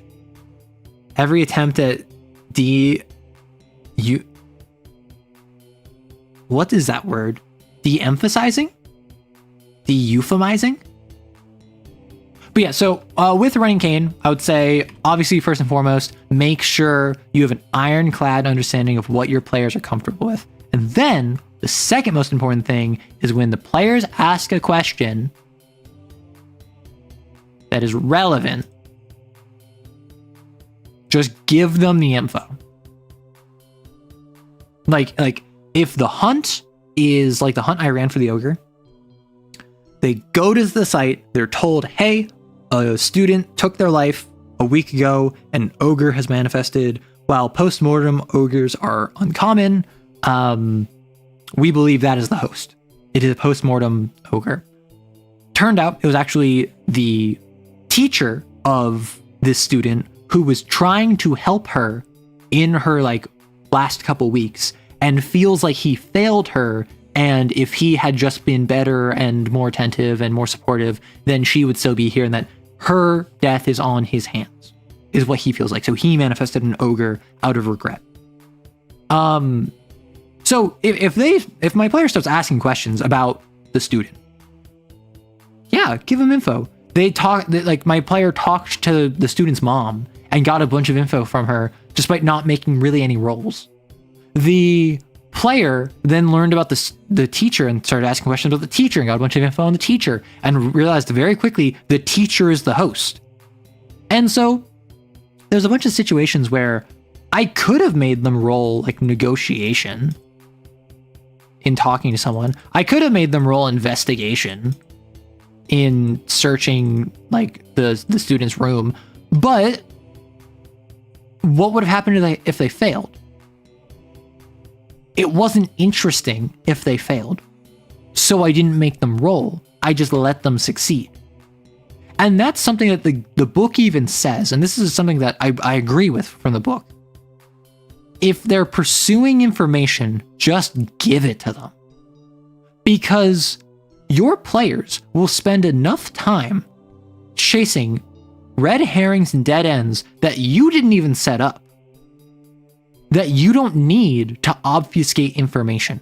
If they ask the right question, they should get the right answer. If they ask the wrong question, but it's related to the right answer, then you should make them roll for it so that if they get it right, then they get the right answer. No, you were asking this question and you don't get the answer you're looking for, but you get this other answer that gives you new information, a new investigation area to overlook.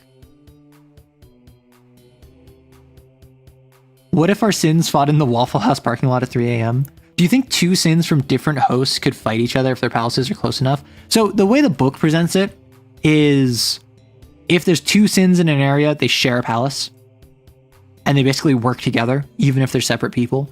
I love the idea of a kaiju battle in Kane. Like multiple sins fighting each other. A game I really want to run is a cat 5 centipede is currently rampaging in a town, and like multiple XO teams have been dispatched, virtues are on their way. However, because of the trauma of the cat centipede, there is also a group of survivors that have hidden from the infested, and one of them formed a Cat 1 idol.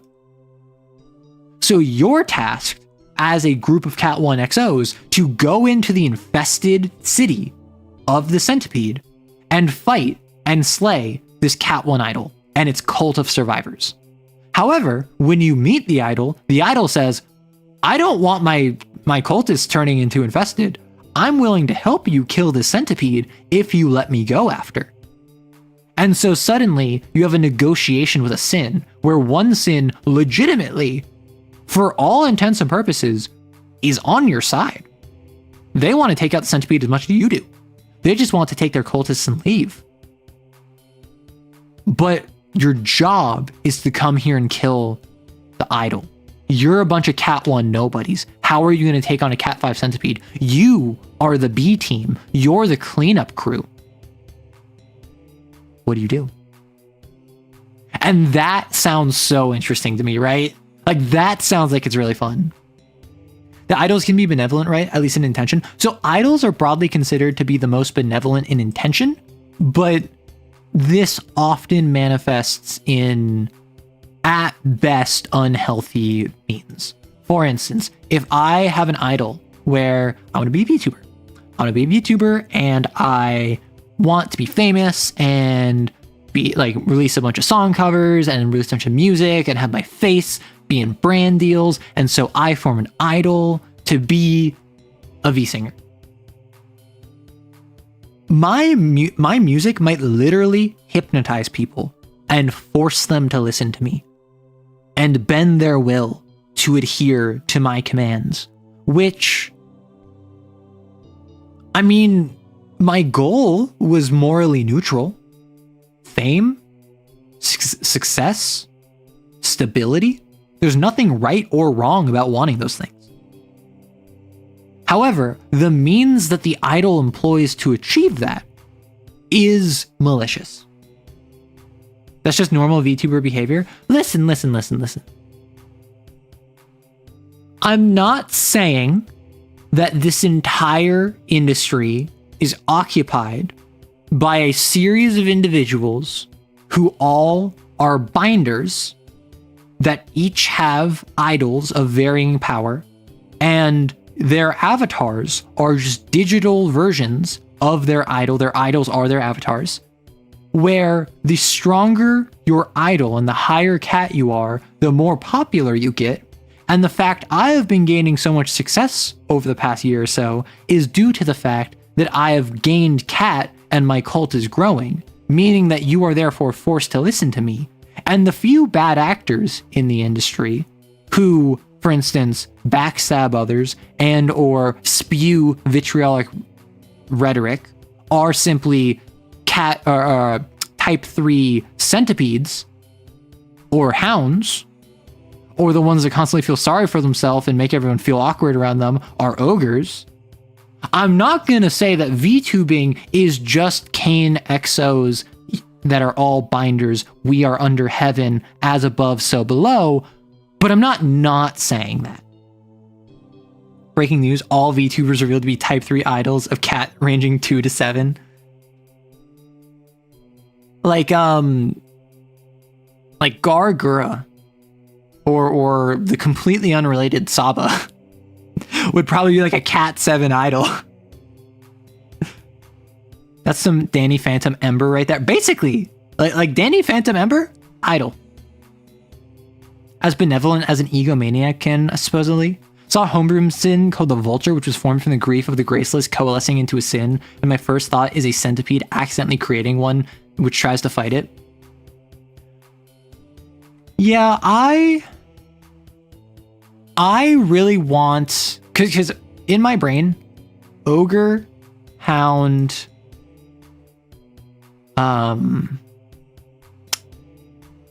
idol, toad,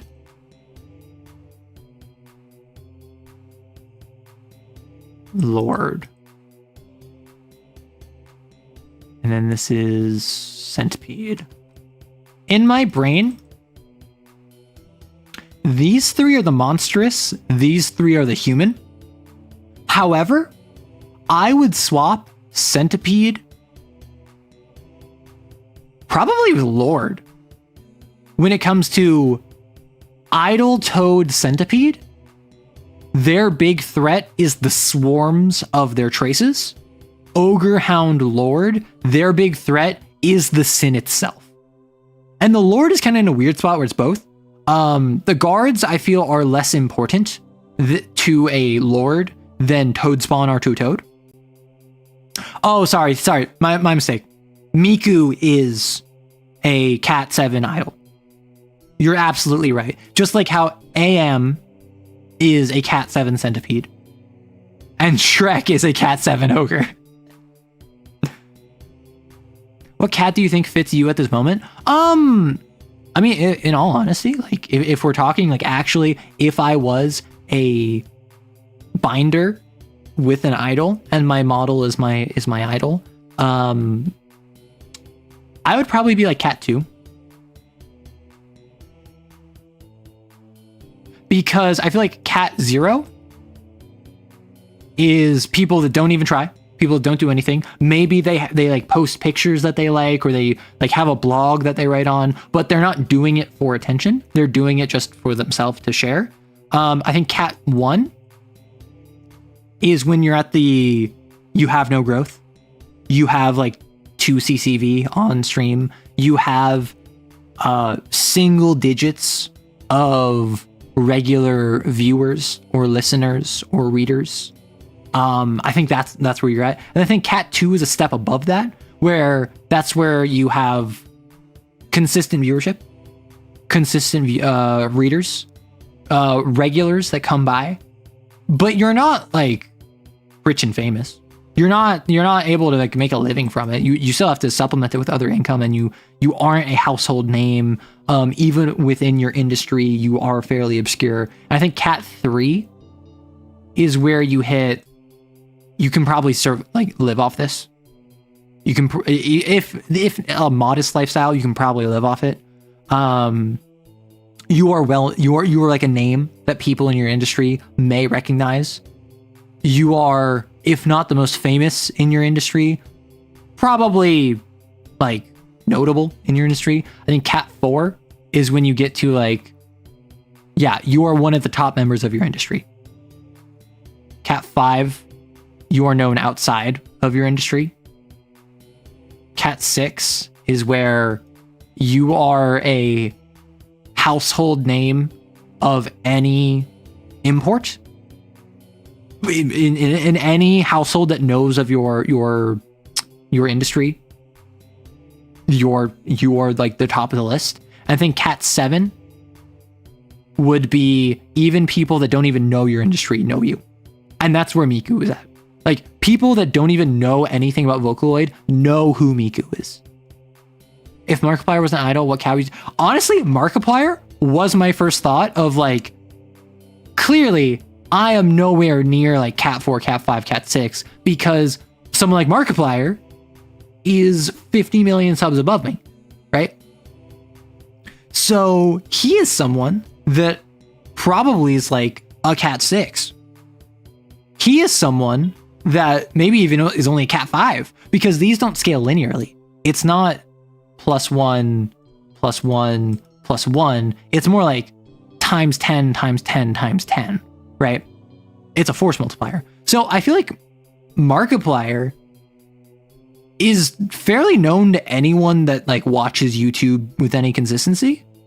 And not even just like people that watch like gaming content, people that just like are aware of popular channels on YouTube. Like, wanna know what? I say Markiplier is like a Cat 5, probably Mr. Beast would be like a Cat 6. He does have a movie now. Yeah, but like, how many people know Markiplier for the movie?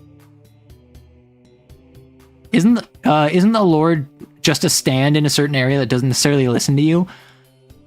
Not always. It can be. I'm curious about the horsemen and their whole deal, especially with how interchangeable some of them are. Sins, horsemen, virtues, and anything like it and adjacent, especially with Cain now. So do you mean the horseman blasphemies in Hippocrates' dossier? Or are you just talking like the biblical horsemen?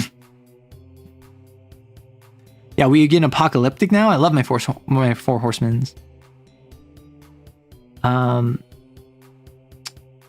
Which is cooler, dinosaurs all or engineering general?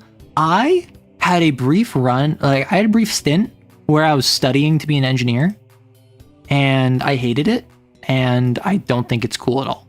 So I'm going to say dinosaurs because I was a dinosaur kid. Do I retain any information about dinosaurs? No. That doesn't matter. What matters is that living within me are the eggshells of the nascent shell I cracked open as a wee young arrow, forming into who I am now from the ashes of dinosaur bones.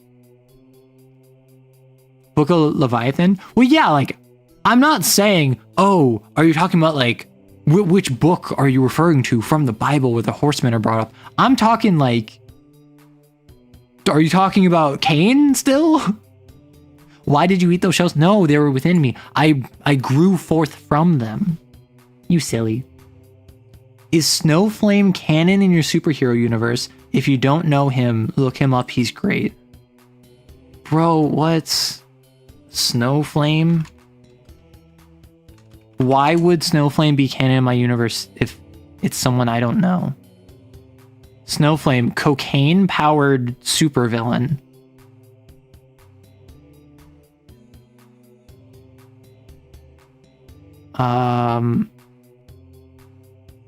No. No. Snowflame is legit? Why is he legit? You know, the Homebrew Cain supplement, Book of Leviathan? So the book that I'm aware of that has them is the Hippocrates dossier, which is 4 blasphemies based off of the 4 horsemen that are each more powerful. Well, yeah. If you do cocaine, of course I'm going to assume you're an addict of cocaine. That's how cocaine works.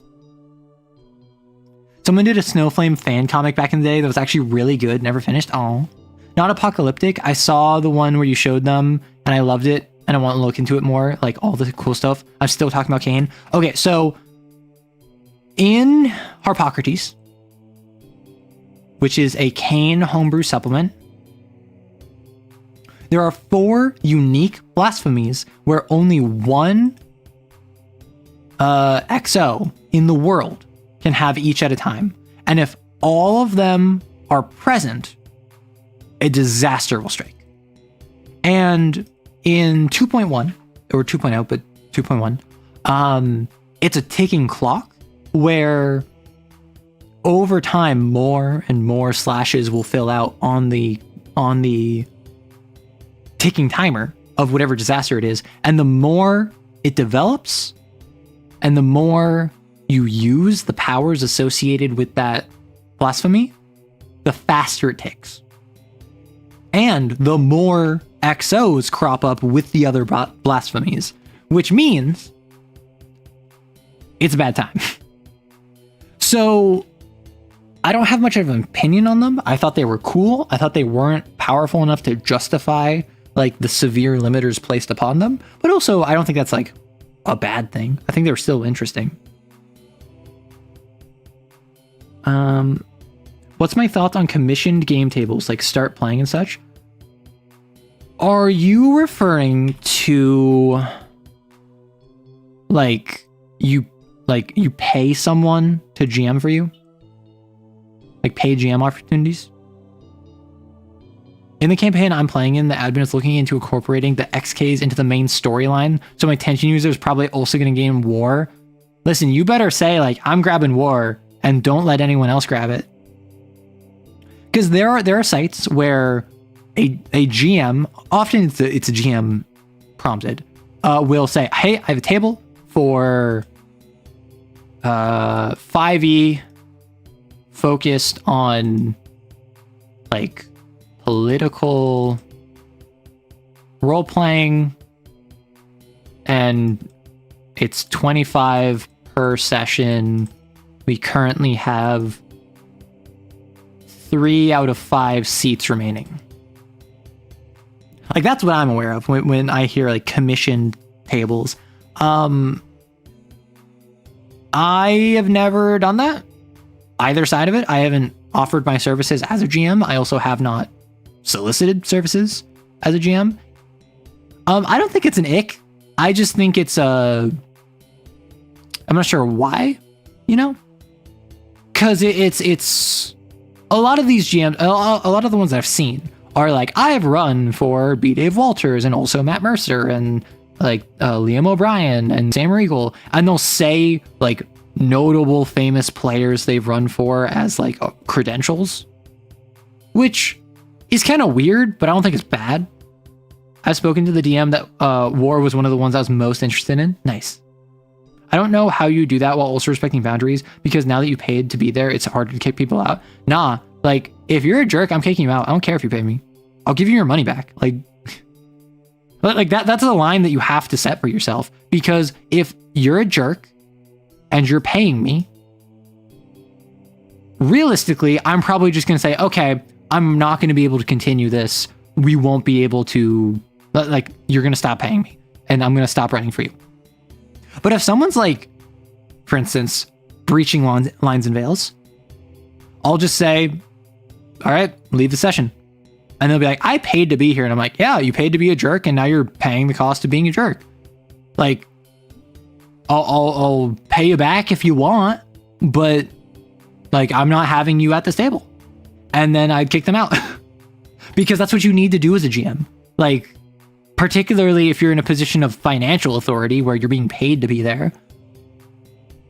Like, it's the same deal where if you're working for a client in sales, or you're like a PR firm and your client is insistent they want this thing, and you're just like, that's not how this works. And then you're like, you know what? I can't complete the job that you're asking me to do.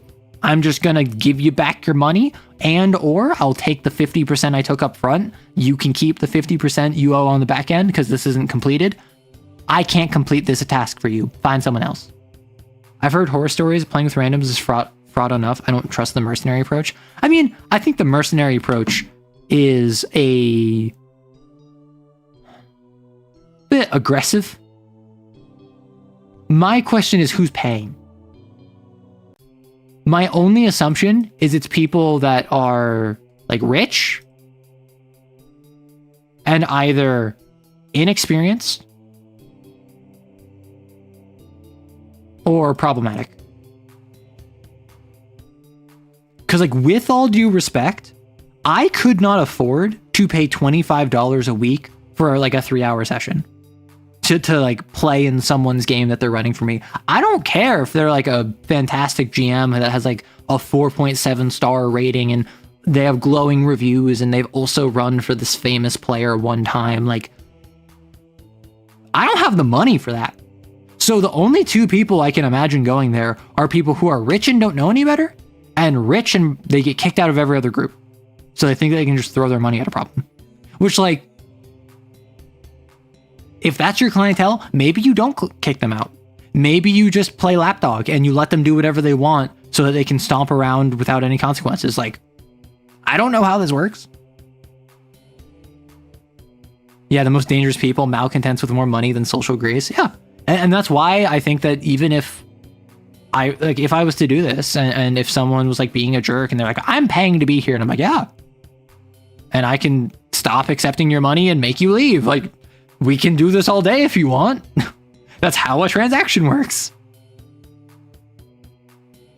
What's my absolute favorite TTRPG? My absolute favorite TTRPG is entirely colored by recency bias. You're not allowed to ask me what my favorite of something is because I'll always have to be like, well, it depends, and like with qualifiers and when and where, whatever. So I'll just give you a couple that I really enjoy. Recently, I've been on a Kane kick. I've been running Kane consistently recently, and that has meant that I've been immersed in it. I've been enjoying it. I've had a great time with it. It's been fun. It's been great. D&D. I'm not going to specify an edition. I'm just going to say D&D. It got me into the hobby. It is accessible to a lot of new people. Even if no one has ever heard of a TTRPG before, they probably heard of D&D before. They may have even played it. I have great experiences with it. City of Mist is one that I really want to play more of. It's powered by the Apocalypse, which a bunch of people hate for some reason. And City of Mist is a game where you have a myth within you that's trying to tell itself again, and you have to balance your real life, your mundane life, with the mythology within you. And it uses a really interesting tag system where it uses a really interesting tag system, and everything that's important to you is mechanically identical. So the fact that you're a middle school teacher, right, gives you as many abilities as being the reincarnation of Zeus. Or rather, being the reincarnation of Zeus manifested as like lightning powers, right? You get the same number of abilities from being a middle school teacher and knowing how to deal with unruly children, having a background in like biology and instructing others and patience, that you would for being able to conjure lightning bolts from your hands and throw them at people. I've heard good things about City of Mist. The main thing that appeals to me is being told being depressed gives me the same mechanical advantage as being Zeus. Well, Bob, the reason it's the same example, I'm the one that gave you that example. When I talk about City of Mist, I love the example that being depressed gives you the same powers as Zeus. What's the difference between a normal TTRPG and Powered by the Apocalypse? So Kane is not powered by the Apocalypse. Powered by the Apocalypse is a system, much like the storyteller system for Vampire the Masquerade, Werewolf the Apocalypse, Hunter the Reckoning, much like the Blades system for Blades in the Dark. It is a framework that other systems can be built on top of. It's like Powered by the Apocalypse is the same core 60% of the game is the same for every Powered by the Apocalypse system. But the difference between Perfect Draw and City of Mist and Girl Frame, 3 examples, all very different from one another, is that they all use 2d6. And they all have a system of 6 or below is a fail, 7 to 10 is one thing, 11 plus is another thing. They all have different moves you can take. Some of them have a tag-based system, some of them don't. So you have a core system that's all very similar, but the specifics are different on top of each. I fully did not remember that was you. I mean, I'm one of the only people that regularly talks about City of Mist, so I have used that example in comments before, like when I talked about City of Mist in a video. I'd been interested in exploring level design, and I had the idea of using Disneyland theme park design, like psych tricks and behavioral architecture. Oh, casinos. Look at casinos. They are designed to make time not exist in the casino. They are designed so that you will not see an exit when you are playing games. They are designed to be maze-like so that once you enter, it is hard for you to leave physically. They are designed that there are no windows, so you will not be able to, or clocks, so you will not be able to tell the passing of time. The goal is to put you in the mental state where you're stuck in there. Don't forget grocery stores and shopping malls. I'm actually not familiar with the psychology behind them. I know with grocery stores, often they have an external section and rows down each, which my assumption is that it's so that you can just do this. And you will constantly impulse buy, is my assumption. Is that I know that in aisle 4, I need to pick up cranberry sauce. So I go in there, I'm like, oh, actually, I was thinking I was wanting to bake a cake recently, and I did just pass by some cake mix. Let me grab some cake mix. And then I continue going, and I'm like, actually, I've been wanting sour candy. So like, let me grab some Sour Punch straws. And then you grab those. And like, that's the design, is my assumption from a psych perspective. Same thing with all of the many $1 to $5 items by cash registers, where there's gum, there is candy, there is magazines, all things that you're like, yeah, I've been wanting some Tic Tacs. Let me spend $1.50 on these Tic Tacs. And then it adds up, right? Same principles, placement of goods, take advantage of different mental states when you enter or leave. Malls being designed to have everything you need inside them so you stay. Putting the really easy to grab stuff like gum and candy right at checkout so you suddenly think about it. Impulse buys.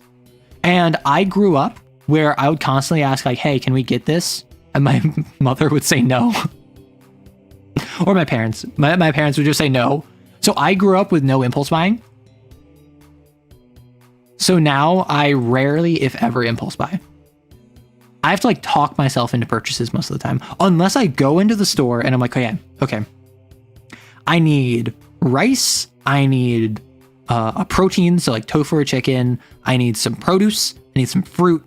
I also need juice. And I want to pick up some diced fish. Like going to the Asian mart or whatever. I will go there, and what I've been trying to do recently, I've been making an effort to impulse buy more, because I've been trying to buy like one thing at the store that is under $5 that is literally just because I saw it and it looks cool. And I've had to talk myself into that, which I don't know if that's a good habit or not, but I think it's helping me have a healthier relationship with money. Because my assumption is that I was so insecure with spending money that like I'm leading more of an ascetic life than I need to. And like, I don't think it's a bad thing to do that. It's just, I don't want to live my life with regrets.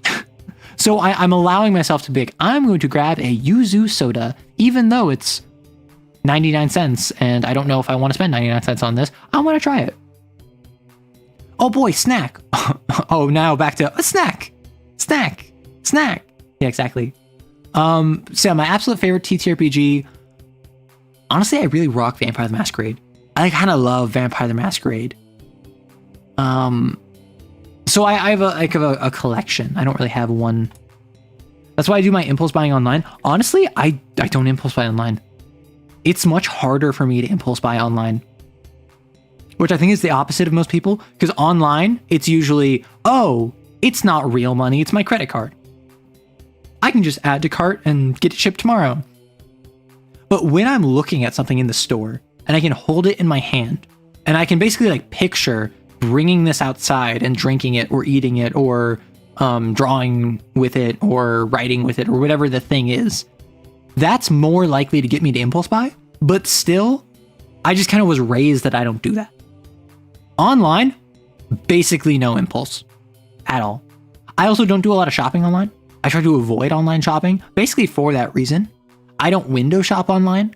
The main thing is games. The main thing would be games, and even games, I have to like talk myself into purchases. I saw Ultra Kill,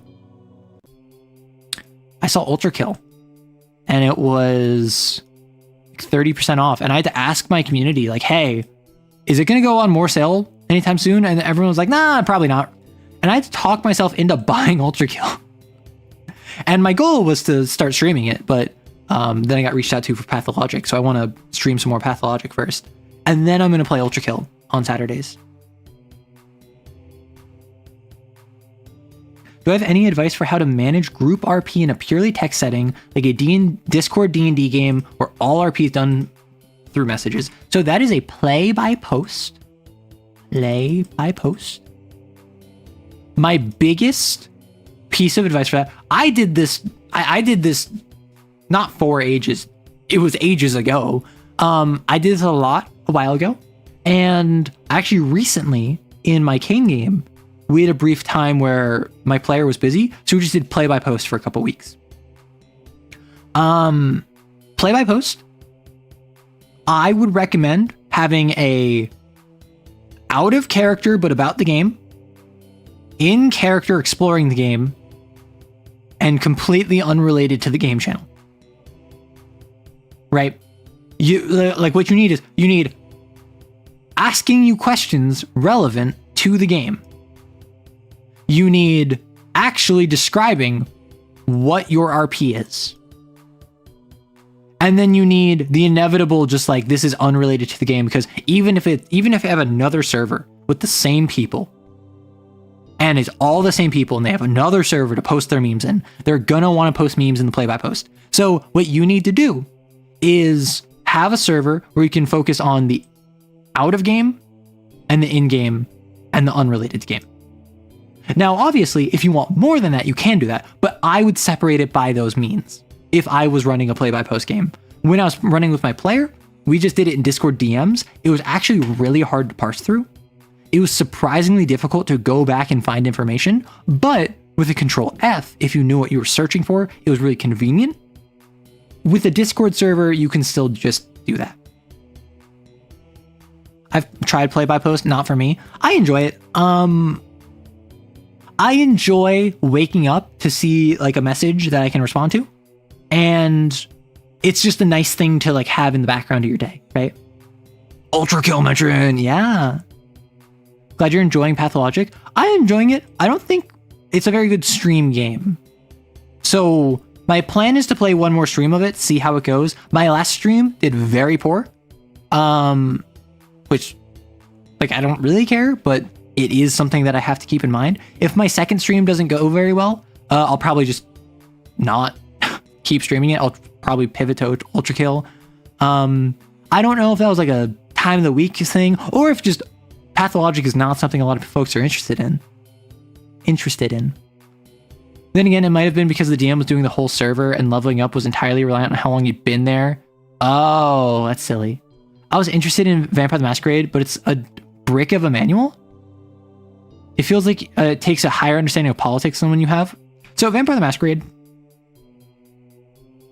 And my exposure is V5, which is streamlined. Most modern TTRPGs, unless they are explicitly ORG, and unless they're explicitly harkening back to older styles of game design, are inspired by 5e in some capacity, and are taking inspiration from the fact that that's so streamlined. Gone are the days of floating modifiers. Whether you love that or hate that, even Pathfinder gave that up. Not entirely, but much more than it used to. Vampire the Masquerade V5. Politics are to V5 as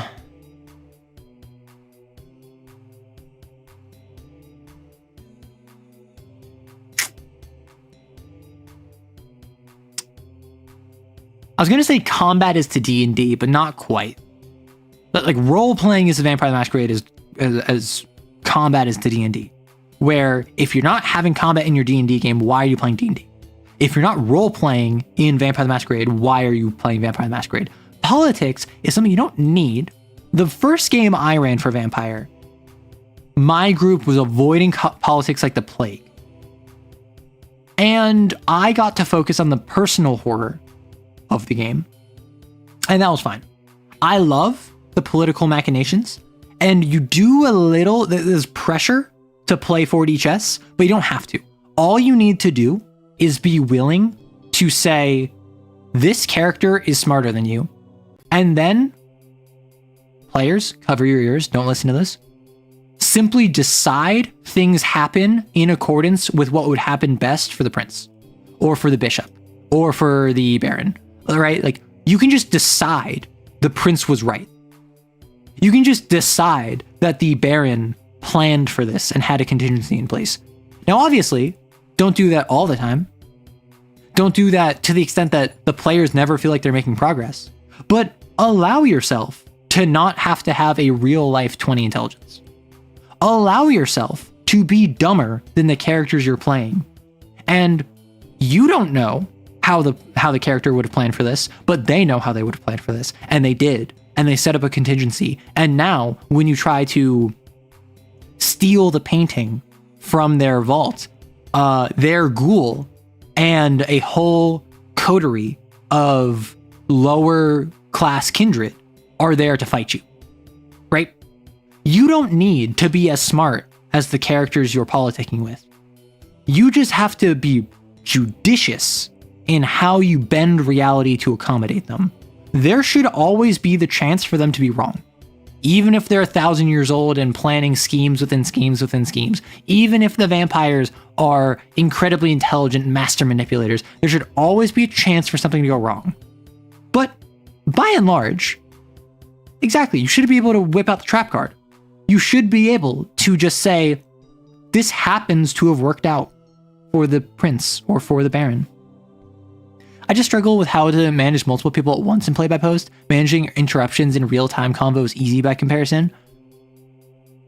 I mean, it's a little bit of just etiquette, and that's why you have a second channel. You have a second channel where if someone goes on this huge tirade about their ancient lineage, and then the person responding to them is talking about an actual response to the dialogue, but you have a question about that lineage, out of game. Second channel. Tag them, at them, be like, hey, what's the deal with that? My character would want to ask you about that. And then the other player might be like, oh, well, my thing would change the subject. Do you want to ask about that first? And then boom, it's just communication. That's why you have an out-of-game channel. It sucks seeing somebody play a game you know is good because I want to save it for myself to play, but I don't want the streamer to be discouraged from playing because of low views. That's the thing, is like I did get discouraged, but I also just continue playing because why not? I have avoided Persona 5 playthroughs because I knew I wanted to play it, and now I'm being able to play it on my off time. I've avoided Ultra Kill because I know I want to play it, and now I'm going to stream it. I've avoided Outer Wilds because I want to stream it at some point. I have games that I've avoided, and so I know the feeling. I'm a viewer just like you are, just not of my own content. Well, I suppose I have viewed more of my content than you probably have because I've had to edit my own content.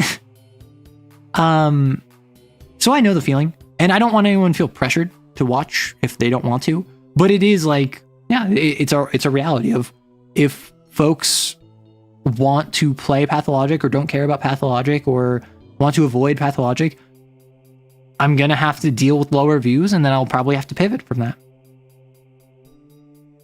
Dune with vampires sounds like it's very interesting to see. Is it like how easy it is to wargame in D&D? I guess tactical combat wargaming in D&D is the same as politicking in Vampire. I was in a debate of either going Cyberpunk but with vampires or Dune but with vampires. I don't know enough about Dune to contribute.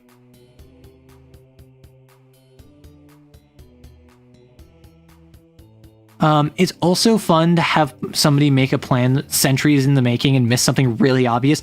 Well, the funniest thing is when I have a plan centuries in the making, and it relies upon the political structure of West Germany maintaining as it once was for like that's a little bit too short of a time frame. I have political machinations where I will take over Czechoslovakia.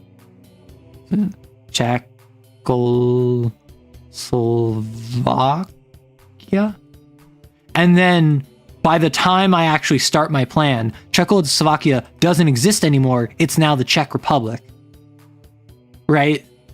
Or I'm like, I want to take over the crown of the British throne and get the jewels. And then someone else steals it first because I've been waiting for 300 years. Oh, I see. Thank you for the advice. The out of character chat? Yeah.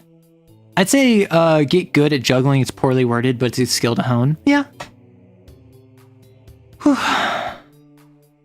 Jack is so good reading by modern standards. That's why I want to read it for stream. It's public domain. Plus, then you can run the Dracula dossier for Night's Black Agents, which is a great spy campaign. It's like, it's why I like the Emperor in 40k. He's implied to have been around for tens of thousands of years, saw tons of human history, and with that foresight, did all of the wrong options. Well, so, for someone that knows better than I do, is the Emperor shamans? Is the Emperor prehistory still? Because he used to be.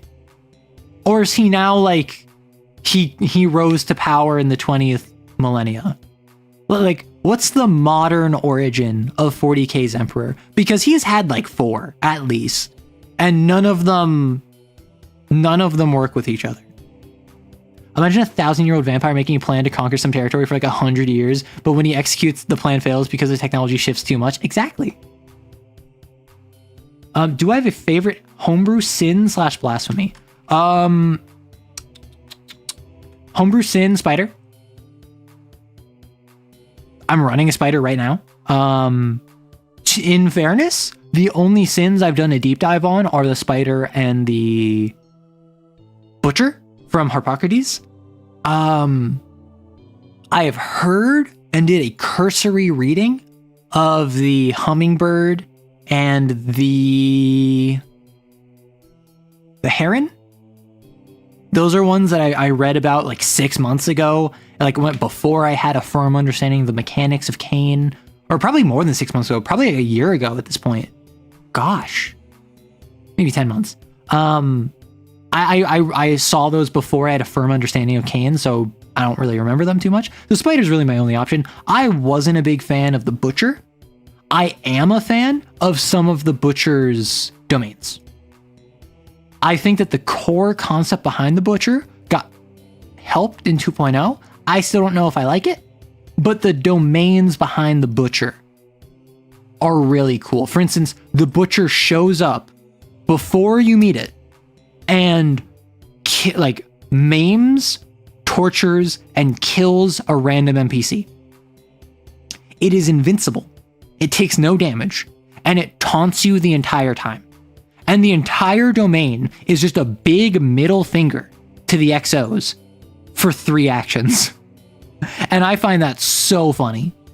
Or the one where one of the victims it was torturing had a nascent sin, and it developed a sin seed, and a sin forms from one of its victims. And so you now have to deal with a second, like, we already dealt with sin, what about second sin kind of deal. Or even better, an attempt to usurp the monarchy that works, but the monarchy has been reduced to a figurehead with no actual power. Exactly. The Emperor's backstory, I think, is best kept in a mystery. It's a horror monster, more interesting and fascinating when you don't know. Yes, but the issue is Games Workshop has given like 4 explanations. Origins are vague on purpose, supposed to be unknown to make it more mysterious. I personally subscribe to, it's actually a creation of Malkador. Creation of Malkador. Didn't Big E show up before Malkador by like thousands of years? Do Imagos in your game have a way to revert back to being exorcists? Given that an Imago literally just formed in my game, and my player has been known to sometimes watch my streams, I don't know if I should answer this. My answer is yes, but like my answer is yes, an Imago can be turned back because I think there should be a way. I think that way should suck, and I think that it should make you wish you just left them as an Imago and killed them, right? So I have a NPC that Imago'd. They're now a nascent idol. They're on their way to become a perfect idol, and they actually escaped. They're just gone, but possible but not feasible. Exactly. I like the idea of I don't like the idea of just saying no, never.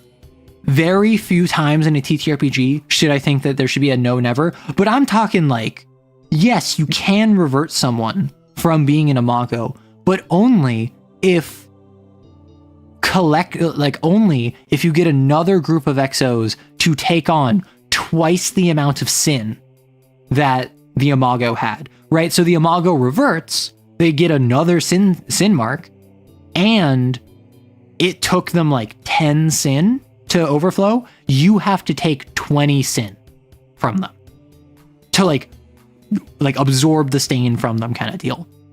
Or maybe it's literally just yeah, you can remove them from Imagoing, but someone else has to Imago, right? That being said, his ship is named after Alexander the Great's horse, Bucephalus. Is it? Interesting. A player trying to stream snipe campaign secrets is a funny concept. I mean, I talk about them pretty openly. I talk about my campaign secrets and what my plans are, and I mentioned the Eulogy of a Mangled God earlier, one of the domains the spider has. So I don't know if my player is going to see this, but they don't know that domain, and they're 1/ off from finding out. Law of equivalent exchange. That's what I'm thinking, but less equivalent exchange, more you have to pay a price. More you have to pay a devil's bargain.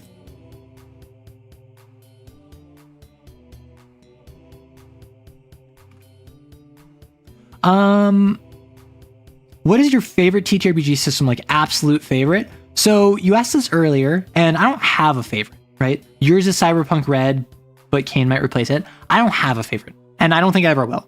I am someone where if you ever ask me for my favorite of anything, I will always give you a conditional answer. For instance, my favorite food is crab legs, but that's something I don't have regularly. Something that I would have with any degree of regularity would probably be a nice steak and or sushi.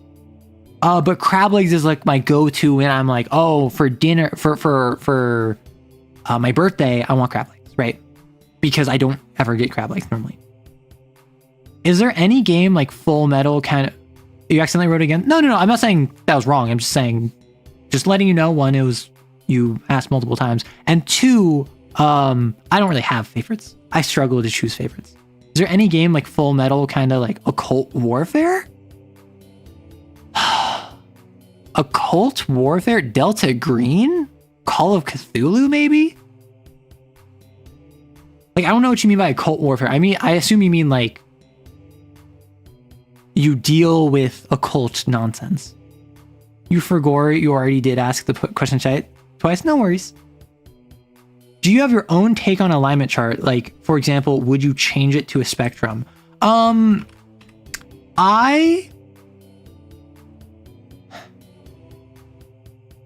my setting started as a D&D setting. So I actually built in alignment to my setting. However, I'm much more loose with alignment in my setting because I have angels, I have fae, I have devils, I have demons, and both my angels and my fae are celestials, which are positive aligned, positive energy, good aligned, you might say. Devils and demons are both fiends, and they're both evil aligned, you might say, negatively aligned. However, and then angels and devils are both lawful, fae and demons are both chaotic, and chaos being more so just kind of operating off of different laws, more like blue-orange morality, bow-tie bacon morality, rather than no laws. But I do have, and then anyone in the middle, like humans, elves, dwarves, orcs, they're not affected by alignment. Alignment doesn't materially affect humans in the same way that it does an angel. An angel, if it acts out of accordance with being lawful and good, will cease to be an angel, which is something that D&D does. Devils, if a devil acts good and is a good person, it ceases to be a devil because being lawful evil is the core of what a devil is. So I don't have alignment in the sense of like you're a good person, bad person, which means that when you die, your soul doesn't go to like the good plane or the bad plane and super heaven or super hell. What it does is it kind of returns to the primordial soup.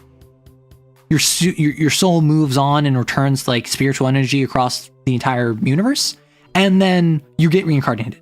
But it's less so you get reincarnated, and it's more so your energy gets added to the soup. And then when someone is born or a creature is created, the soup gets plopped down, and some of you is in that soup, in that dog. Some of you is in the soup, in that like tree. Some of you is in the soup, in that human. Some of you is in the soup of that dwarf. And then the dwarf dies, and now that dwarf gets returned to the soup. And the bit of you that was in them returns to the soup. But now it's also not just you, it's also them. So like it's constantly refurbishing old spiritual essence. And you might make a deal with an angel or a fae or a demon or a devil that your soul when you die goes to them or their plane. And that means that it doesn't go to the soup. And it means once it goes there, it stays there. So you might become a devil or an angel or a fae or a demon. And when you die, your soul scatters and returns to the fae soup or the demon soup or the angel soup. And suddenly you see a problem. In my world, there is many vast quantities of the primordial soup, of the spiritual essence that all things return to in time.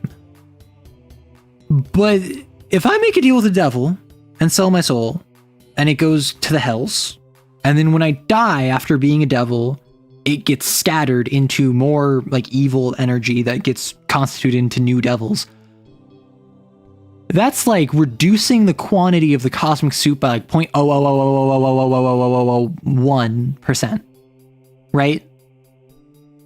If 10 billion people over the course of the history of the universe all sell their soul in different ways, that's going to be reduced and reduced and reduced and reduced until eventually there is appreciable difference in how much of the cosmic soup is left. I make my own alignments for players for a fighting game TTRPG called Cautiousness, Boldness, Analytics, and Instinctive. That sounds more like personalities and alignments, like archetypes. It goes on a spectrum. Interesting, so it's a big cycle of life and death? Exactly. And to me, moderation and cycles is very important, just to myself. So the very bottom of the hells and the abyss is tied to the very top of the heavens and the wildlands. So it's all one giant connective point that all runs circular. But there is a very real scarcity problem that angels and devils and demons and fae won't have to deal with for probably hundreds of thousands of years. But this is one of my favorite bits of lore in my world. Angels recognize this. Devils recognize this. And so they have worked together to enforce with their joint law limits on soul transfers. And angels and devils simultaneously will come after you if you're like a demon stealing people's souls, if you're a fae capturing people and whisking them away, they have to do it willingly. Because without this cycle of offering souls and bringing them to these other planes, there will be no fae at some point. There's the same scarcity problem. There's a finite amount of the universe. However, if the fae are just stealing people, we're going to run out of cosmic soup so much faster. So angels and devils have imposed that it has to be willing. And so in my world, if a devil tries to trick you into selling your soul, they have to do so in such a way where you are aware of the consequences of selling your soul. Same with demons, same with fae, same with angels. If angels want to quote unquote ascend you up to heaven to become an angel and fight forever, they have to like get your permission to ascend you.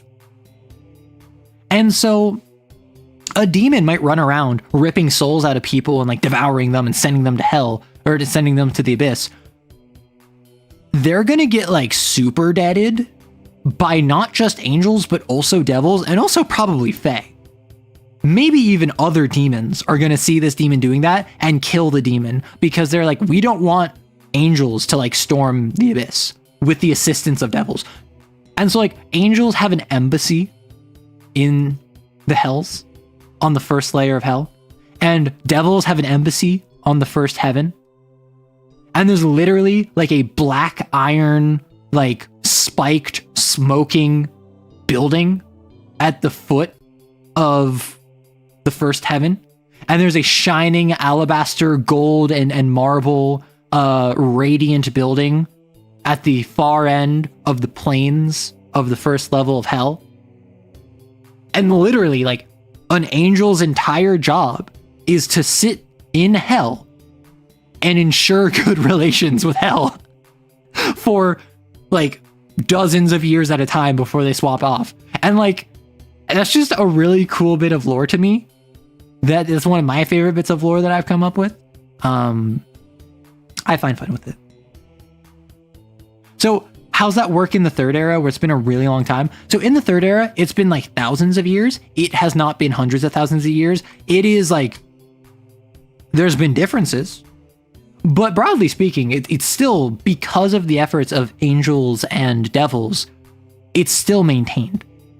There is still like a equilibrium, and devils and angels will literally meet up and be like, okay, so we're looking at our quarterly report, and we see that there was actually like an uptick of 12% in devil deals.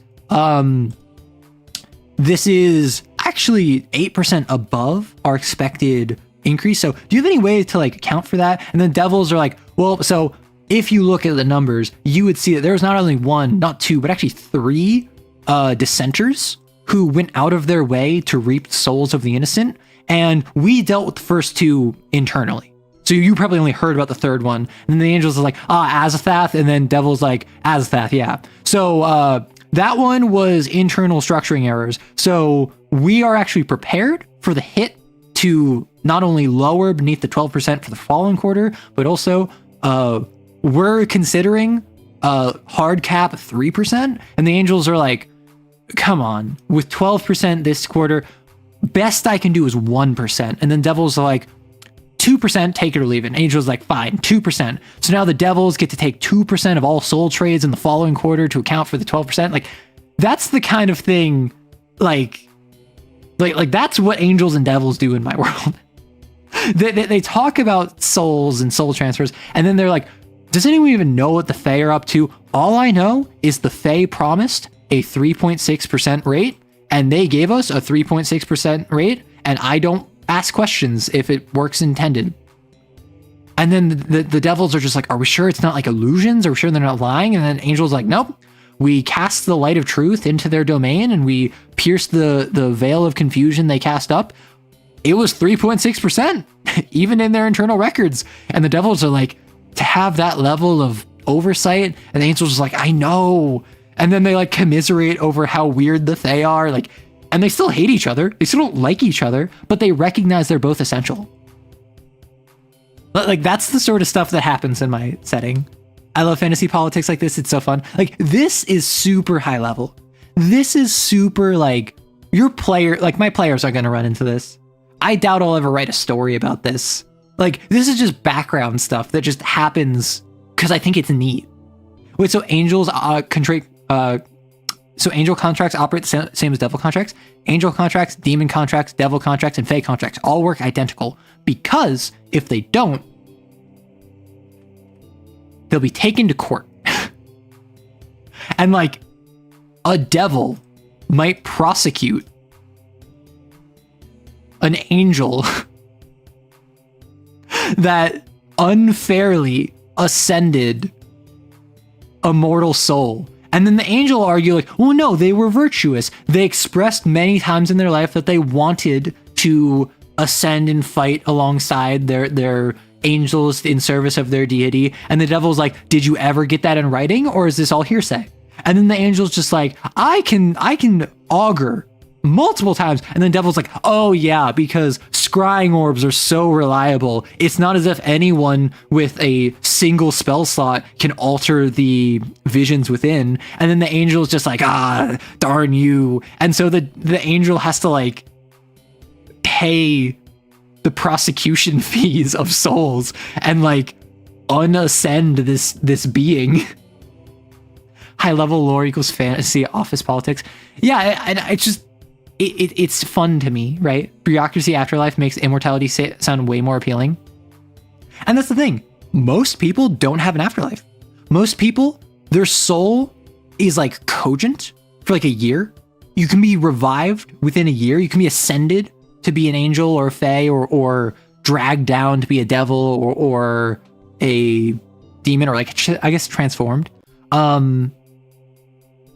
Within this year. After that year, you are so soup, you are unrecoverable. Does unascension equals hell? Hell or the abyss.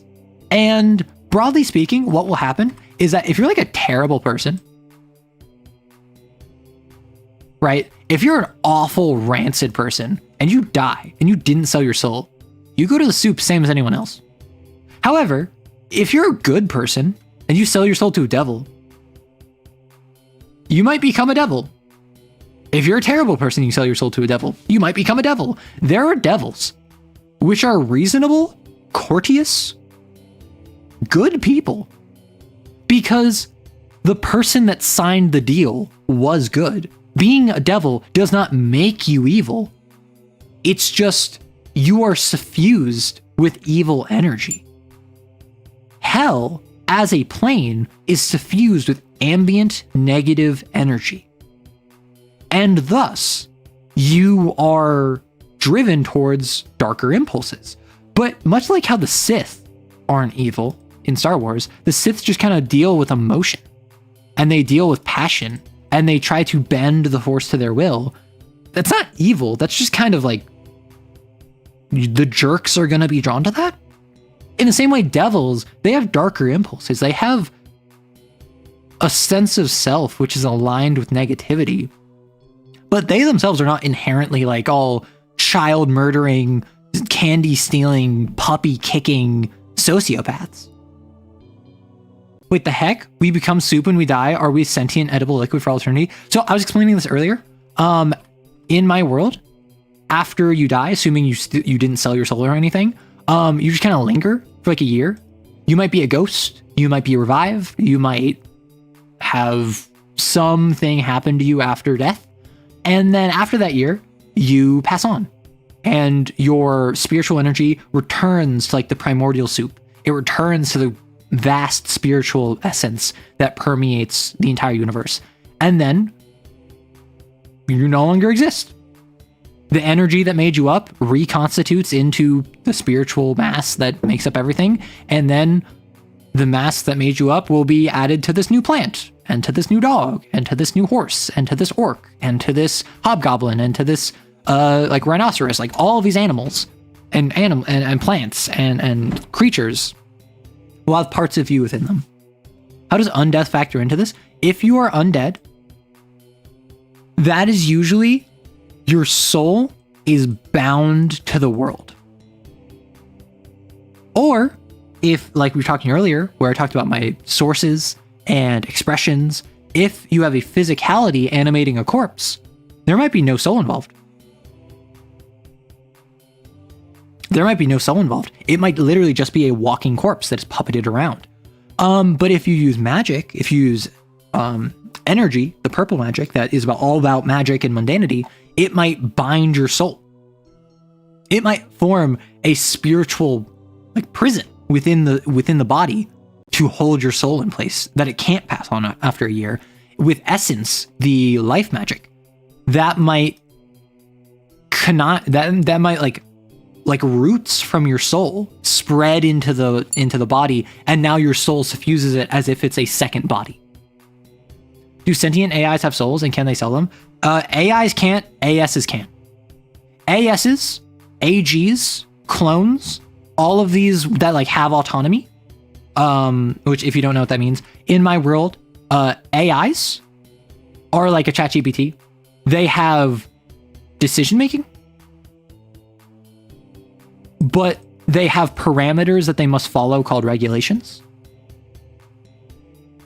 And they have directives. And these two things they cannot deviate from. It's not just fight against your programming. No, it is literally not inside their programming to deviate from their regulations or directives. And then ASs, or artificial sentience, are effectively just metal people.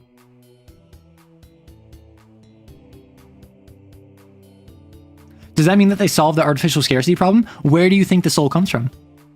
From that same soup, from that same primordial essence. It is, instead of being put into a dog or a human or a dwarf, it's put into a robot body. Instead of being put into a tree, it is put into, instead of being put into something made of metal and flesh, it is put into something made, instead of put in something made of blood and flesh, it is put into something made of silicon and metal. Which means ASs actually expedite the scarcity problem because it's drawing from the same well, but ASs will last longer.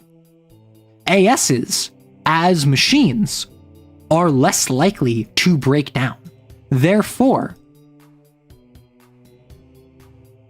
they will live longer, meaning there's less return to the soup. Now, that is a minor increase. That is increases the expediency by 1 or 2%, but it's still a percentage increase. So hypothetically, if you made enough ASs, you could make birth rates stop entirely. Yes, but that would be such an unfeasible amount of ASs that it would take over the entire surface of the planet and then some, and there would still be more spiritual essence left. Because remember, spiritual essence isn't just people. It's also every blade of grass, every ant, every microbacteria, perhaps, unclear. Every single thing that is living, breathing, and some things that don't breathe, like ASs, have spiritual essence within them. So it's not just a matter of there's enough for 10 billion people at any one time. No, it's way more than that. Yeah, but theoretically, if you make a nanobot greywash swarm of ASs and set it loose, you could starve out the spiritual supply of the universe. I don't know how small you can make a nanobot. I am not the one that invented them. Does cognition spontaneously create a soul? No. So I would say that AIs, artificial intelligences, are cognitive. They have cognition. Similarly, a blade of grass does not. A blade of grass still has spiritual energy within it. Does it have a soul? Probably not. However, AIs don't have any spiritual essence within them. They don't need that. They don't have a soul. They don't have any spiritual essence within them. They are lines of code following parameters and making decisions.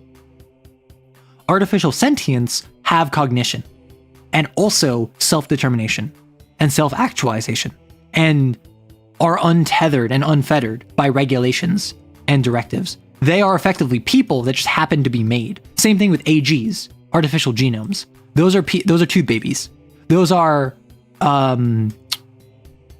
a person grown from scratch with wholly original genetic material. No donor, no parents, no nothing. Literally just artificially constructed synthetic genome applied to like stem cells. Similarly, they have a soul. They have cognition. They have spiritual energy within them. They are not any less sapient than a normal born person. Designer baby, you know it. What's the worry? So the soup runs out for a bit. Big whoop. Where's the soul located, if at all? And at one point, does AS become a different person through Ship of Theseus? So the soul in my setting, there's something called arcane gates, which are basically like my settings versions of like chakras. You have one on each foot. You have one on the back of each knee. You have one on the stomach. You have one on the heart, palms of the hands, throat, I think mouth, forehead. And I can literally look this up. I actually have it open. What am I talking about? I have it open from when we were talking about the sources earlier. So it is soles of feet, backs of knees, lower abdomen. So like down here, stomach, heart, palms, chin, brain/forehead. So no throat. And the mouth is actually chin. So slightly incorrect. And each of these is associated with something. And the soul is basically, it's weird. Like, souls are not discrete things in my setting. Souls are, remember earlier I talked about arcane magic drawing from the wellspring within you? These arcane gates are points where this magic coalesces, and it runs throughout your body between these gates. And so your soul can best be described as the mana within you, right? Your soul is effectively everything put together within you. And I'm just reading my notes because I wrote this like 5 years ago. All of the gates, so the spine, and basically this is considered the soul line, and this connection is considered your soul. These gates, the forehead / the brain, the chin, the heart, the stomach, and the lower abdomen is considered to be your soul. That is why if you lose a limb, you aren't considered to have like lost part of your soul or whatever. The different arcane gates on your hands and on your feet and on the backs of your knees relate to how you interface with the world. These on the soul line, basically on your spine plus the heart, are what is thought to be you. Is thought to be your soul. Is thought to be who you are and like the essence that lingers afterwards. Is that true? Who knows?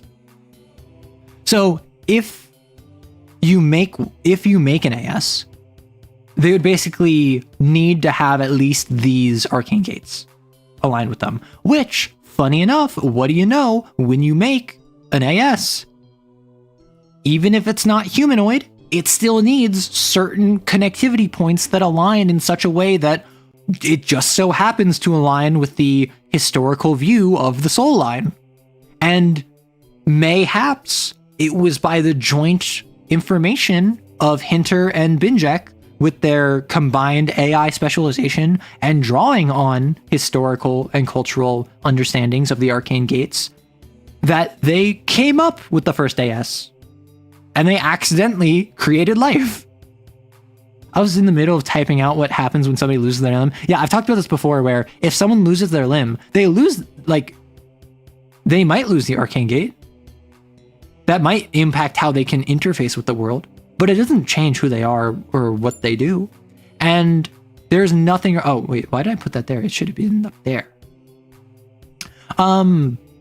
It's something where like you might have a harder time interfacing with the world if you lose an arm. because your arm interfaces with how you assert yourself on the world. It's something to understand about the arcane gates is that they are like 50% actual real, like related to magic, and they're like 50% entirely just like metaphysical. So for instance, if you lose your left hand, the hands are considered, or the palms are considered your extensions, and they're responsible for control and affecting change. They're how you assert yourself on the world. Your left extension, the one on your left palm, represents affecting others, other sentients, other creatures, other people. The right represents control. Effectively, the world, non-other creatures. So if you lose your left hand, magically, you might have more difficulty affecting other people because you don't have a hand. Like it's kind of just like intuitive at that point. Is it because of the spiritual connotation, or is it because you are casting a spell with one fewer hand? But metaphysically, spiritually, if you talk to like an astrologist kind of deal, they'll say, oh, after losing your hand, you've really found it difficult to impress your desires upon others and advocate for yourself, haven't you? And then you're like, yeah, I have. It's been super difficult. And they're like, that's because you've lost access to your extension. Luckily, the extension is not the physical form. The extension is part of you and is able to be reconnected once again. You simply have to divorce yourself from the perception that you are your body. You are more than your body. You are the spirit within the body piloting it. And so you would have to go through like this journey of discovering that you are more than your body. You are more than just the meat that you are possessing. And you may be able to reconstitute and regain use of the extension on your left hand. Now, that doesn't get you back your hand. You don't like get a magic hand, but it might get to the point where you no longer have to worry about affecting others because spiritually, or maybe psychologically, unclear, it works. The thing I want to know about the AI is how loopholes work with jailbreaking or logic or etymological loopholes that let it bypass the rules it's given. So the reason I brought all this up and the reason I've been talking about this all stream is because I did a thing that I shouldn't have done, but I did anyway. So I'm working on TTRPG, right? Stone Age civilization, you're creatures, you evolve to try and beat magic that is fading from the world. And so I, despite working on that, got in the mood to make another TTRPG. So I made one where you play as AI in my world for the company Syncotech. And so I started another TTRPG. This one's smaller. This one's almost done. This one, I'm not going to put a lot of time and effort into it. I'm going to just finish it up. I'm going to release it, and it's going to be fun. So, AI, in the game, you have regulations that every synthetic, both you and NPCs, have to work around. Regulations might be, no synthetic shall ever harm an organic. That's something you just can't do. If you try to take an action that would lead to harm of an organic, you just physically can't do it. The GM will tell you no. However, regulations are often going to be more like, you are obligated to apprehend and detain any criminal you come across. And you might have a second regulation that is, you are forbidden from harming a government official, military personnel, or law enforcement. So what happens if you see a criminal who happens to be a politician? They're embezzling funds. You are obligated to apprehend them. You are also obligated to not harm them. So you might be able to non-harmfully grab them, but what if you grab them and they say ow, ooh, ah, and they play it up like a soccer player?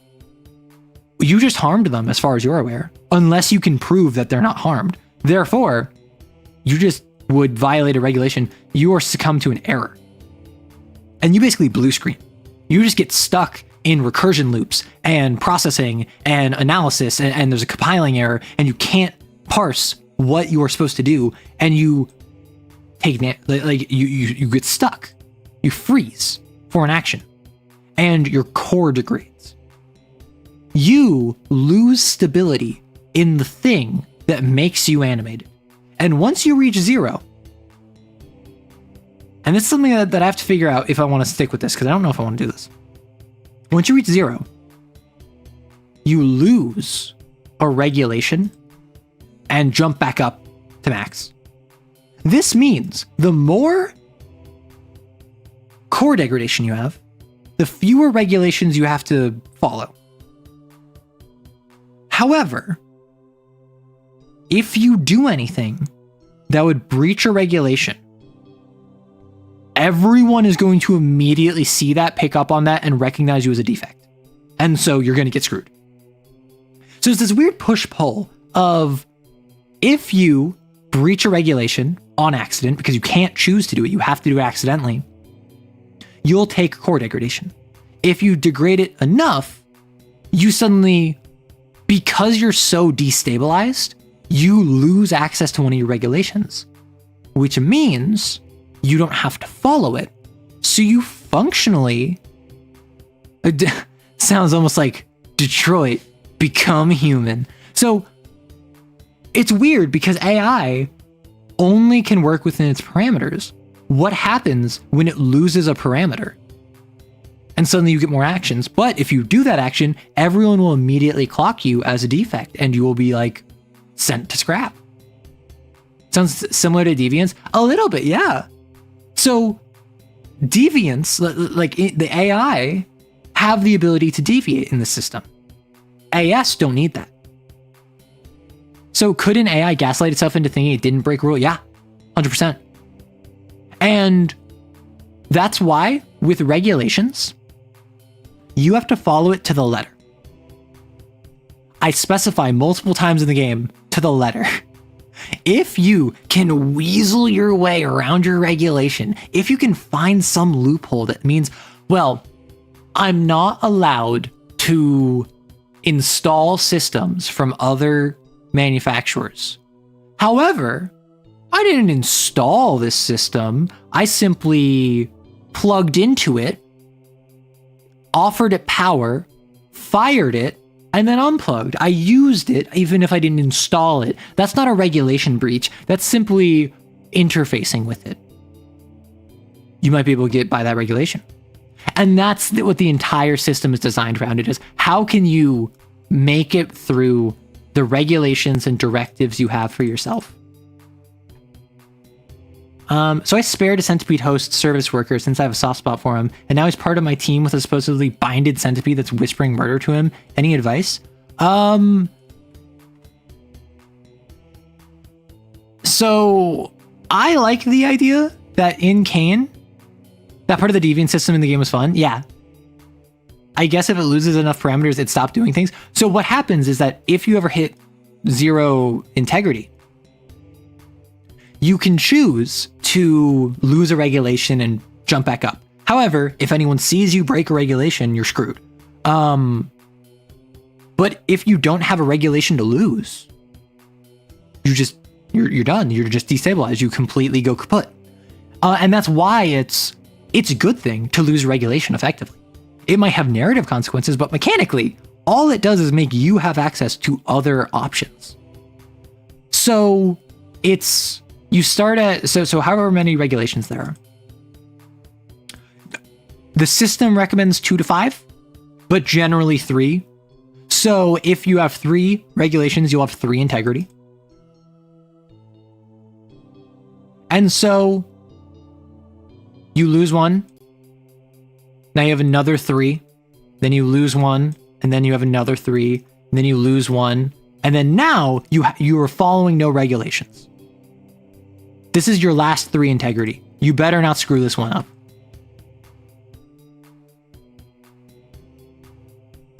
I'm proposing purposely blue screening AIs to expand my killer robot army.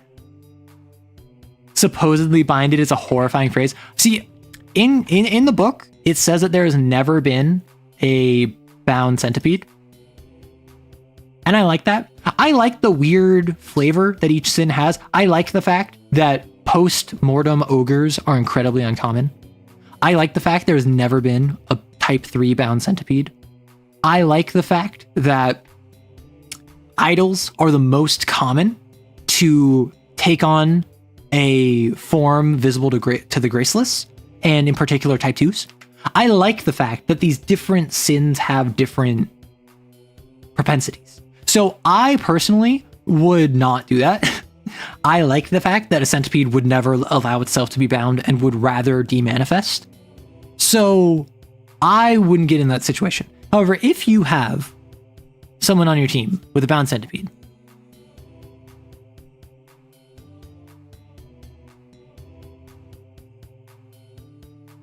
bond with fortitude,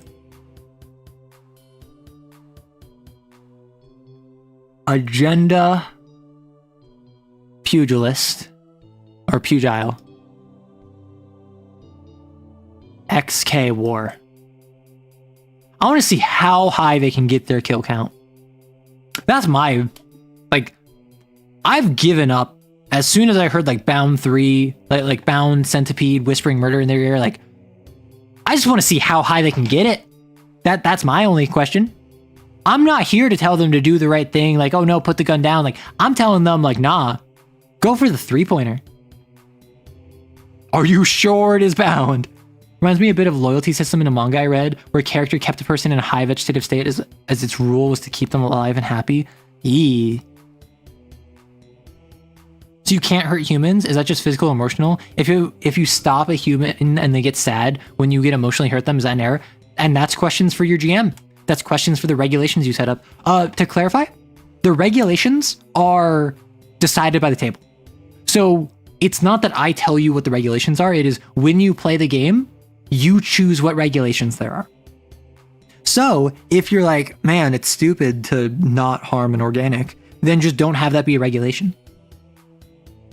Right? However, the interesting thing is NPCs. NPC synthetics also follow the same regulations. So if you have a rule where it's synthetics may not use firearms, then guess what you're not going to be fighting against? Robots with firearms. You're not going to be fighting AI with firearms. You're going to be fighting synthetics who are entirely melee oriented. So it's going to be like a weird situation where the best equipped like enemies are going to be humans. So you don't have firearms. Like you have like knives and wrenches and batons, and you're just beating on each other. And the humans are firing at you with like semi-automatics. The dude has like 1 week of cane training. I believe in him. He can get that up into the triple digits within a week. Could cane translate into a video? If so, into a video game, what kind of game would you want it to be?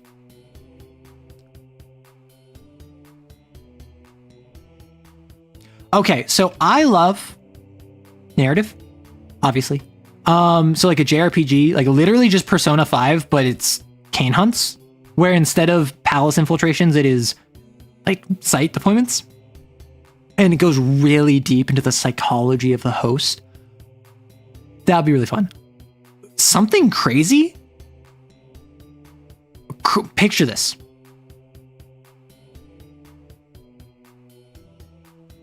Roguelike, where each sin type has like random dice on its appearance and what type it is, and if it's postmortem or whatever, and it's a Hades, or not even a Hades style, but just a roguelike or a roguelite, probably roguelike, where every run is a procedurally generated sin, and you have trauma questions that are set up. And this would probably focus more on the combat side of things than on the investigation, because how compelling could you make a roguelike investigation game? But the idea of every single run, it is you roll the dice on what sin you're going to fight, and then you go and fight the sin, and it's like a hound, and it gets randomly determined domains that impact its appearance, and so you have to go search after it. Darkest Dungeon meets Hades with light novel elements. See, I'm trying to think what would be feasible. And I do think like a Darkest Dungeon personnel management system. I don't know what I'm thinking, like a third person over the shoulder action beat 'em up, which I know is not Kane, but also it'll be so much fun. Like a God of War style, like over the shoulder, like, or like top down kind of deal where you're fighting things that are significantly larger than you. Dragon's Dogma, another DD game.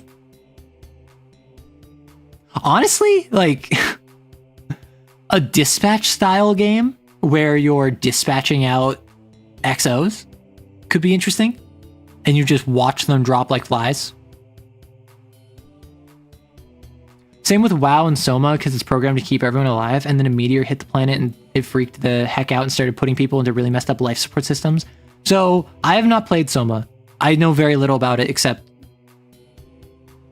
No, I was thinking Signalis, Lesbian Robots. Yeah, Soma is the one with the coin flip, right? No spoilers, please. Kane, but you're playing as the leadership. Yeah, like you're a dispatcher. Have you ever tried to make a homebrew system even just to play with friends? Yes, I'm actually currently making... I've made a couple. I have an itch page that I have not updated in a while. I made one which was about playing Greek heroes. I made a video one time where I just had the idea for muscle wizards, where it's the idea of you roll dice to cast literally any spell you want, but if it has to do with physicality, like punching, or like a falcon kick, or flying up in the air and slamming down and crushing the ground, like that gives you extra dice. So it's really hard to cast spells unless they're related to being a muscle wizard and casting fist.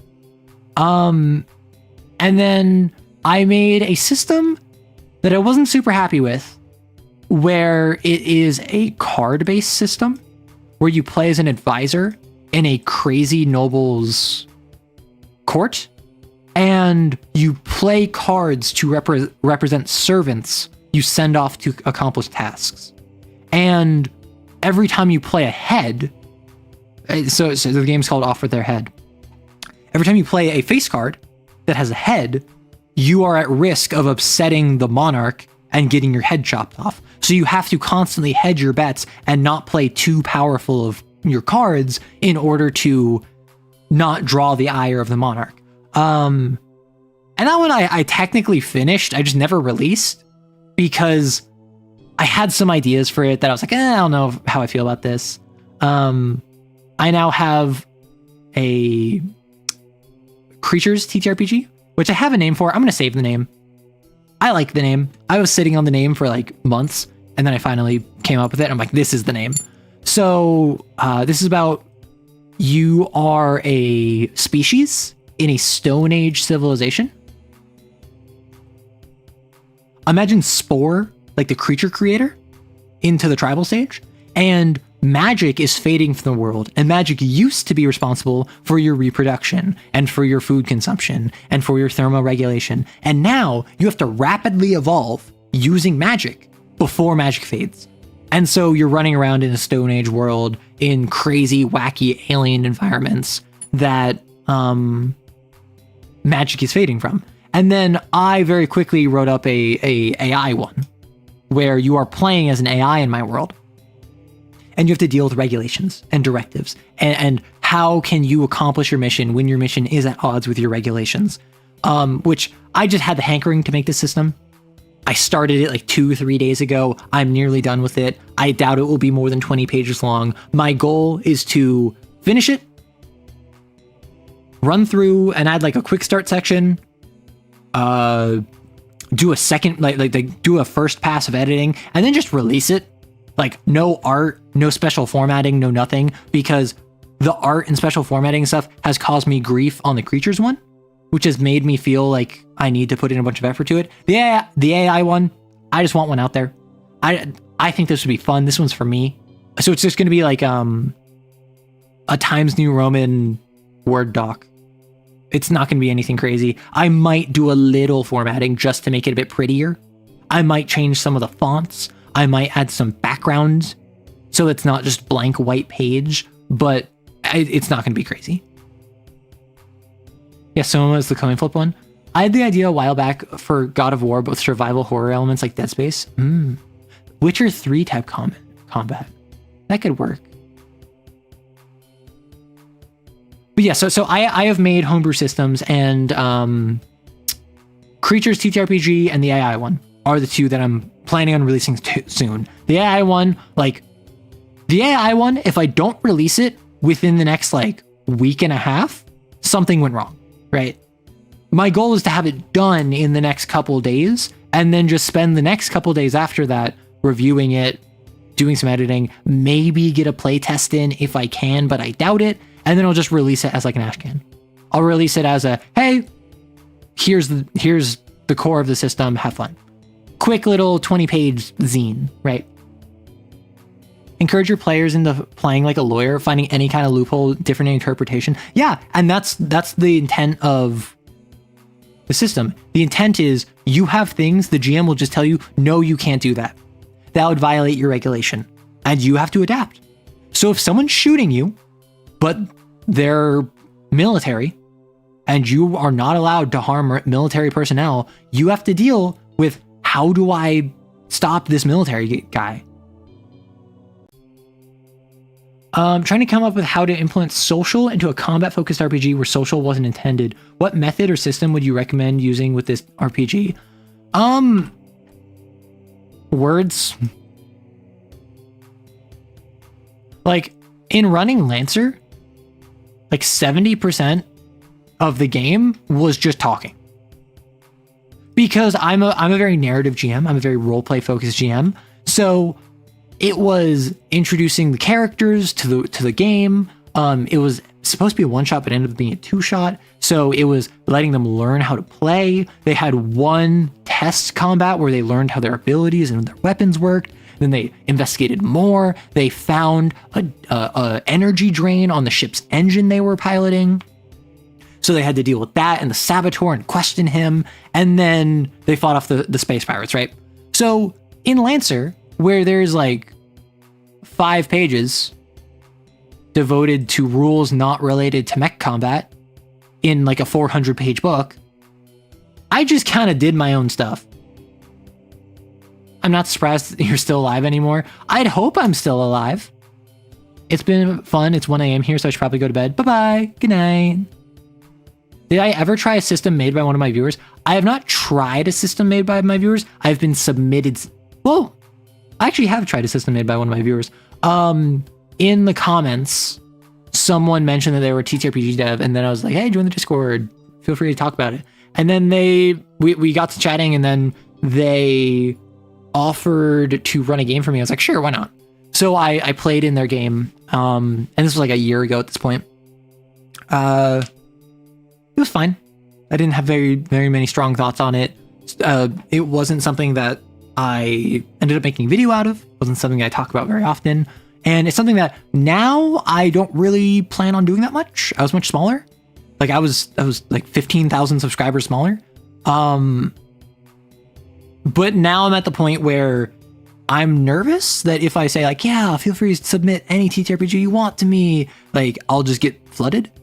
And I'll feel obligated to at the very least give all of them time of day. But I've had people reach out hey, can you review my stuff? Can you do a once-over? Would you be willing to talk about this on stream? And my response is almost always no promises. Feel free to send it over. I'd love to give it a look, but I can't commit to anything because I want to support indie TTRPGs. Soma was in coin flip. So please no Soma spoilers. All I know about it is that there's some coin flip at the end. So don't elaborate because I plan on playing it at some point. But yeah, so narrative in a social and a non-social RPG. Just talk, right? You don't need complex rules. If anything, take the take the social, just talk. If there's ambiguity, I don't know if they're going to be convinced or not, just say they're convinced. you don't even need to roll. Why? Because it's usually more interesting if things go the player's way, because then when things don't go their way, it's shocking. It's crazy. If they're asking for a piece of information and there's no like investigation roll in the system, don't make them roll investigation, just give them the information. If they're talking to someone and they're trying to seduce them, and there's no seduction roll, just let them seduce them. Unless the character would not be interested, in which case don't let them seduce them. Like, just make decisions like you're telling a story.